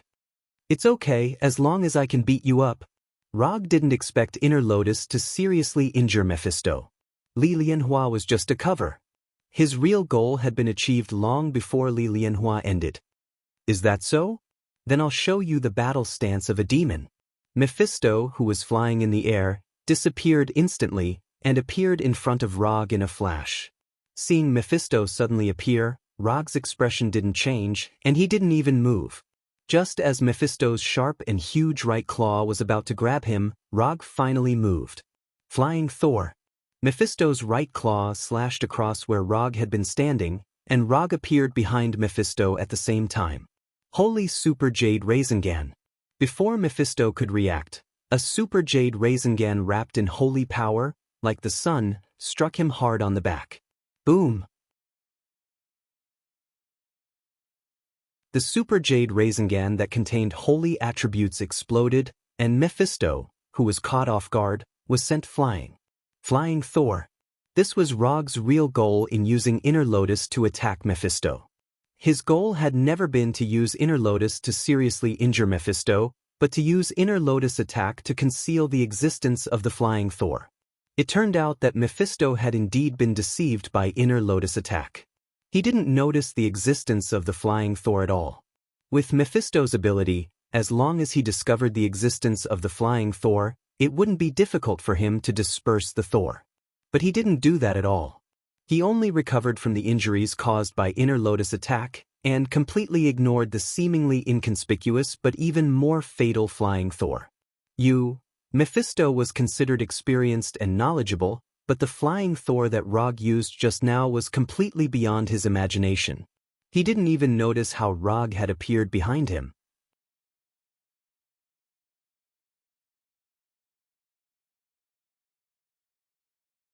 Chapter 469. The power of the Okodama Rasengan wasn't weak to begin with. Coupled with the holy power that countered demons, Rog's holy Okodama Rasengan dealt the highest damage since the start of the battle. Mephistos flew backward for more than 100 meters before finally stopping. He used his body to draw a trench dozens of meters long on the ground. Looking at Mephistos's messy back and the fact that he was missing a bat wing, Rog was slightly surprised. He didn't expect the holy Okodama Rasengan that he suddenly came up with to be so powerful. The power of the holy power was far more effective against demons than he had imagined. Being sent flying by Rog again, and being sent flying by the Okodama Rasengan that contained holy power, made Mephistos, who was already a little impatient, completely change his expression. He did admire Rog, but he couldn't tolerate Rog provoking him again and again. Although the injury on Mephistos's back was serious, it wasn't serious enough to seriously injure him. A visible black energy suddenly surged out of Mephistos's body. With the appearance of the black energy, the injury on his back quickly healed. The bat wing that had fallen to an unknown place had also grown back. Rapid regeneration. It only took a second or two for Mephistos to recover completely, as if nothing had happened. The regenerative ability of demons was astonishing to begin with, not to mention that Mephistos wasn't an ordinary demon. The regenerative ability of a Lord of Hell wasn't something that trash demons could compare to. When the injury on his back was completely healed, Mephistos slowly turned around and looked at Rog in the distance with a solemn expression. Although he really wanted Rog to be his son, his most outstanding and powerful descendant. But he also knew that Rog wasn't the kind of existence to be obedient. In the world of demons, there was a very simple way to make your subordinates and descendants obedient, and that was to use your fists to tell the other party who was the boss. The fist was the truth. This was the simple, efficient, and primitive values of Hell's demons. Although Rog wasn't a demon from Hell, Mephistos didn't mind letting him understand in advance what a filial son in Hell was. After healing his injuries again, Mephistos didn't immediately attack Rog. Instead, he silently checked his body. Although it was his first time seeing the flying Thor, he immediately realized something. When Rog suddenly appeared behind him, he sensed a spatial fluctuation that was so weak that it was almost negligible. To others, this weak spatial fluctuation was as if it didn't exist. But to Mephistos, although it was weak, it wasn't enough to completely hide from his senses. Just as Mephistos tried to check his body, Mephistos, the holy armor, attacked Mephistos's attack. It hadn't been easy for Log to secretly leave a few flying lightning god spells on Mephistos' body. There was no way he was going to let Mephisto dispel them. The flying Thor. With a thought, Rog appeared in front of Mephisto again, and punched at Mephisto with both fists at the same time. Morning Peacock. This was a powerful move that could only be used after opening the sixth gate, the Gate of View. In an instant, hundreds and thousands of fist shadows appeared in front of Mephistos. Rog wasn't the thousand-hand Guanyin. Of course, he didn't have 1,000 fists. These countless fist shadows that filled the sky were purely visual afterimages caused by the speed of his punches being too fast. He infused the super speed and super attack power of the sixth gate, the Gate of View, into his fists and used countless fists to hit the enemy with a super powerful physical technique. This was Morning Peacock, and it was different from the Morning Peacock used under normal circumstances. Rog's Morning Peacock not only produced flames because of its speed, but it also had the holy power of the holy armor, turning these orange-red flames into golden holy flames. Mephistos was indeed very strong, but in front of Rog's Morning Peacock, he could only passively defend. It wasn't that he didn't want to retreat, but that Rog didn't give him any chance to retreat at all. Morning Peacock was a rapid, continuous attack that didn't give the enemy any time to breathe. If it was so easy to dodge Morning Peacock's attack, it wouldn't be qualified to be a move that could only be used after opening the sixth gate, the Gate of View. The greater the price paid, the more power one would gain. Any move or method that could increase the strength of the caster followed this simple and unadorned principle. Mephistos, who had already tasted the power of the lotus flower and the sacred super Kodama Rasengan with his body, didn't hesitate. He immediately mobilized the seemingly endless magic power in his body and instantly constructed several layers of energy barriers in front of him. Layer after layer of blood-red or dark energy barriers appeared in front of Mephistos, forming a line of defense between him and Rog. As soon as Mephistos' energy barriers appeared, the golden flames scattered from Rog's fists occupied his entire vision, turning the sky in front of him golden. It was as bright as the sunrise, as dazzling as the tail feathers of a peacock. Morning Peacock. It lived up to its name. The golden holy flames, along with Rog's fists, kept hitting Mephistos' energy barriers. Bang, bang, bang. Under Morning Peacock's attack, the energy barriers with astonishing defensive power only lasted for a short 1 or 2 seconds before they were completely shattered. Rog's fists and the remaining holy flames poured down on Mephistos' body like bullets from a Gatling gun. This violent attack, with its visual effects, lasted for a full 5 seconds before it ended. Rog's last punch landed heavily on Mephistos' demon head, directly shattering part of it. After Rog ended Morning Peacock, Doom finally had time to size up Mephistos' appearance from afar.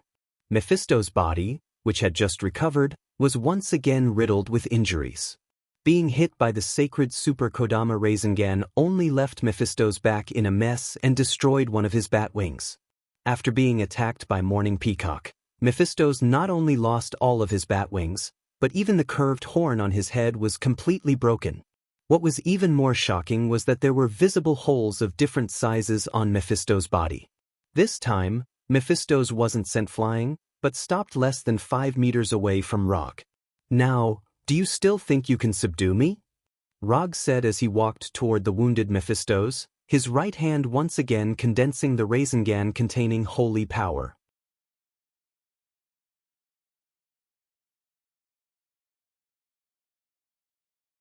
Chapter 470. Just as Rog condensed the sacred Rasengan and walked towards Mephisto, Dr. Doom, who had been watching the battle from behind for a long time, made his move again. Doom raised his empty right hand, as if holding an invisible whip, and threw it directly in Rog's direction. The moment Doom's right hand fell, a chain completely condensed from golden light instantly appeared and struck Rog like lightning. Chains of God. The chains of God condensed from golden light instantly crossed a distance of hundreds of meters and appeared behind Rog in a flash. Then it tied him up firmly. Doom directly attacked Rog. Although the chains of God, which contain the divine power of heaven, were only 2 or 3 centimeters thick, the divine power on the chain displayed an extremely terrifying binding ability. The appearance of the chains of God stopped Rog from moving forward and bound him in place. Before Rog could turn around, Doom made his move again. Holy Sealing Sword. Doom's empty left hand was raised high, and as if he was swinging a sword, he swung it down from top to bottom. With the swing of Doom's left hand, 6 two-handed giant swords condensed from divine power fell from the sky like meteors and landed in front of Rog, piercing through his body. These 6 holy sealing swords stabbed into Rog's body from 6 different angles.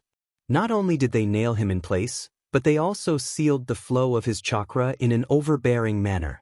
In the blink of an eye, the green light shining on Rog's body disappeared, and the Hashiman Tonku was forcibly closed. Even the sacred Rasengan condensed in his right hand burst silently like a bubble. Was this an internal strife?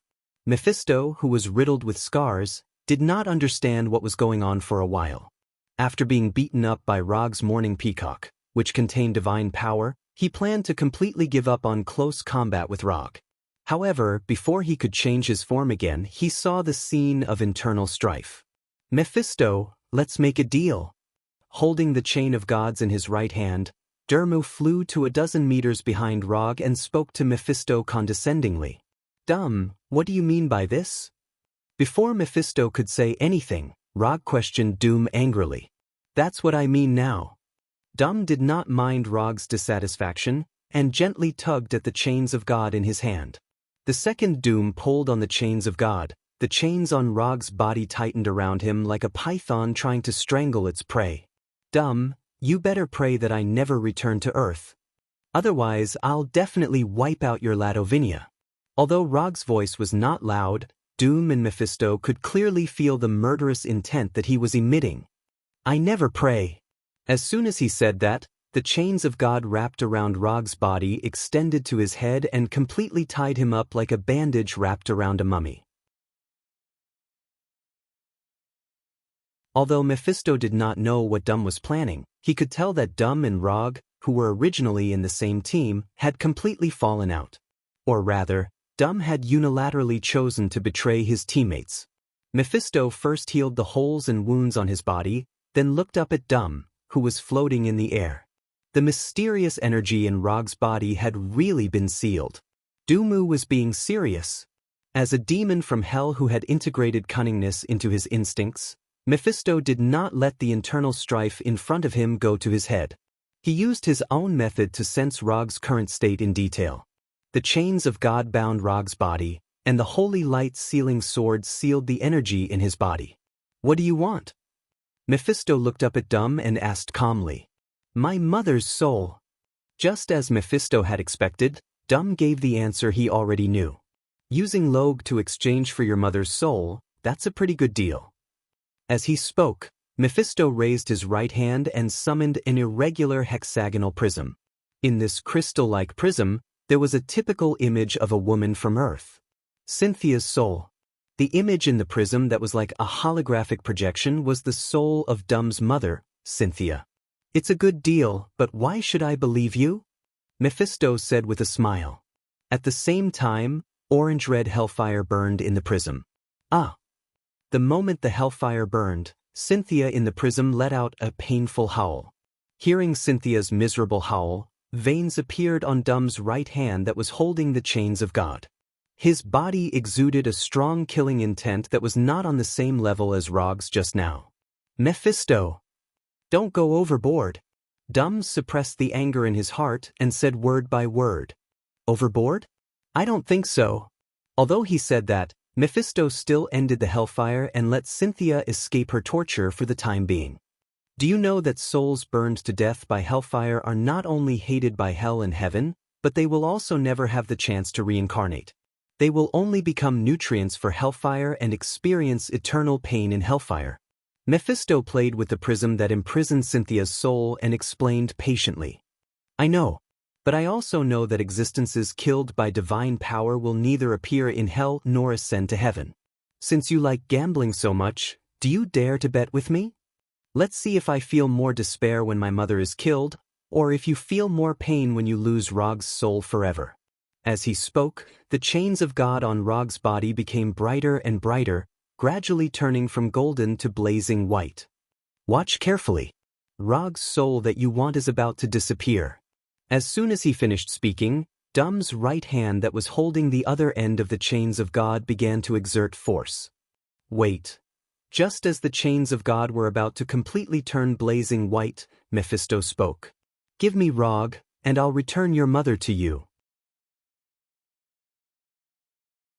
Mephisto finally made the decision to make the deal.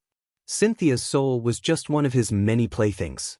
If not for the fact that Cynthia had a good son like Dumb, he would not be so concerned about Cynthia's soul.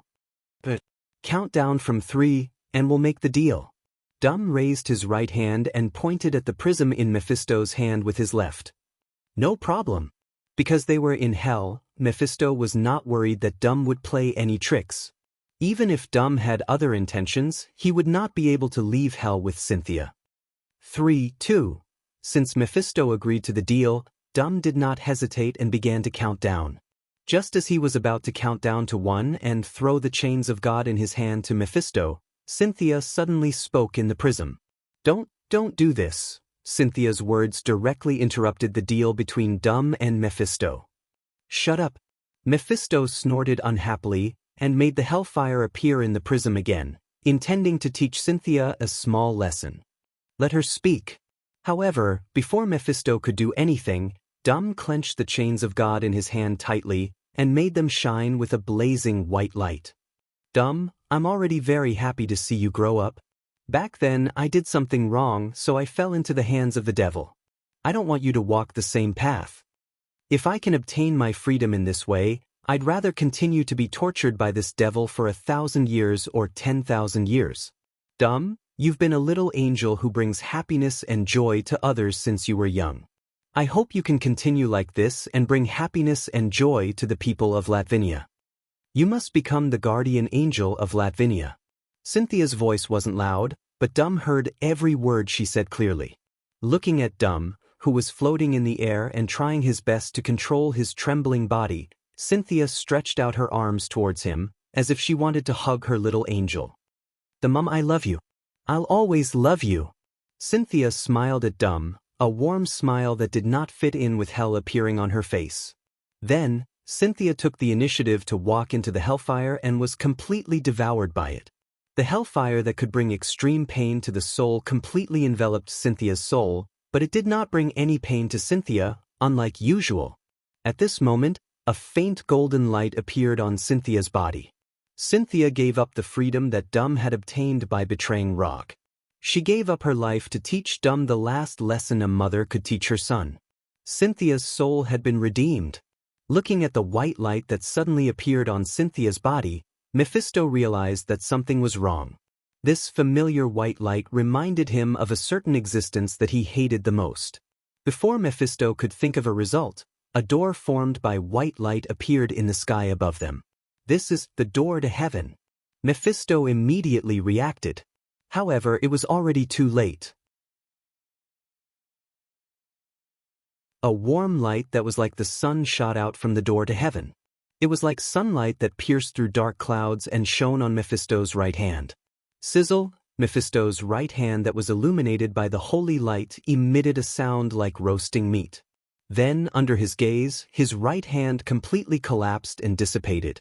Along with his right hand, the prism that imprisoned Cynthia's soul and the hellfire that devoured Cynthia also dissipated.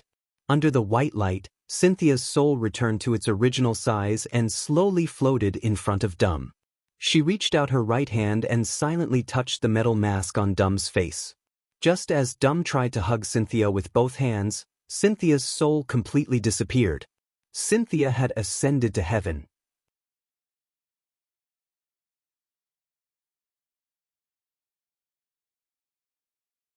Chapter 471. The gates of heaven took away Cynthia's soul and ended her fate of being tortured by Mephisto. It also allowed Rog and Doom to complete their set battle goal. However, after Cynthia's soul ascended to heaven, the three people present didn't take any further action. Mephisto didn't do anything because he didn't expect that Cynthia's redemption would actually lead to the gates of heaven. This was hell, the farthest place from heaven. It was the dimension that rejected the power of heaven the most. Cynthia was just an ordinary person who knew a little about magic. She couldn't even be considered a magic apprentice. But it was such an ordinary person who completed her redemption in hell and even led the gates of heaven to hell. This was the first time in Mephisto's long life that such a phenomenon that didn't make sense at all. Mephisto was stunned because of the sudden appearance of the gates of heaven. As for Doom, who was floating in the air, he was so excited that he forgot what to do next. Cynthia's final farewell made Doom, who was known as Professor of Destruction, fall into deep memories. It made him recall the beautiful memories of his life with Cynthia. The only person who was more normal now was Rog, who was tied up like a mummy by the chains of God. Although the seal of the Holy Light Sealing Sword wasn't weak, the fact that it could completely seal the flow of chakra had a lot to do with his tacit cooperation. He and Doom didn't discuss the exact time of the deceit segment. The reason why he was able to prepare in advance before the effect of the Holy Light Sealing Sword took effect was purely because he received the action signal from Doom. The Chains of God was the action signal from Doom. From Mephisto's point of view, the Chains of God was just a means for Doom to restrain Rog and imprison him on the spot. But in reality, this was just a signal to remind Rog to be prepared in advance. As for the Holy Light Sealing Sword that followed, it was purely a smokescreen for Mephisto. Mephisto's perception was indeed outstanding. But no matter how outstanding his perception was, he couldn't tell if Rog had only sealed the flow of chakra in his body or if the chakra had been sealed by the holy light sealing sword. According to the plan, after Cynthia's soul ascended to heaven, Doom should immediately remove the restraints on Rog. However, Doom, who was too emotional, temporarily forgot about this matter. Therefore, there was an awkward problem. Rog could indeed remove the seal on his body and let chakra flow again. If necessary, he could even use the Nine Tails as chakra to forcefully break free from the shackles of the chains of God and the holy light sealing sword. But this way, he would have to give up on the plan to take something from Mephisto and return to the human world empty-handed. Dumb? Can you wake up quickly? Your mother has already gone to heaven. Rog silently Doom. Doom, you. Before Doom could recover, Mephisto spoke first. Fool, that's right, we were fooling you. After hearing Mephisto's angry voice, Doom finally regained his senses. Doom released the chains of God in his right hand and removed the holy light sealing sword on Rog. None of you can leave this place alive. Mephisto was completely enraged. In hell, in the world he ruled, he was actually fooled by two fellows from Earth. To Mephisto's, this was an intolerable humiliation. In an instant the sky changed color. The sky darkened, and in the blink of an eye, it turned from day to night. At the same time, the power of hell that filled every corner of hell boiled like boiling water. Destruction, death, brutality, madness, chaos, and indescribable will silently enveloped the entire infernal realm. The will of hell. The sleeping will of hell was forcefully awakened by Mephisto. The moment the will of hell awakened, Rog, who had just broken free from his restraints, and Doom, who was floating in the air, immediately felt a terrifying pressure that they could not resist. The awakened will of hell began to target them, two creatures that did not belong to hell. When the will of hell was in slumber, they could more or less feel the repulsion from hell. But that repulsion was far from comparable to now. When the will of hell was asleep, it was as if they had entered a party that they were not welcome at. Although they would feel a strong sense of incompatibility, they would not be attacked. But it was different now. The will of hell had awakened. They were still in that unwelcome party, but this time, everyone in the party had picked up a weapon and intended to kill the two of them. Being directly suppressed by the will of hell was not a good thing. I'll buy you 10 seconds. I don't care what method you use, you must open the portal. Otherwise, we'll become Mephisto's playthings together. After saying that, Rog directly mobilized the hellfire that he had plundered from the Ghost Rider. Using hellfire in front of the will of hell and Mephisto was not a very wise thing to do. But at this time, hellfire was the only power in Rog's hands that could slightly alleviate the suppression of the will of hell. When the orange-red hellfire completely enveloped him, the terrifying suppression brought by the will of hell was alleviated a lot, allowing him to prepare his next means more calmly. Susanoo. Without any hesitation, Rog switched the Byakugan to the Mangekyo Sharingan, and at the same time activated the Susanoo that he had been training for a month. The more than 10 meters tall Susanoo quickly took shape, completely enveloping him and Doom. Unlike the previous Susanoo, what Rog is using now is the third form of the Black Tengu armor, which has a significant increase in defensive power.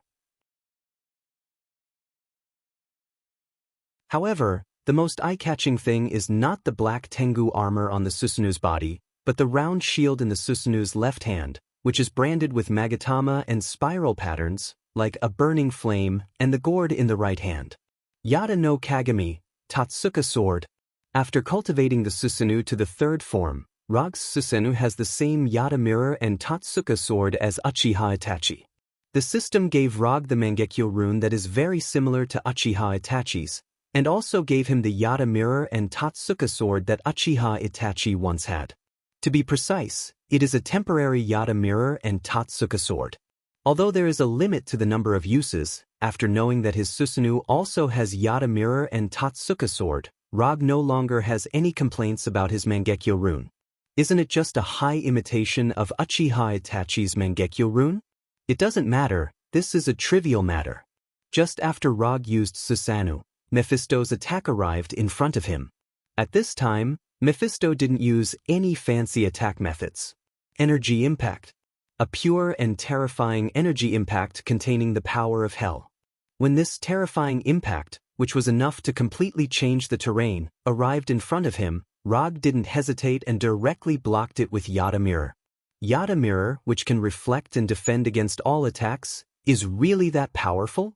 Now is the best time to test it. The terrifying blood-red energy impact crashed into the Yada no Kagami like a roaring flood. This terrifying energy impact lasted for a full 4 or 5 seconds before it ended. When the energy impact was over, Yada Mirror in Susanu's hand once again revealed its true appearance. Unscathed, Yada Mirror blocked Mephisto's energy impact. Although Dum didn't know what kind of existence Yada Mirror was. But after seeing Yada Mirror block Mephisto's attack unscathed, he found that he had seriously underestimated Rog's strength. With Yada Mirror alone, Rog could ignore most of his attacks. Not only was Dum shocked by Yada Mirror's amazing defensive power, but even Mephisto in the distance also showed a dignified look. Although the energy impact just now wasn't his full-strength attack, it was still an attack he sent out in a serious state. But soon, he put away the doubts in his heart and raised his right hand again. In the blink of an eye, another wave of energy that was even more powerful arrived in front of Rog. Boom! Unlike the previous attack, when the energy impact hit the Yada no Kagami, it exploded like an intercontinental missile hitting the target. The huge explosion sound and the explosion of energy instantly engulfed Rog's Susanoo. A few seconds later, when everything returned to normal, cracks appeared on Yada Mirror in Susanoo's hand. Fortunately, Yada Mirror itself was a spiritual weapon without a physical body, so these cracks were quickly repaired by Rog's chakra and returned to its original appearance. Can you hurry up? I can't hold on any longer. The Yada Mirror that Rog had now was not the real Yada Mirror. His current Yada Mirror and Tatsuka sword were both temporary items given by the system, and they were existences that would disappear after they were used up. 3 times. He only had 3 chances to use Yada Mirror and Tatsuka sword. Rog did not intend to waste all the chances of Yada Mirror on Mephisto, so the limit he could bear was 1 time. As long as Yada Mirror was broken, it would be counted as 1 time. If he wanted to continue using Yada Mirror, he could only use up 1 more chance. Stop rushing me, it's almost done. Although the portal on Earth would automatically open when the time was right, Rog and Doom did not have that kind of time at all. By the time the portal opened according to the set time, the grass on their graves was already several meters tall. Standing in front of them now was not Mephisto, who was just playing around, but a completely enraged Heavenly Father.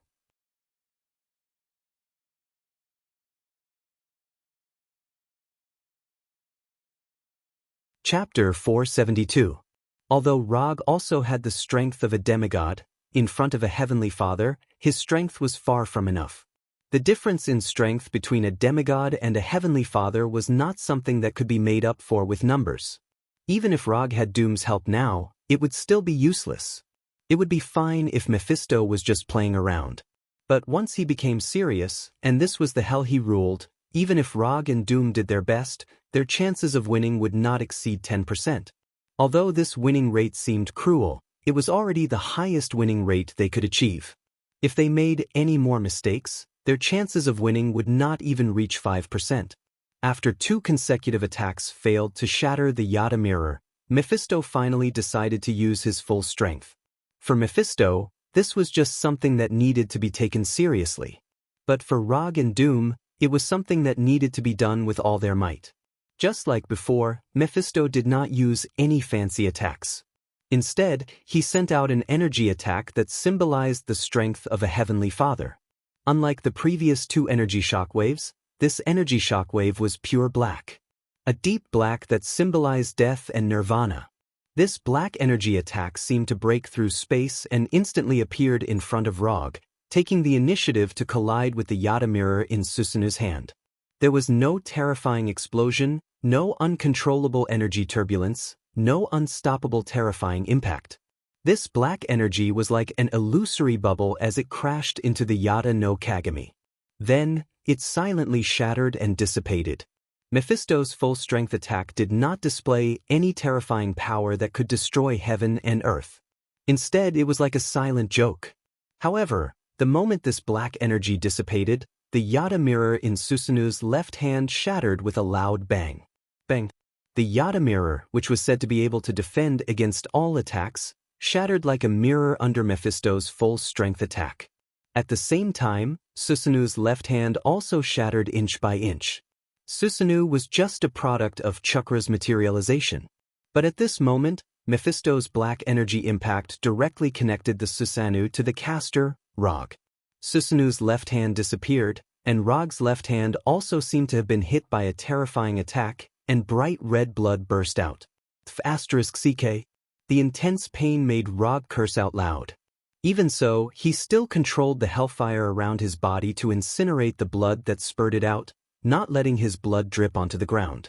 After dealing with the crisis of leaving blood in hell, he mobilized chakra and performed a temporary treatment on his left hand that suddenly exploded. He didn't need to completely heal his left hand. As long as the wound stopped bleeding, his immortal body would automatically finish the rest of the work. Even if he did not activate chakra, the immortal body would automatically heal the injury on his left hand. However, in this way, he would have to constantly pay attention to whether or not his blood would fall to the ground unknowingly. Fresh blood was a very useful medium in the field of magic. Rog did not want Mephisto to get his blood and then use it as a medium to cast several fatal curses on him. Yada no Kagami broke in the end. After blocking 3 attacks from Mephisto, Yada no Kagami ended its mission. The teleportation portal is ready. After paying the price of 1 use of Yada no Kagami, Dum finally opened the portal back to Earth. You go first. I still have some personal grudges to deal with. Rog said calmly to Dum without turning back. Personal grudges? Dum was stunned. However, he did not hesitate for long. He directly walked into the portal less than a meter away and returned to his castle. Mephisto, this is the second and last time. Next time, the one who will escape will be you. Rog said loudly to Mephisto in the distance. No, you won't have a next chance. As he spoke, Mephisto raised his right hand again and summoned a pure black energy ball that was only 1 meter in diameter. This was an energy ball that looked like a black hole. Mephisto did not care about the portal behind Rog, because Rog would not have the chance to walk through it at all. Is that so? But that's not up to you. As soon as he said that, Rog controlled Susanu, and let Susanu, which only had its right hand left, hold the gourd hanging on its hand. When Susanu held the gourd like it was holding a sword, the wine in the gourd flew out and condensed into a long sword burning with golden flames. Tatsuka sword. Unlike Yada no Kagami, Tatsuka sword's 3 chances were 3 chances to attack. As long as Yada no Kagami did not break, no matter how many attacks it blocked, it would only count as 1 chance. Tatsuka sword was different. As long as it attacked the target, it would count as 1 chance. The sword is not bad, but unfortunately, it's not. Before Mephisto could finish speaking, the Tatsuka sword formed by golden flames appeared in front of him and pierced his body. The speed of the Tatsuka sword's attack was beyond Mephisto's imagination. However, he still did not take the Tatsuka sword's attack to heart, even if he had been pierced by the Tatsuka sword. Do you think an attack of this level can defeat me? After feeling the power of the Tatsuka sword, Mephisto laughed disdainfully, mocking Rog for overestimating himself. I never said that I would use this move to defeat you. For some reason, after seeing Rog's calm expression, Mephisto realized that something was wrong. However, he soon realized what was wrong. The Tatsuka sword did not cause any serious injuries to his body, but began to forcibly seal his body.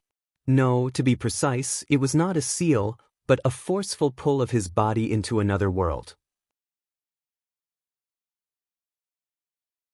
The Tatsuka sword, also known as the Sakura Tachi, was a sealed sword without a physical body. As long as it was stabbed, it could seal the target forever, in a drunken dreamlike illusory world. And unlike ordinary illusory worlds, the Tatsuka sword's illusory world sealed not only the target's spirit and soul, but also the target's body. Orochimaru, who had used the Orochi Jutsu, was sealed in a gourd by Uchiha Itachi.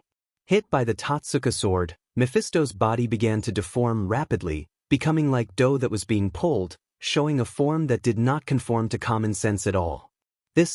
How could this be? Mephisto had never seen an existence like the Totsuka sword, not even a similar existence. It could even be said that the Totsuka sword was completely beyond Mephisto's understanding. Mephisto was indeed a lord of hell, and in his long life, he had seen all kinds of strange things. But unfortunately, the Totsuka sword used by Rog was not a product that should appear in this world at all. Whether it was the attribute of power, the principle, or the form, it did not belong to this world. Even if Mephisto was a heavenly father, it was impossible for him to know the knowledge of other worlds. If he could do this, he would not be a heavenly father, but a multiverse-level existence, or even a higher-level existence. As his body continued to deform, the black hole-like energy ball that Mephisto had summoned also shattered with a bang, completely collapsing. What was even more troublesome was that his body was constantly being pulled into the gourd by the Totsuka sword. Damn it! Although Mephisto did not have a fixed form, there was one thing that he could not avoid, and that was, his demon core was in his body. Rog had never expected the Totsuka sword to completely seal Mephisto. No matter how magical the Totsuka sword was, it was impossible to seal a heavenly father-level existence. His goal from the beginning was Mephisto's core, or a part of Mephisto's core. Unlike humans, everything about a hell demon was in their core.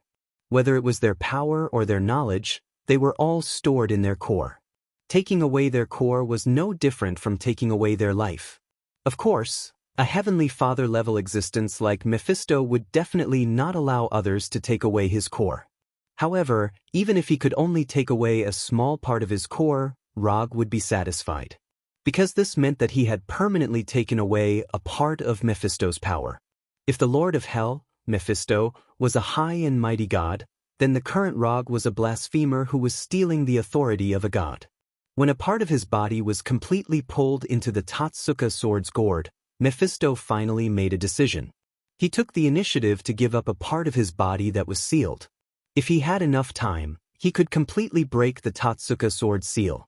Unfortunately, he did not have such time now. After realizing that he could not change the outcome for the time being, Mephisto displayed the decisiveness and determination that a hell demon should have. He took the initiative to give up a part of his body and peeled off a part of his core that he could no longer break free from the seal. After splitting the important core into two, Mephisto separated a brand new body and broke free from the Totsuka sword seal. Thank you for your hospitality. Seeing that Mephisto had taken the initiative to give up a part of his core and reformed his body in the distance, Rog raised his right hand to his left chest and bowed slightly. Then he exerted some strength in his legs and jumped into the portal. The moment he entered the portal, he removed Susanoo to avoid putting too much pressure on the portal. In the end, Rog completed his initial goal and left Hell alive with a part of Mephisto's core. When he returned to Earth, Dum did not hesitate and directly destroyed the portal he had created. Have you always been so crazy?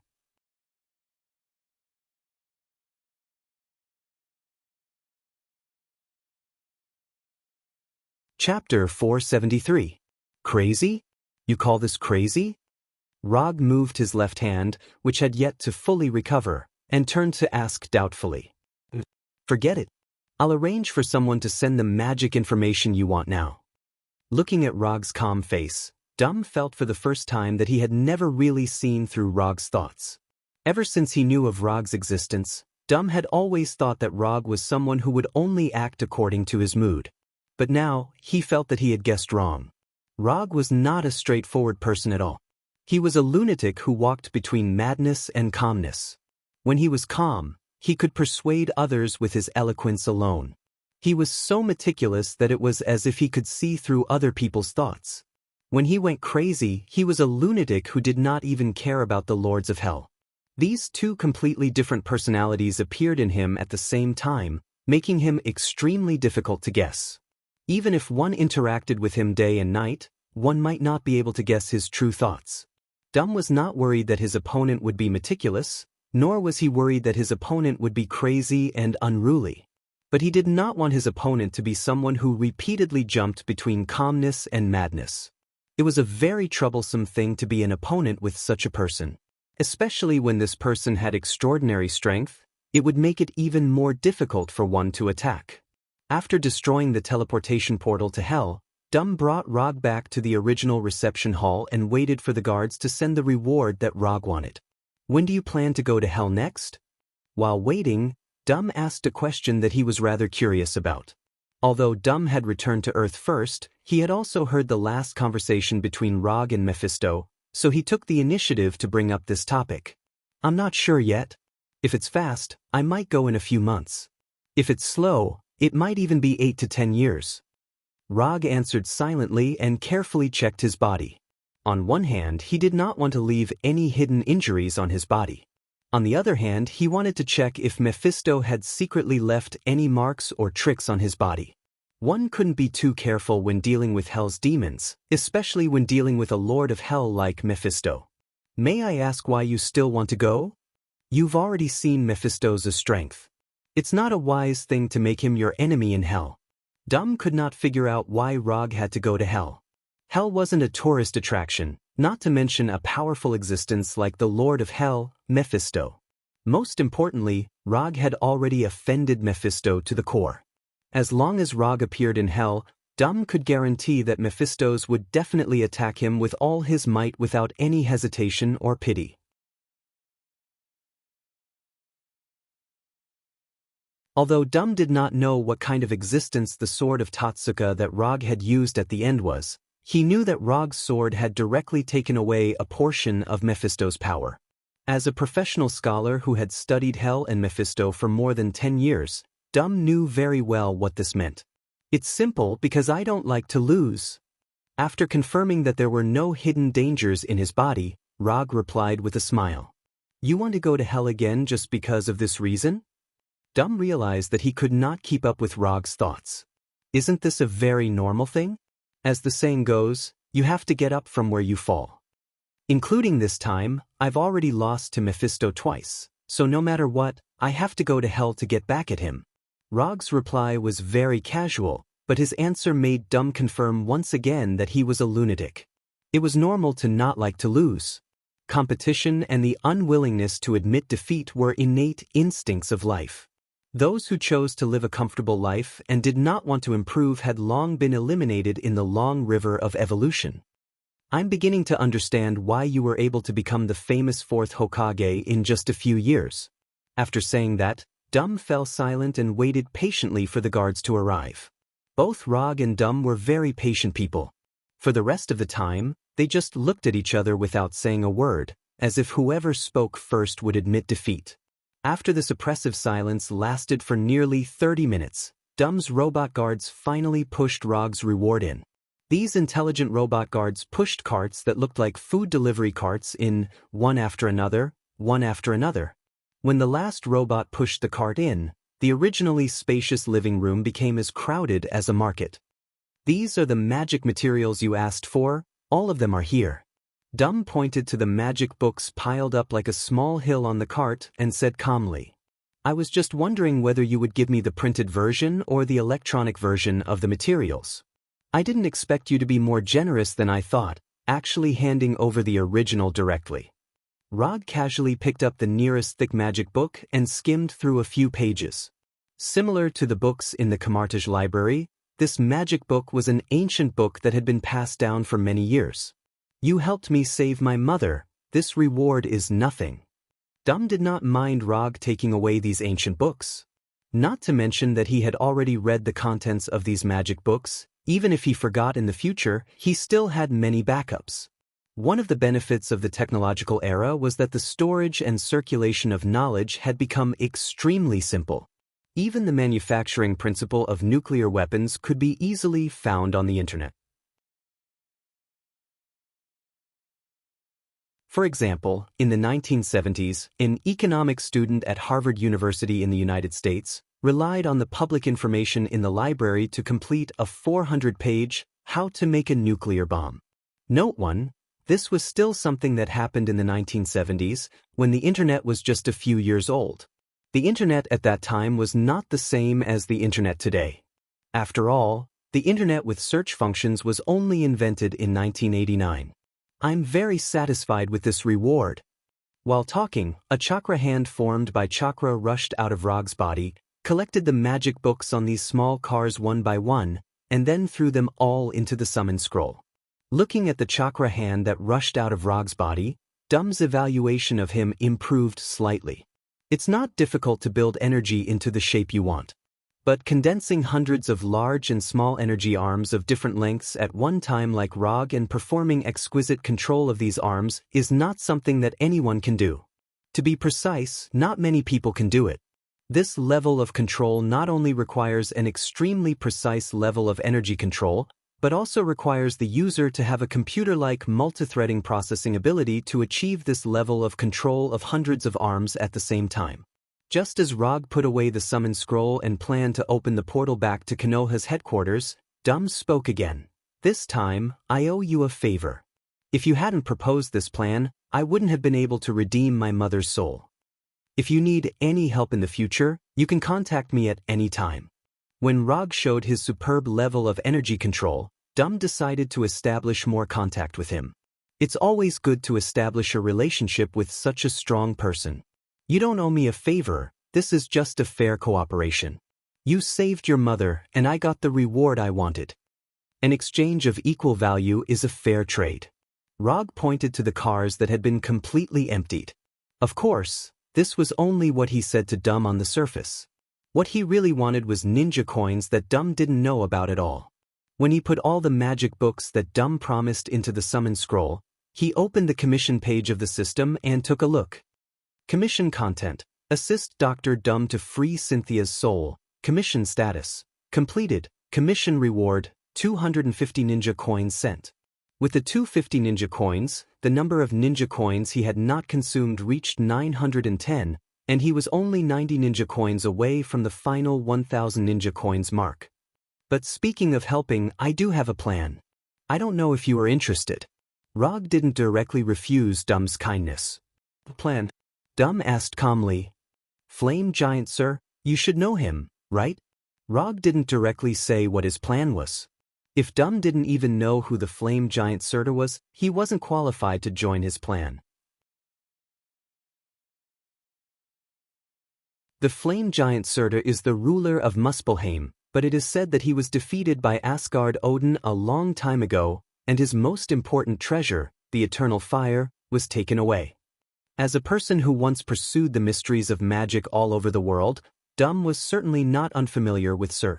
If he had a way to go to other countries in the Nine Worlds, he would have already gone to see other countries in the Nine Worlds. The Eternal Fire is now with me. As soon as his voice fell, Rog summoned a small cluster of Eternal Fire and let the Eternal Fire burn slowly on his fingertips. You actually got the Eternal Fire? Then it seems that the news that Odin is dead some time ago is not a rumor. Although Dum hasn't been to other planets and countries, it doesn't mean that his information channels are blocked. For a sorcerer, especially a sorcerer who has mastered many magic, it is not particularly difficult to communicate with a life in other countries. Odin did fall, but this has nothing to do with my plan. Because the place I am going to go is Muspelheim. Tell me about your plan? Dum also began to wonder what Rog was planning. How about the plan to conquer Muspelheim? Looking at Dum, who had obviously been interested, Rog said calmly.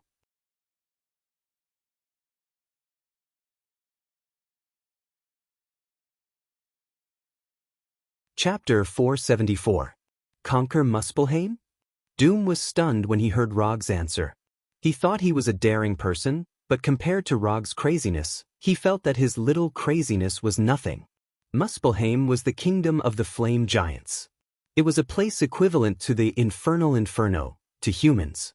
No, conquer Muspelheim. Although there are many Flame Giants in Muspelheim, the only one who can be considered a powerhouse is Surtur, and Surtur isn't in a good state right now. Ever since Odin took away his Eternal Fire, his strength has shown a steep decline. As long as we can get rid of Surtur, the remaining Flame Giants are nothing to be afraid of. Finding trouble with Surta was not a temporary plan that Rog came up with on a whim, but an operation that he had seriously considered the risks and rewards. Thor, who had not completely awakened the divine power of thunder, could single-handedly deal with Surta, who did not have the eternal fire. Therefore, the risk of the operation was not particularly high. In addition to Surta being in a weakened state, another main reason was that Rog had taken a fancy to his weapon, the Twilight Sword. The Twilight Sword was the best weapon for the eternal fire. As long as he had the Twilight Sword, he could use the eternal fire in his hands to the greatest extent, unlike now, where he could only use the eternal fire as an ordinary energy source or flame. Even if he had the Twilight Sword, he would not be able to exert the power of the eternal fire to the limit like Surtur, but it would still be more efficient than his current use. I need a few days to think about it. After a week, no matter what the outcome is, I will inform you. If Rog was only planning to do something on Earth, Doom would not hesitate and agree immediately. However, Rog's plan had completely exceeded his imagination, so he could not make a decision immediately. Although in the eyes of others, Professor of Destruction Doom was a rather crazy person, in fact, he still paid great attention to his own safety.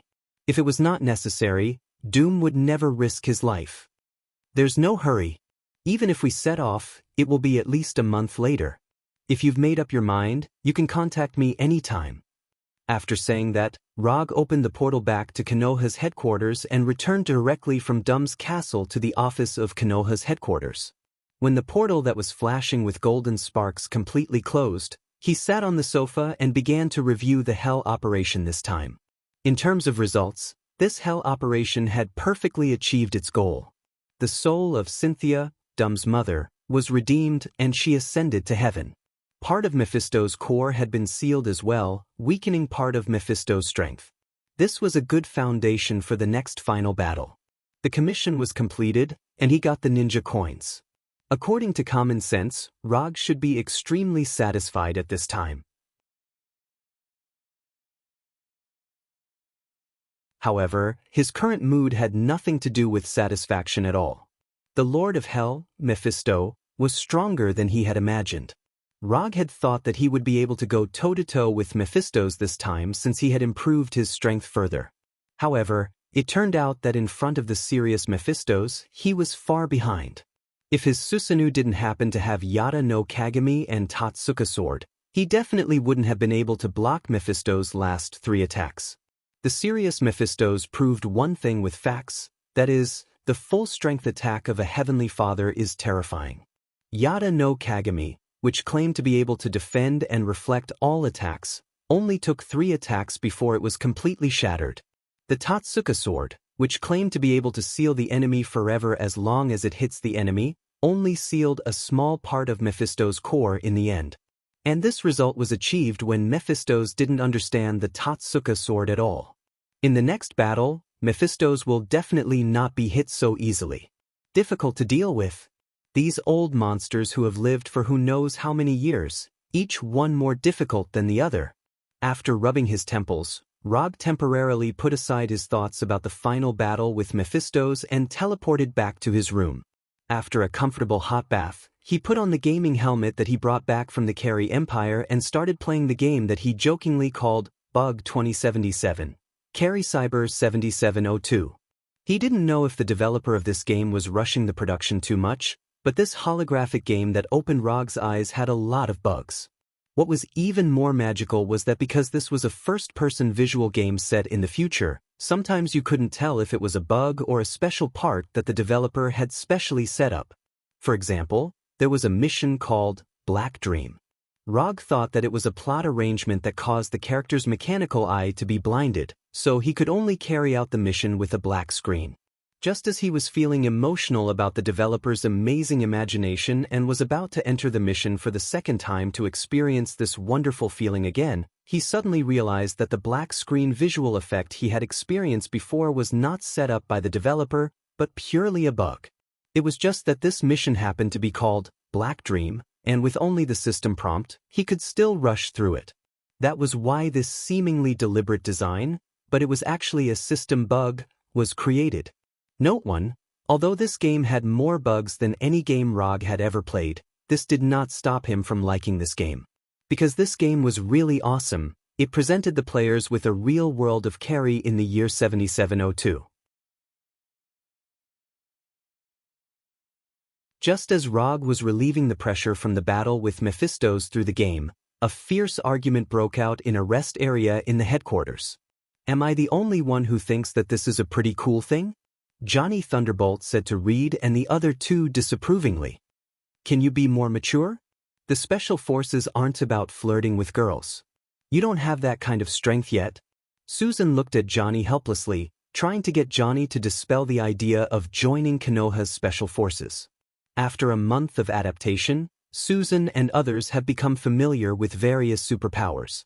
At least their bodies will no longer suddenly soften or disappear, or suddenly burn their clothes. Come on, it's not like you haven't seen my training record. I graduated with high scores. Since Johnny learned that Konoha's Special Forces members could emit high temperatures, and some of them could even breathe fire, he had an obsession to join the Special Forces. For this reason, he also specifically went to Frank the Punisher and applied for a recruit training spot with Frank. In the beginning, there was no such thing as recruit training in Konoha. Those who can be selected by Konoha are basically elite warriors in their respective units or organizations.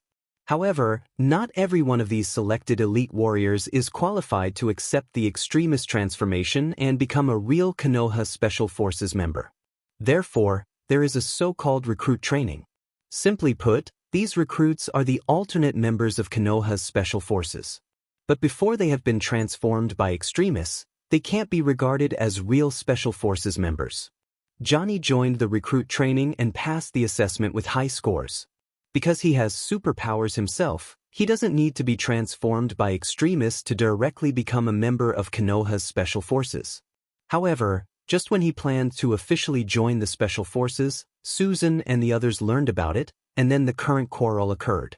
In terms of age, Johnny is now a very mature adult.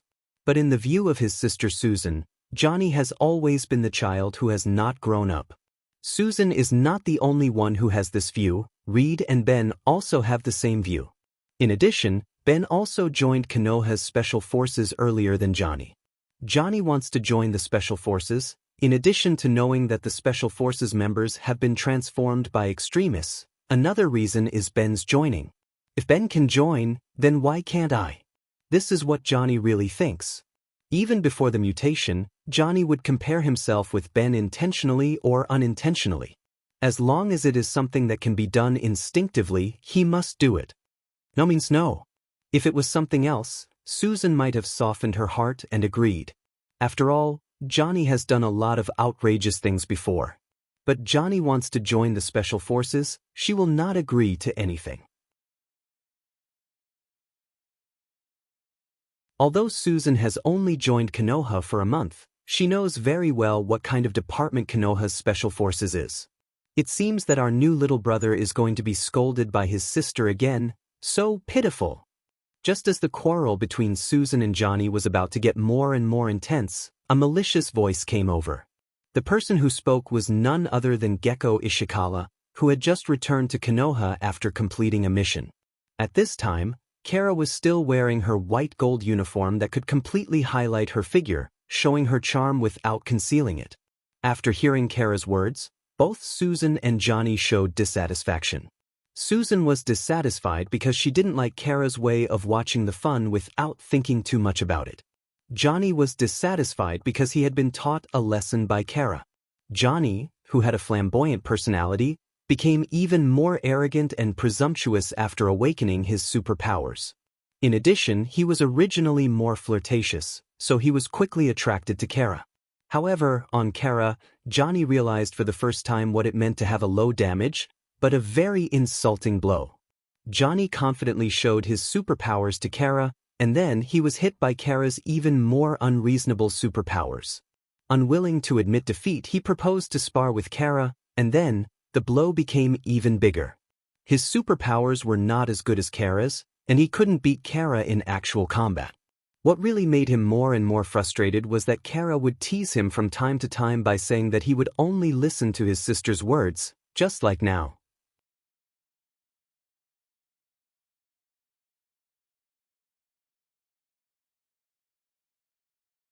Chapter 475. Just as Susan was about to say something, Kala took the initiative to leave and didn't continue to taunt Johnny. After watching the graceful figure of Kala leave the rest area, Johnny couldn't help but breathe a sigh of relief. If Kala continued to stay here, he didn't know what she would say next. Johnny had a deep understanding of Kala's ability to taunt people. Johnny didn't know that before Kala became the superhero Moonlight Stone, she was a famous PhD in psychology. Kara could tell what he was thinking at a glance. This is the main reason why Johnny has always been under Kala's control. The longer he stayed in Konoha, the more Johnny felt that the heroes in Konoha are all talents in the true sense. Even the Abomination and the Red Tank, who seemed to be the most brainless of them all, had a shocking level of tactical accomplishment and strategy. Although they give the impression that they are barbarian soldiers with strong limbs and simple minds, in fact, they are excellent commanders. Leading the team to execute the team and formulate tactical plans is as simple as eating for them. After Kala left, Johnny didn't continue to argue with Susan. Whether Susan agrees or not, he will join the Special Forces and become a field agent of Konoha. Even if Susan is his sister, she can't change his decision. When Johnny, Susan, and the others left the resting area became quiet again. Time passed day by day. When Johnny insisted on joining the Special Forces despite Susan's opposition, he finally received his first field mission. Because Johnny was a complete newbie, he was assigned by Punisher Frank to join the Special Forces led by Daisy, which had the highest success rate and the lowest casualty rate. Although Rog didn't specifically instruct Frank and others, they can see that Rog is very concerned about the new members of Konoha. In fact, Rog only cares about Reed and Susan. However, from Frank's point of view, Rog only cared about Reed and the other three. After all, they were the only ones who had their individual hero names and team names confirmed by Rog. Konoha Headquarters, 5th Battle Room. According to the tip-off, there are suspected werewolves and vampires in the Los Angeles area. The local police and the FBI reported the case to Konoha's Los Angeles branch. Now, these cases are in our hands. The mission is very simple. If these werewolves and vampires are willing to abide by Konoha's rules, we just need to register them. If they don't want to abide by Konoha's rules, we will tell them the price of not following the rules. The specific information of the target has been sent to your combat computer. To appear in 15 minutes. If you have any questions, you can ask them now. The one giving the mission briefing was Johnny's current captain, Shockwave Girl Daisy. Daisy's partner was originally Quicksilver. But Quicksilver was assigned to the Abomination's team by Punisher Frank, so Johnny replaced Quicksilver and joined Daisy's team. In addition to the two of them, there would also be a standard 6-man Special Forces team set off with them. Generally, tasks will only be carried out the 6-person Special Forces. Only tasks involving extraordinary power will be led by superheroes such as Daisy. Well, I want to ask, are we now sure that they are werewolves and vampires? Johnny pointed to the targets on the combat computer that looked no different from ordinary people and asked doubtfully. It's not completely confirmed yet, but we can't rule out that they are imitators. Daisy replied calmly. Since the appearance of aliens and superheroes, more and more people with superpowers have emerged. Of course, there are still a few people with extraordinary powers. So, there are so-called imitators. These imitators were all ordinary people, but they had a perverted obsession with supernatural powers. Therefore, they imitated certain legendary existences and pretended that they were supernatural beings. These imitators are not in the minority. Nearly half of the extraordinary cases received by Konoha were done by these imitators. If they are imitators, do we need to hand them over to the local police? Johnny asked a question that was extremely new to him. As soon as he finished, he saw the other Special Forces looking at him like he was an idiot. No. Even if they are imitators, they will be imprisoned by Konoha. Daisy frowned and answered patiently. The so-called imprisonment by Konoha is just a nicer way to put it. Konoha's special prison is a secret place that even ordinary members of Konoha can't enter. And so far, none of the prisoners who were imprisoned in Konoha's special prison have been able to come out. Oh, I understand. 15 minutes later, when Daisy was about to lead Johnny and the Special Forces to board the Quinjet, a brilliant aurora-like light lit up beside Daisy. The people of Konoha are no stranger to this sudden light, because in the whole of Konoha, only Rog can do this. When the brilliant light disappeared, Rog appeared in front of Daisy and the others. You are going to Los Angeles to capture werewolves and vampires? Rog asked Daisy.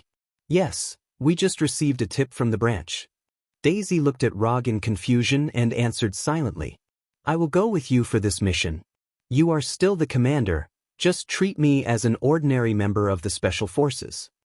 After that, Rog took the initiative to board the Quinjet. Only now did Daisy and the others realize that Rog was wearing the standard combat uniform of Konoha's Special Forces. Black combat uniform, standard combat vest, standard explosive rifle and pistol, and a series of supporting combat equipment. What's going on? Is there another secret behind the werewolves and vampires in Los Angeles? Looking at Rog, who was no different from the other members of the Special Forces, Daisy, Johnny, and the others all showed a puzzled look. As far as they could remember, Rog would only personally take action when he encountered a major event. But the werewolves and vampires in Los Angeles didn't look like they would cause any major harm. With a head full of questions, Daisy, Johnny, and the others boarded the Quinjet and flew toward Los Angeles.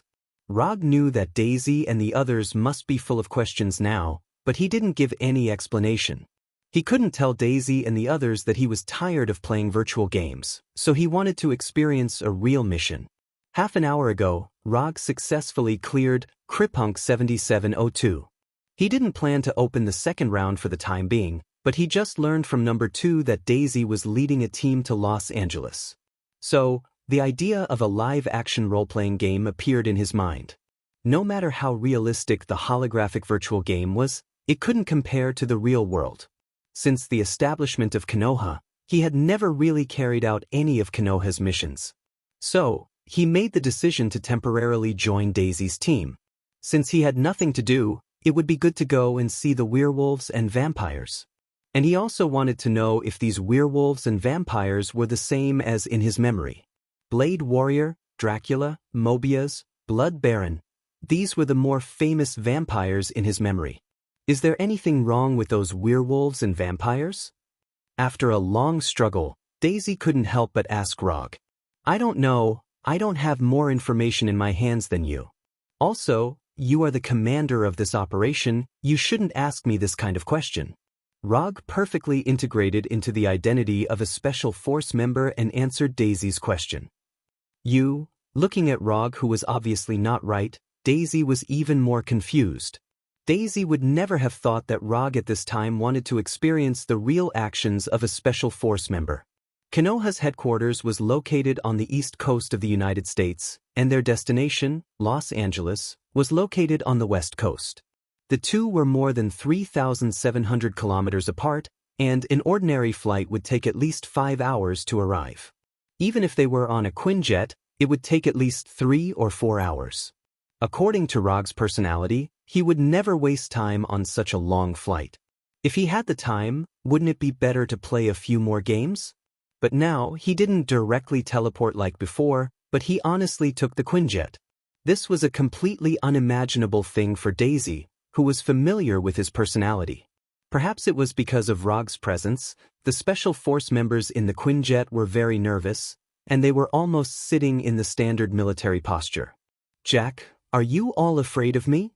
Rog said to Jack, the Special Force member opposite him. Sir, no, Jack quickly said in a tone like he was reporting to a superior. But before he finished, he realized that something was wrong. I said, I'm just an ordinary Special Force member now, don't treat me as your superior. You only have her as your superior. After that, Rog pointed to Daisy sitting on his right. However, his explanation did not alleviate the tense atmosphere at all. Jack and the other members of the Special Forces were still in a tight spot. Damn it. How can I play live-action roleplay like this? Rog sighed helplessly. Then he used transformation jutsu. Boom. When the white smoke completely dissipated, the familiar Rog had completely disappeared. Instead, there was a young man with blonde hair and a handsome face. In order to make these special force members relax, Rog changed his appearance and turned himself into Minato. Let me reintroduce myself. My name is Minato, code name Golden Flash, Konoha registration number 006510. I'm a recruit who just joined the Special Force.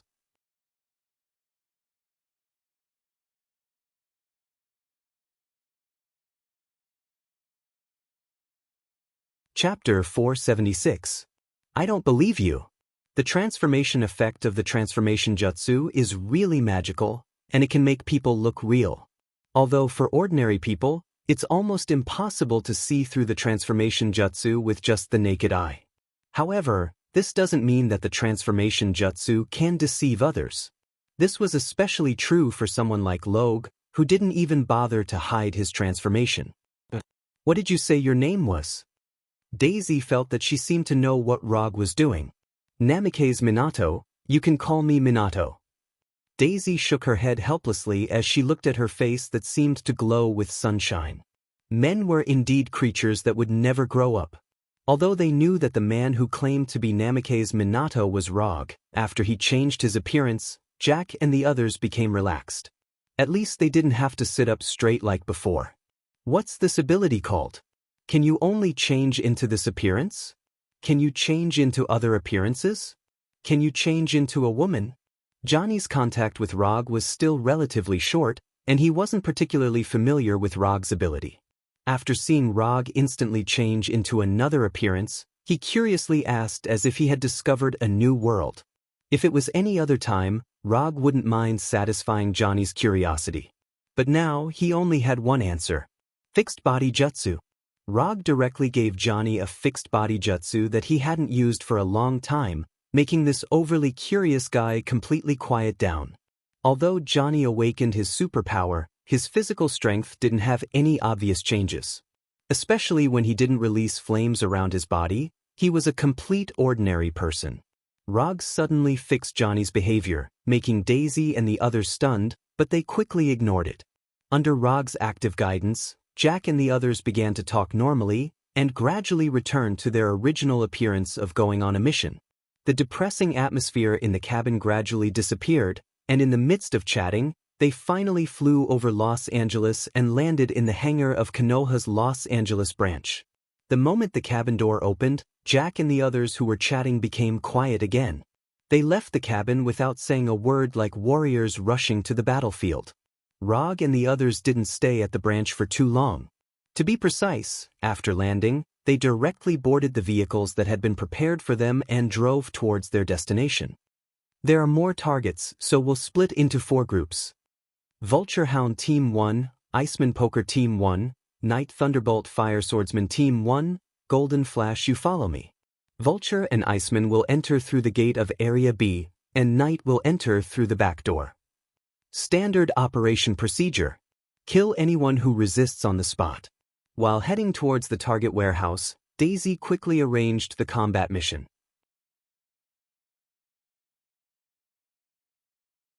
Whether it's in Konoha or in other forces, they rarely call each other by their real names. For these warriors who walked on the edge of life and death, their code names were their heroic names. Other than Johnny, everyone present was an experienced expert.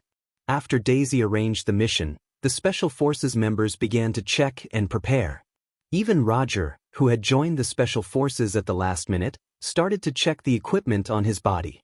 He is now Minato, a newcomer in the Special Forces, not the 4th Hokage, and not the director of Konoha's intelligence agency. And in this mission, if it is not necessary, he does not intend to use any ninjutsu or genjutsu. As for taijutsu, if he encounters hand-to-hand combat, there is no other way. Explosive rifles, explosive pistols, 3 energy grenades, 2 flash grenades, 2 smoke grenades, 2 combat daggers. The communicator is normal, the combat computer is normal, the combat helmet is normal. After checking all the equipment on his body, Rog put on the combat helmet connected to the combat computer. The combat helmets used by Konoha's special forces are specially customized. The lens in front of the helmet can not only project the information on the combat computer, but also transmit the view back to Konoha's headquarters at any time. When necessary, the lens can also be switched to night vision or infrared thermal imaging mode. On the helmet, there is also an independent communication system to facilitate individual communication within the team or to send messages to the nearest branch. A few minutes later, the action vehicle stopped on the street near the target warehouse. Action, start. The door opened, and the Special Forces members went to different areas according to the established plan. After the other 3 teams left, Daisy turned to look at Rog with a vigilant face and slowly said, "They have all left. Do you still want to keep this appearance?" "Sir, I don't quite understand what you mean," Rog answered seriously. Looking at Rog's completely unfamiliar face, Daisy couldn't wait to give him a shockwave now. "Up to you." Just as Daisy was about to go to the warehouse gate, she suddenly remembered something. "Don't you want to play? Then I will play with you." Golden flash. "Yes. Now I will give you a new order. Take care of the guards at the gate to prevent the target from knowing our arrival. Use the dagger and be quiet." Daisy gave Rog a new order. "Sir." After receiving Daisy's order, Rog raised the rifle in his hand and used the standard combat method to move forward step by step toward the warehouse gate. After carefully coming to a corner near the warehouse gate, Rog turned on the infrared thermal imaging mode on the combat helmet and began to search for the nearby guards. In the past, he would directly use Chakra's perception in this kind of situation.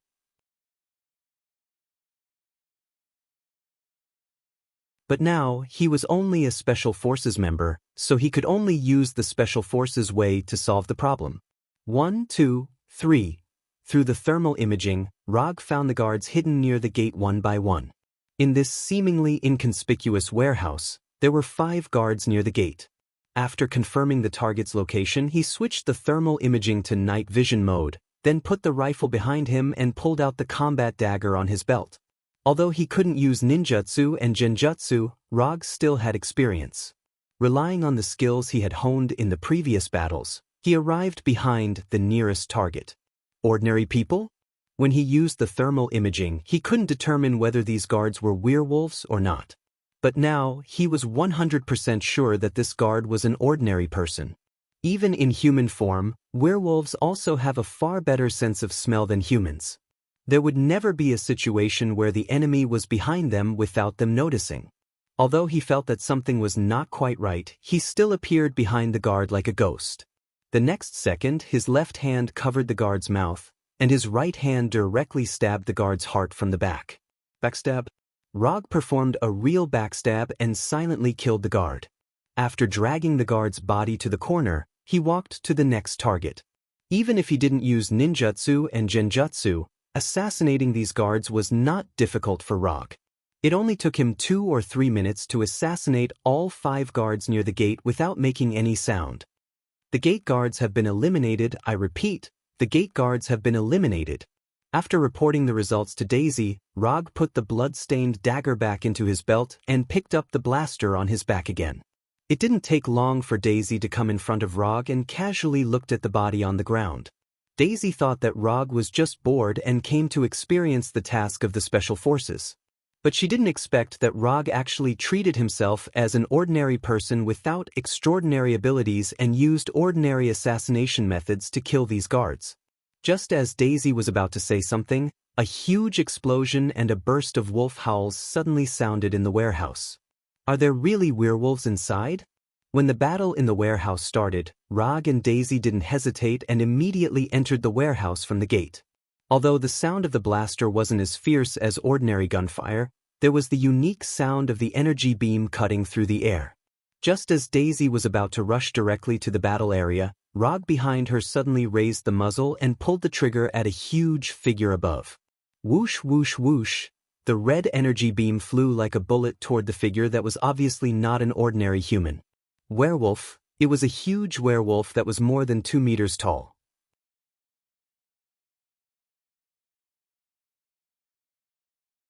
Although Rog rarely used the blaster, his shooting skills were no worse than a professional sniper.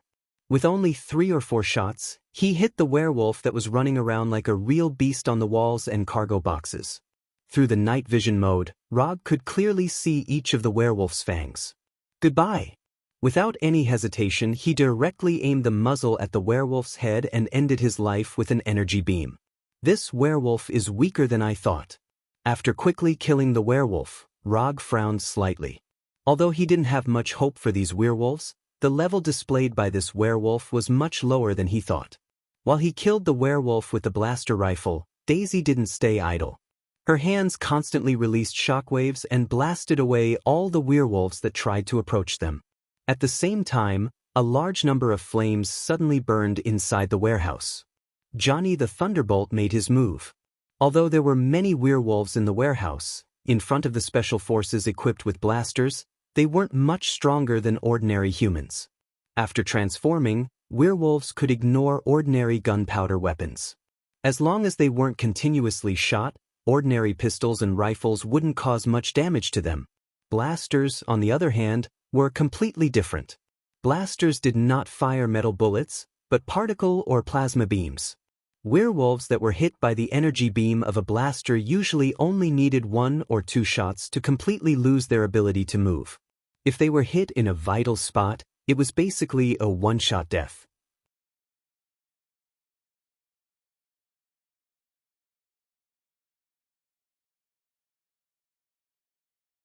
Chapter 477.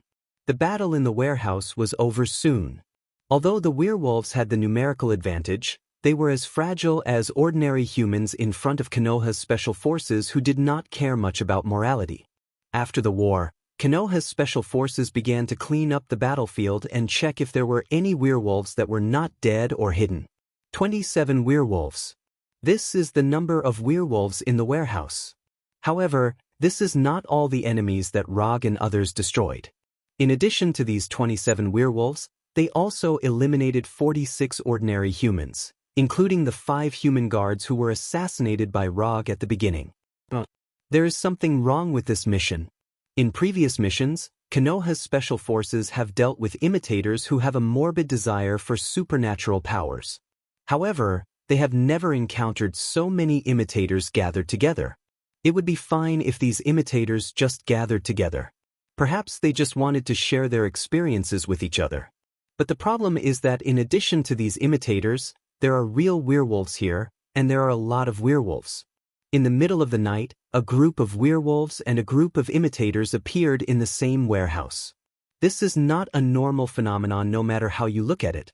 Even Johnny, a rookie on his first mission, can see that something is wrong. Iceman, Poker, guard the perimeter. Vulture, Hound, Swordsman, search the warehouse. Knight, check these werewolves and imitators. After thinking for a few seconds, Daisy immediately issued the latest instructions.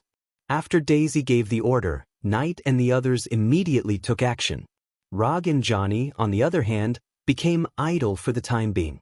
Although Daisy did not arrange anything, Rog and Johnny are not the kind of people who can be idle.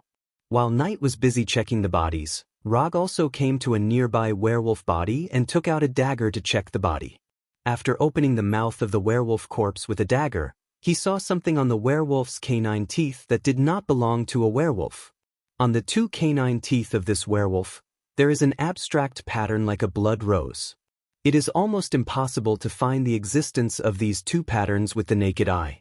If Rog hadn't studied magic in Kamartaj and was more sensitive to magic fluctuations, he wouldn't have been able to discover the existence of these 2 patterns.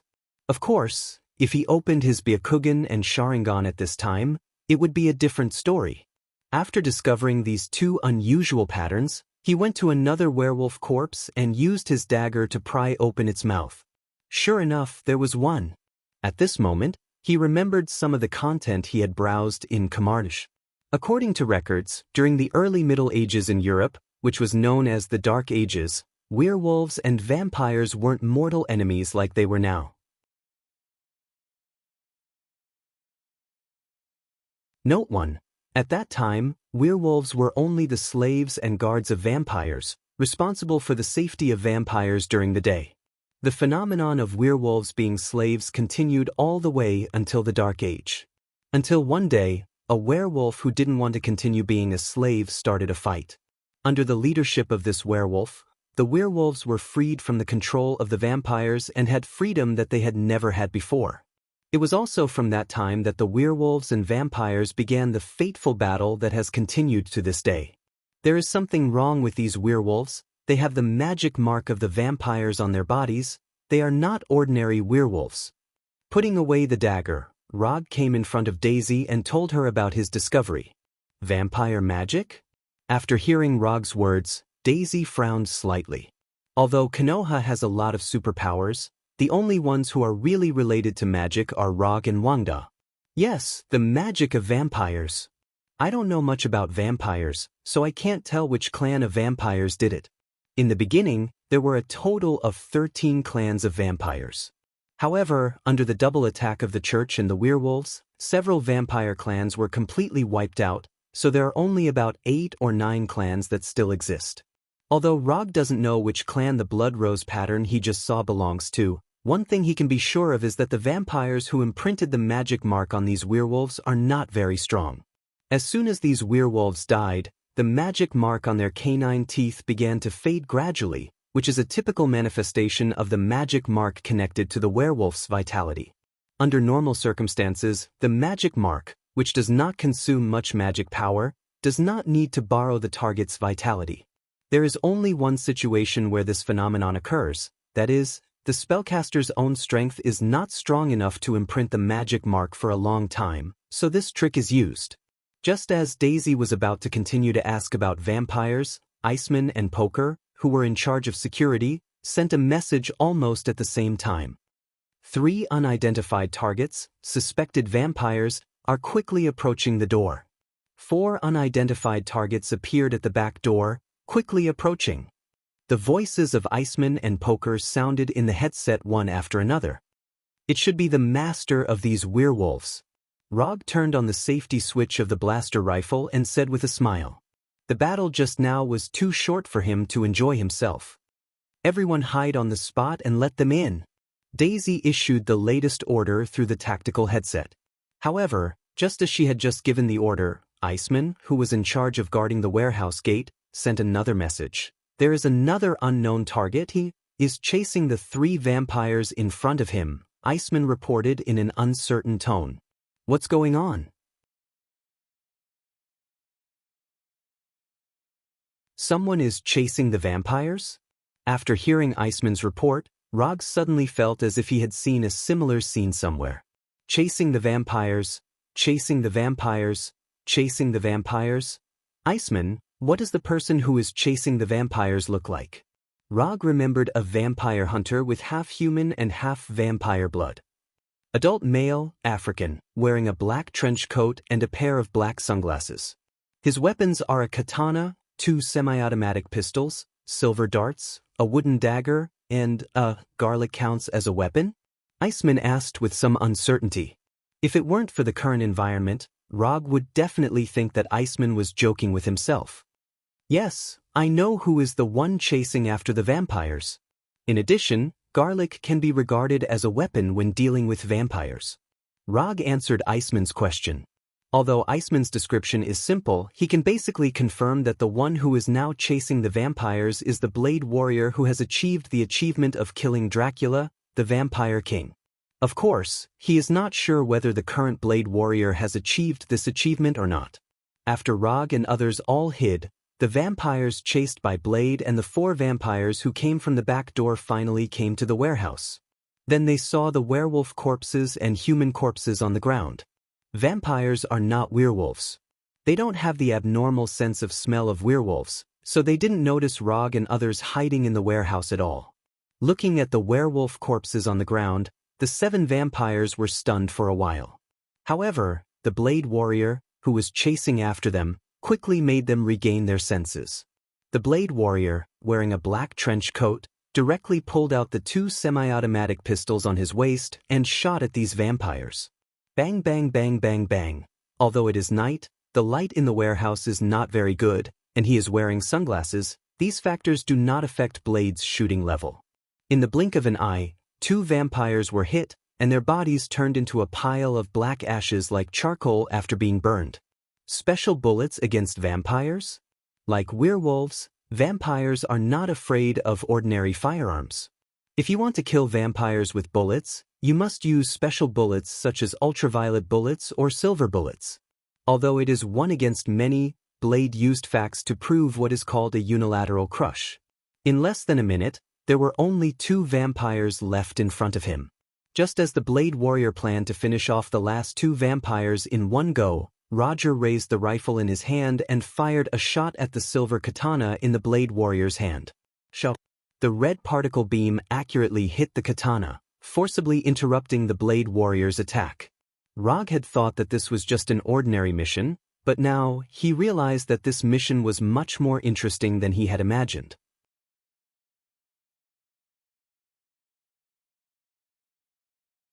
Werewolves, imitators, vampires, Blade.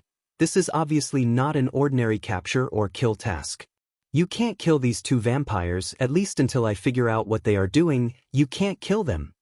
Rog, who still maintained the appearance of Minato, came out of hiding and said calmly, "The role-playing game can be temporarily ended, and the rest will be handled by the Yondaime Hokage." Blade, whose face was as black as his skin, turned to look at Rog, and then directly pulled out a pistol in his left hand, trying to shoot the remaining 2 vampires. However, just as he raised the pistol and didn't even have time to aim, a red particle beam hit his left hand holding the gun. "I won't say a word to you twice." When the Blade warrior pulled out his gun, Roger also pulled out the explosive pistol at his waist and shot the Blade warrior first. Being stopped twice in a row, Blade's body exuded a fierce aura. Although he doesn't do much to humans, it doesn't mean that he never kills. Anyone who dares to stop him from killing vampires or colluding with vampires, he won't let any of them go. At this time, Rog just stopped him from killing vampires and twice.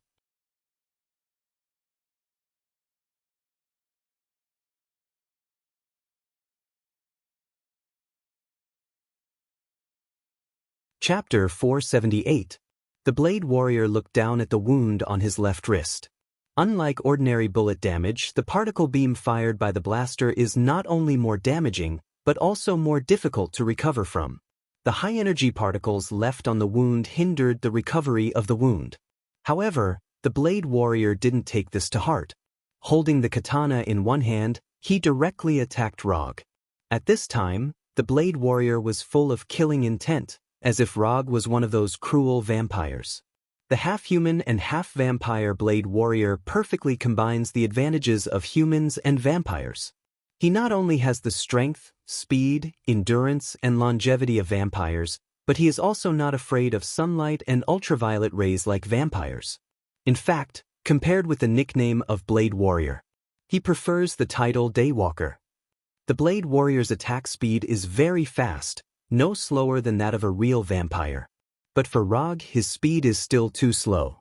Even if he doesn't open his Byakugan and Sharingan, he can clearly capture every movement of the Blade warrior and even make accurate predictions in advance.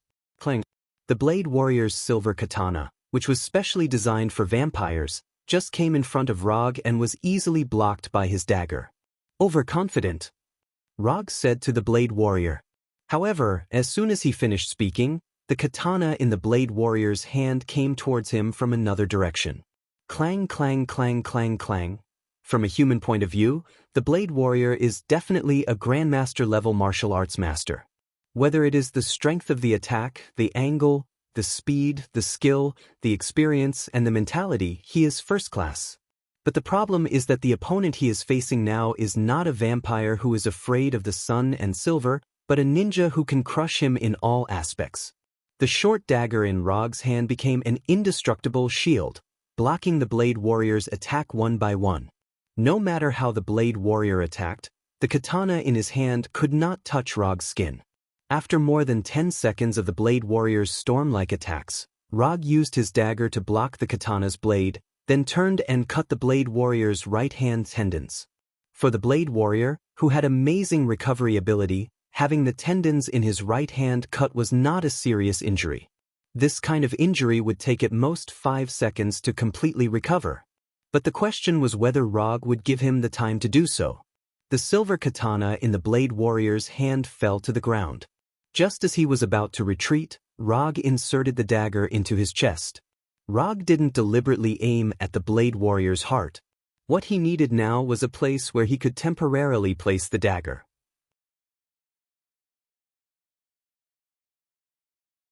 After inserting the dagger into the Blade Warrior's chest, Rog released his right hand that was holding the dagger, and then performed a few moves of Chinese ancient martial arts for the Blade Warrior.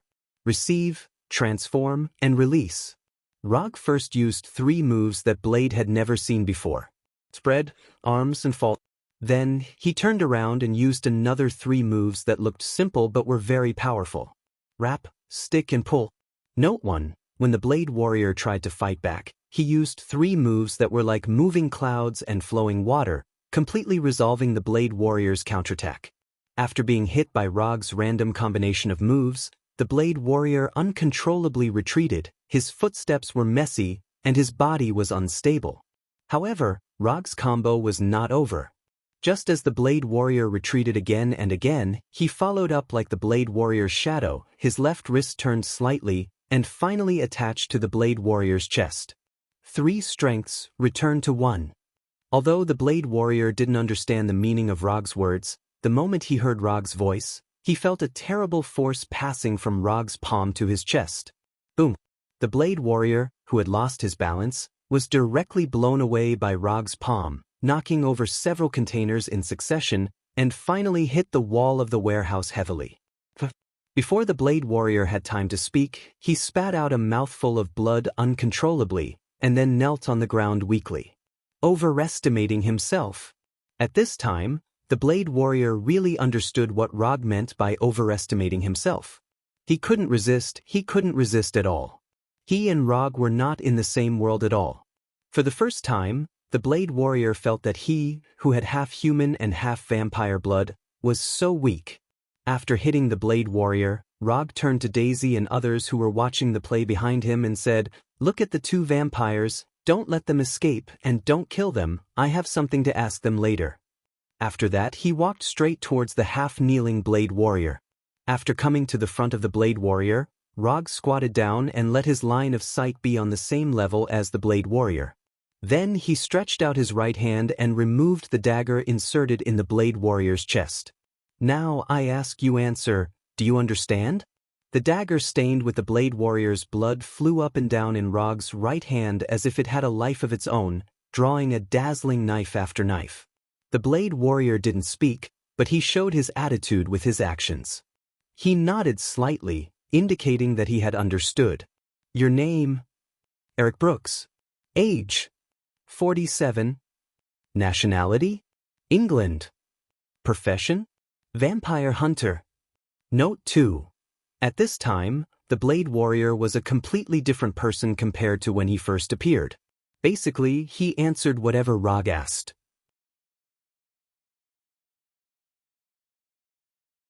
Although Rog knows the existence of the Blade Warrior, he knows that he is the vampire hunter who killed the vampire King Dracula. Apart from this, he doesn't know much about the Blade Warrior. Last question, did you kill Dracula? I've been looking for him, but I haven't really seen him yet. The Blade Warrior is no stranger to Dracula. It should be said that every vampire hunter is no stranger to Dracula. Dracula, the legendary vampire, was also recognized as the king of vampires. Killing the vampire King Dracula is not only the dream of the Blade Warrior, but also the dream of all vampire hunters. In the circle of vampire hunters, there is even such a saying. If anyone can kill Dracula, they can get all of Dracula's power, and they can live forever. After confirming that the Blade Warrior has not completed the peak of his life for the time being, Rog stood up and left without looking back. Although the Blade Warrior's strength is not bad, it is not enough for him to recruit into Konoha. For the sake of the Blade Warrior's cooperation, he doesn't mind sparing the life of the vampire hunter so that he can continue to shine for the cause he loves. From the mouth of the Blade Warrior, Rog learned a lot about vampires. For example, why did these vampires who have been away from the world for many years suddenly appear in Los Angeles and bring out their old enemy, the werewolves? After dealing with the Blade Warrior, Rog came to the 2 remaining vampires and said slowly, "I want to know what's going on with these werewolves." If you cooperate, I can consider letting you go. After witnessing the scene of Rog beating the Blade Warrior, the two vampires knew that they were definitely not the opponents of Rog. How can they beat Rog if they can't even beat the Blade Warrior? As long as their brains haven't turned into garlic, they can easily come to this conclusion. My name is... Just as one of the vampires was going to open with a self-introduction and answer the questions Rog wanted to know, Rog suddenly interrupted him. I'm not interested in knowing your names. Understood, I understand. Things are like this. In the beginning, a few of us.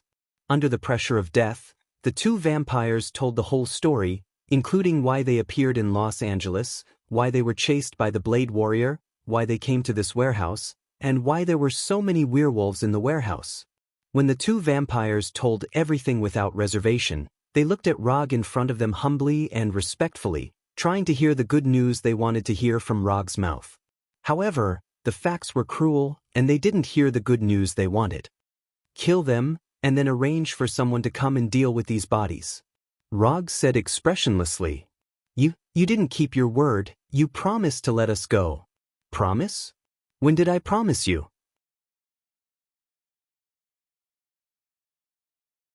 After thinking about it, my decision is to kill you, not let you go, understand? The two vampires reacted at this time. Rog only said that he would consider letting them go, but he didn't promise to let them go. Considering and agreeing are two completely different things. However, the two vampires didn't need to worry about these problems anymore. After Rog finished, Konoha's special forces ended their lives with the blasters in their hands. Restore the glory of the vampires. This idea is very interesting. From the two vampires, Rog learned that the vampires are preparing a big move recently. These vampires, who have been hiding from the world for many years, intend to establish a country on Earth that belongs to the vampires. Although this plan seems crazy, this plan has been unanimously agreed by all clans. The so-called all clans referred to the 8 clans that were still in existence. In order to achieve this plan, these vampires intend to resurrect the ancestor of vampires, the legendary third human, Cain. Note 3. Rog doesn't know whether Cain is the legendary third human, the first son of Adam and Eve. However, he is interested in this crazy idea of the vampires. If the vampires really fit the description of the legendary third human, Cain, it wouldn't be a difficult thing to understand. After all, in this world, hell and heaven are real. You're tuning in to the Passion Pages YouTube channel. We're so grateful for your support, and don't forget to subscribe to join us on this incredible journey through captivating stories. Your generosity through donations truly makes a world of difference, as it's the primary source of revenue that allows me to expand and enhance this channel for you. Thank you from the bottom of my heart for being a part of this adventure.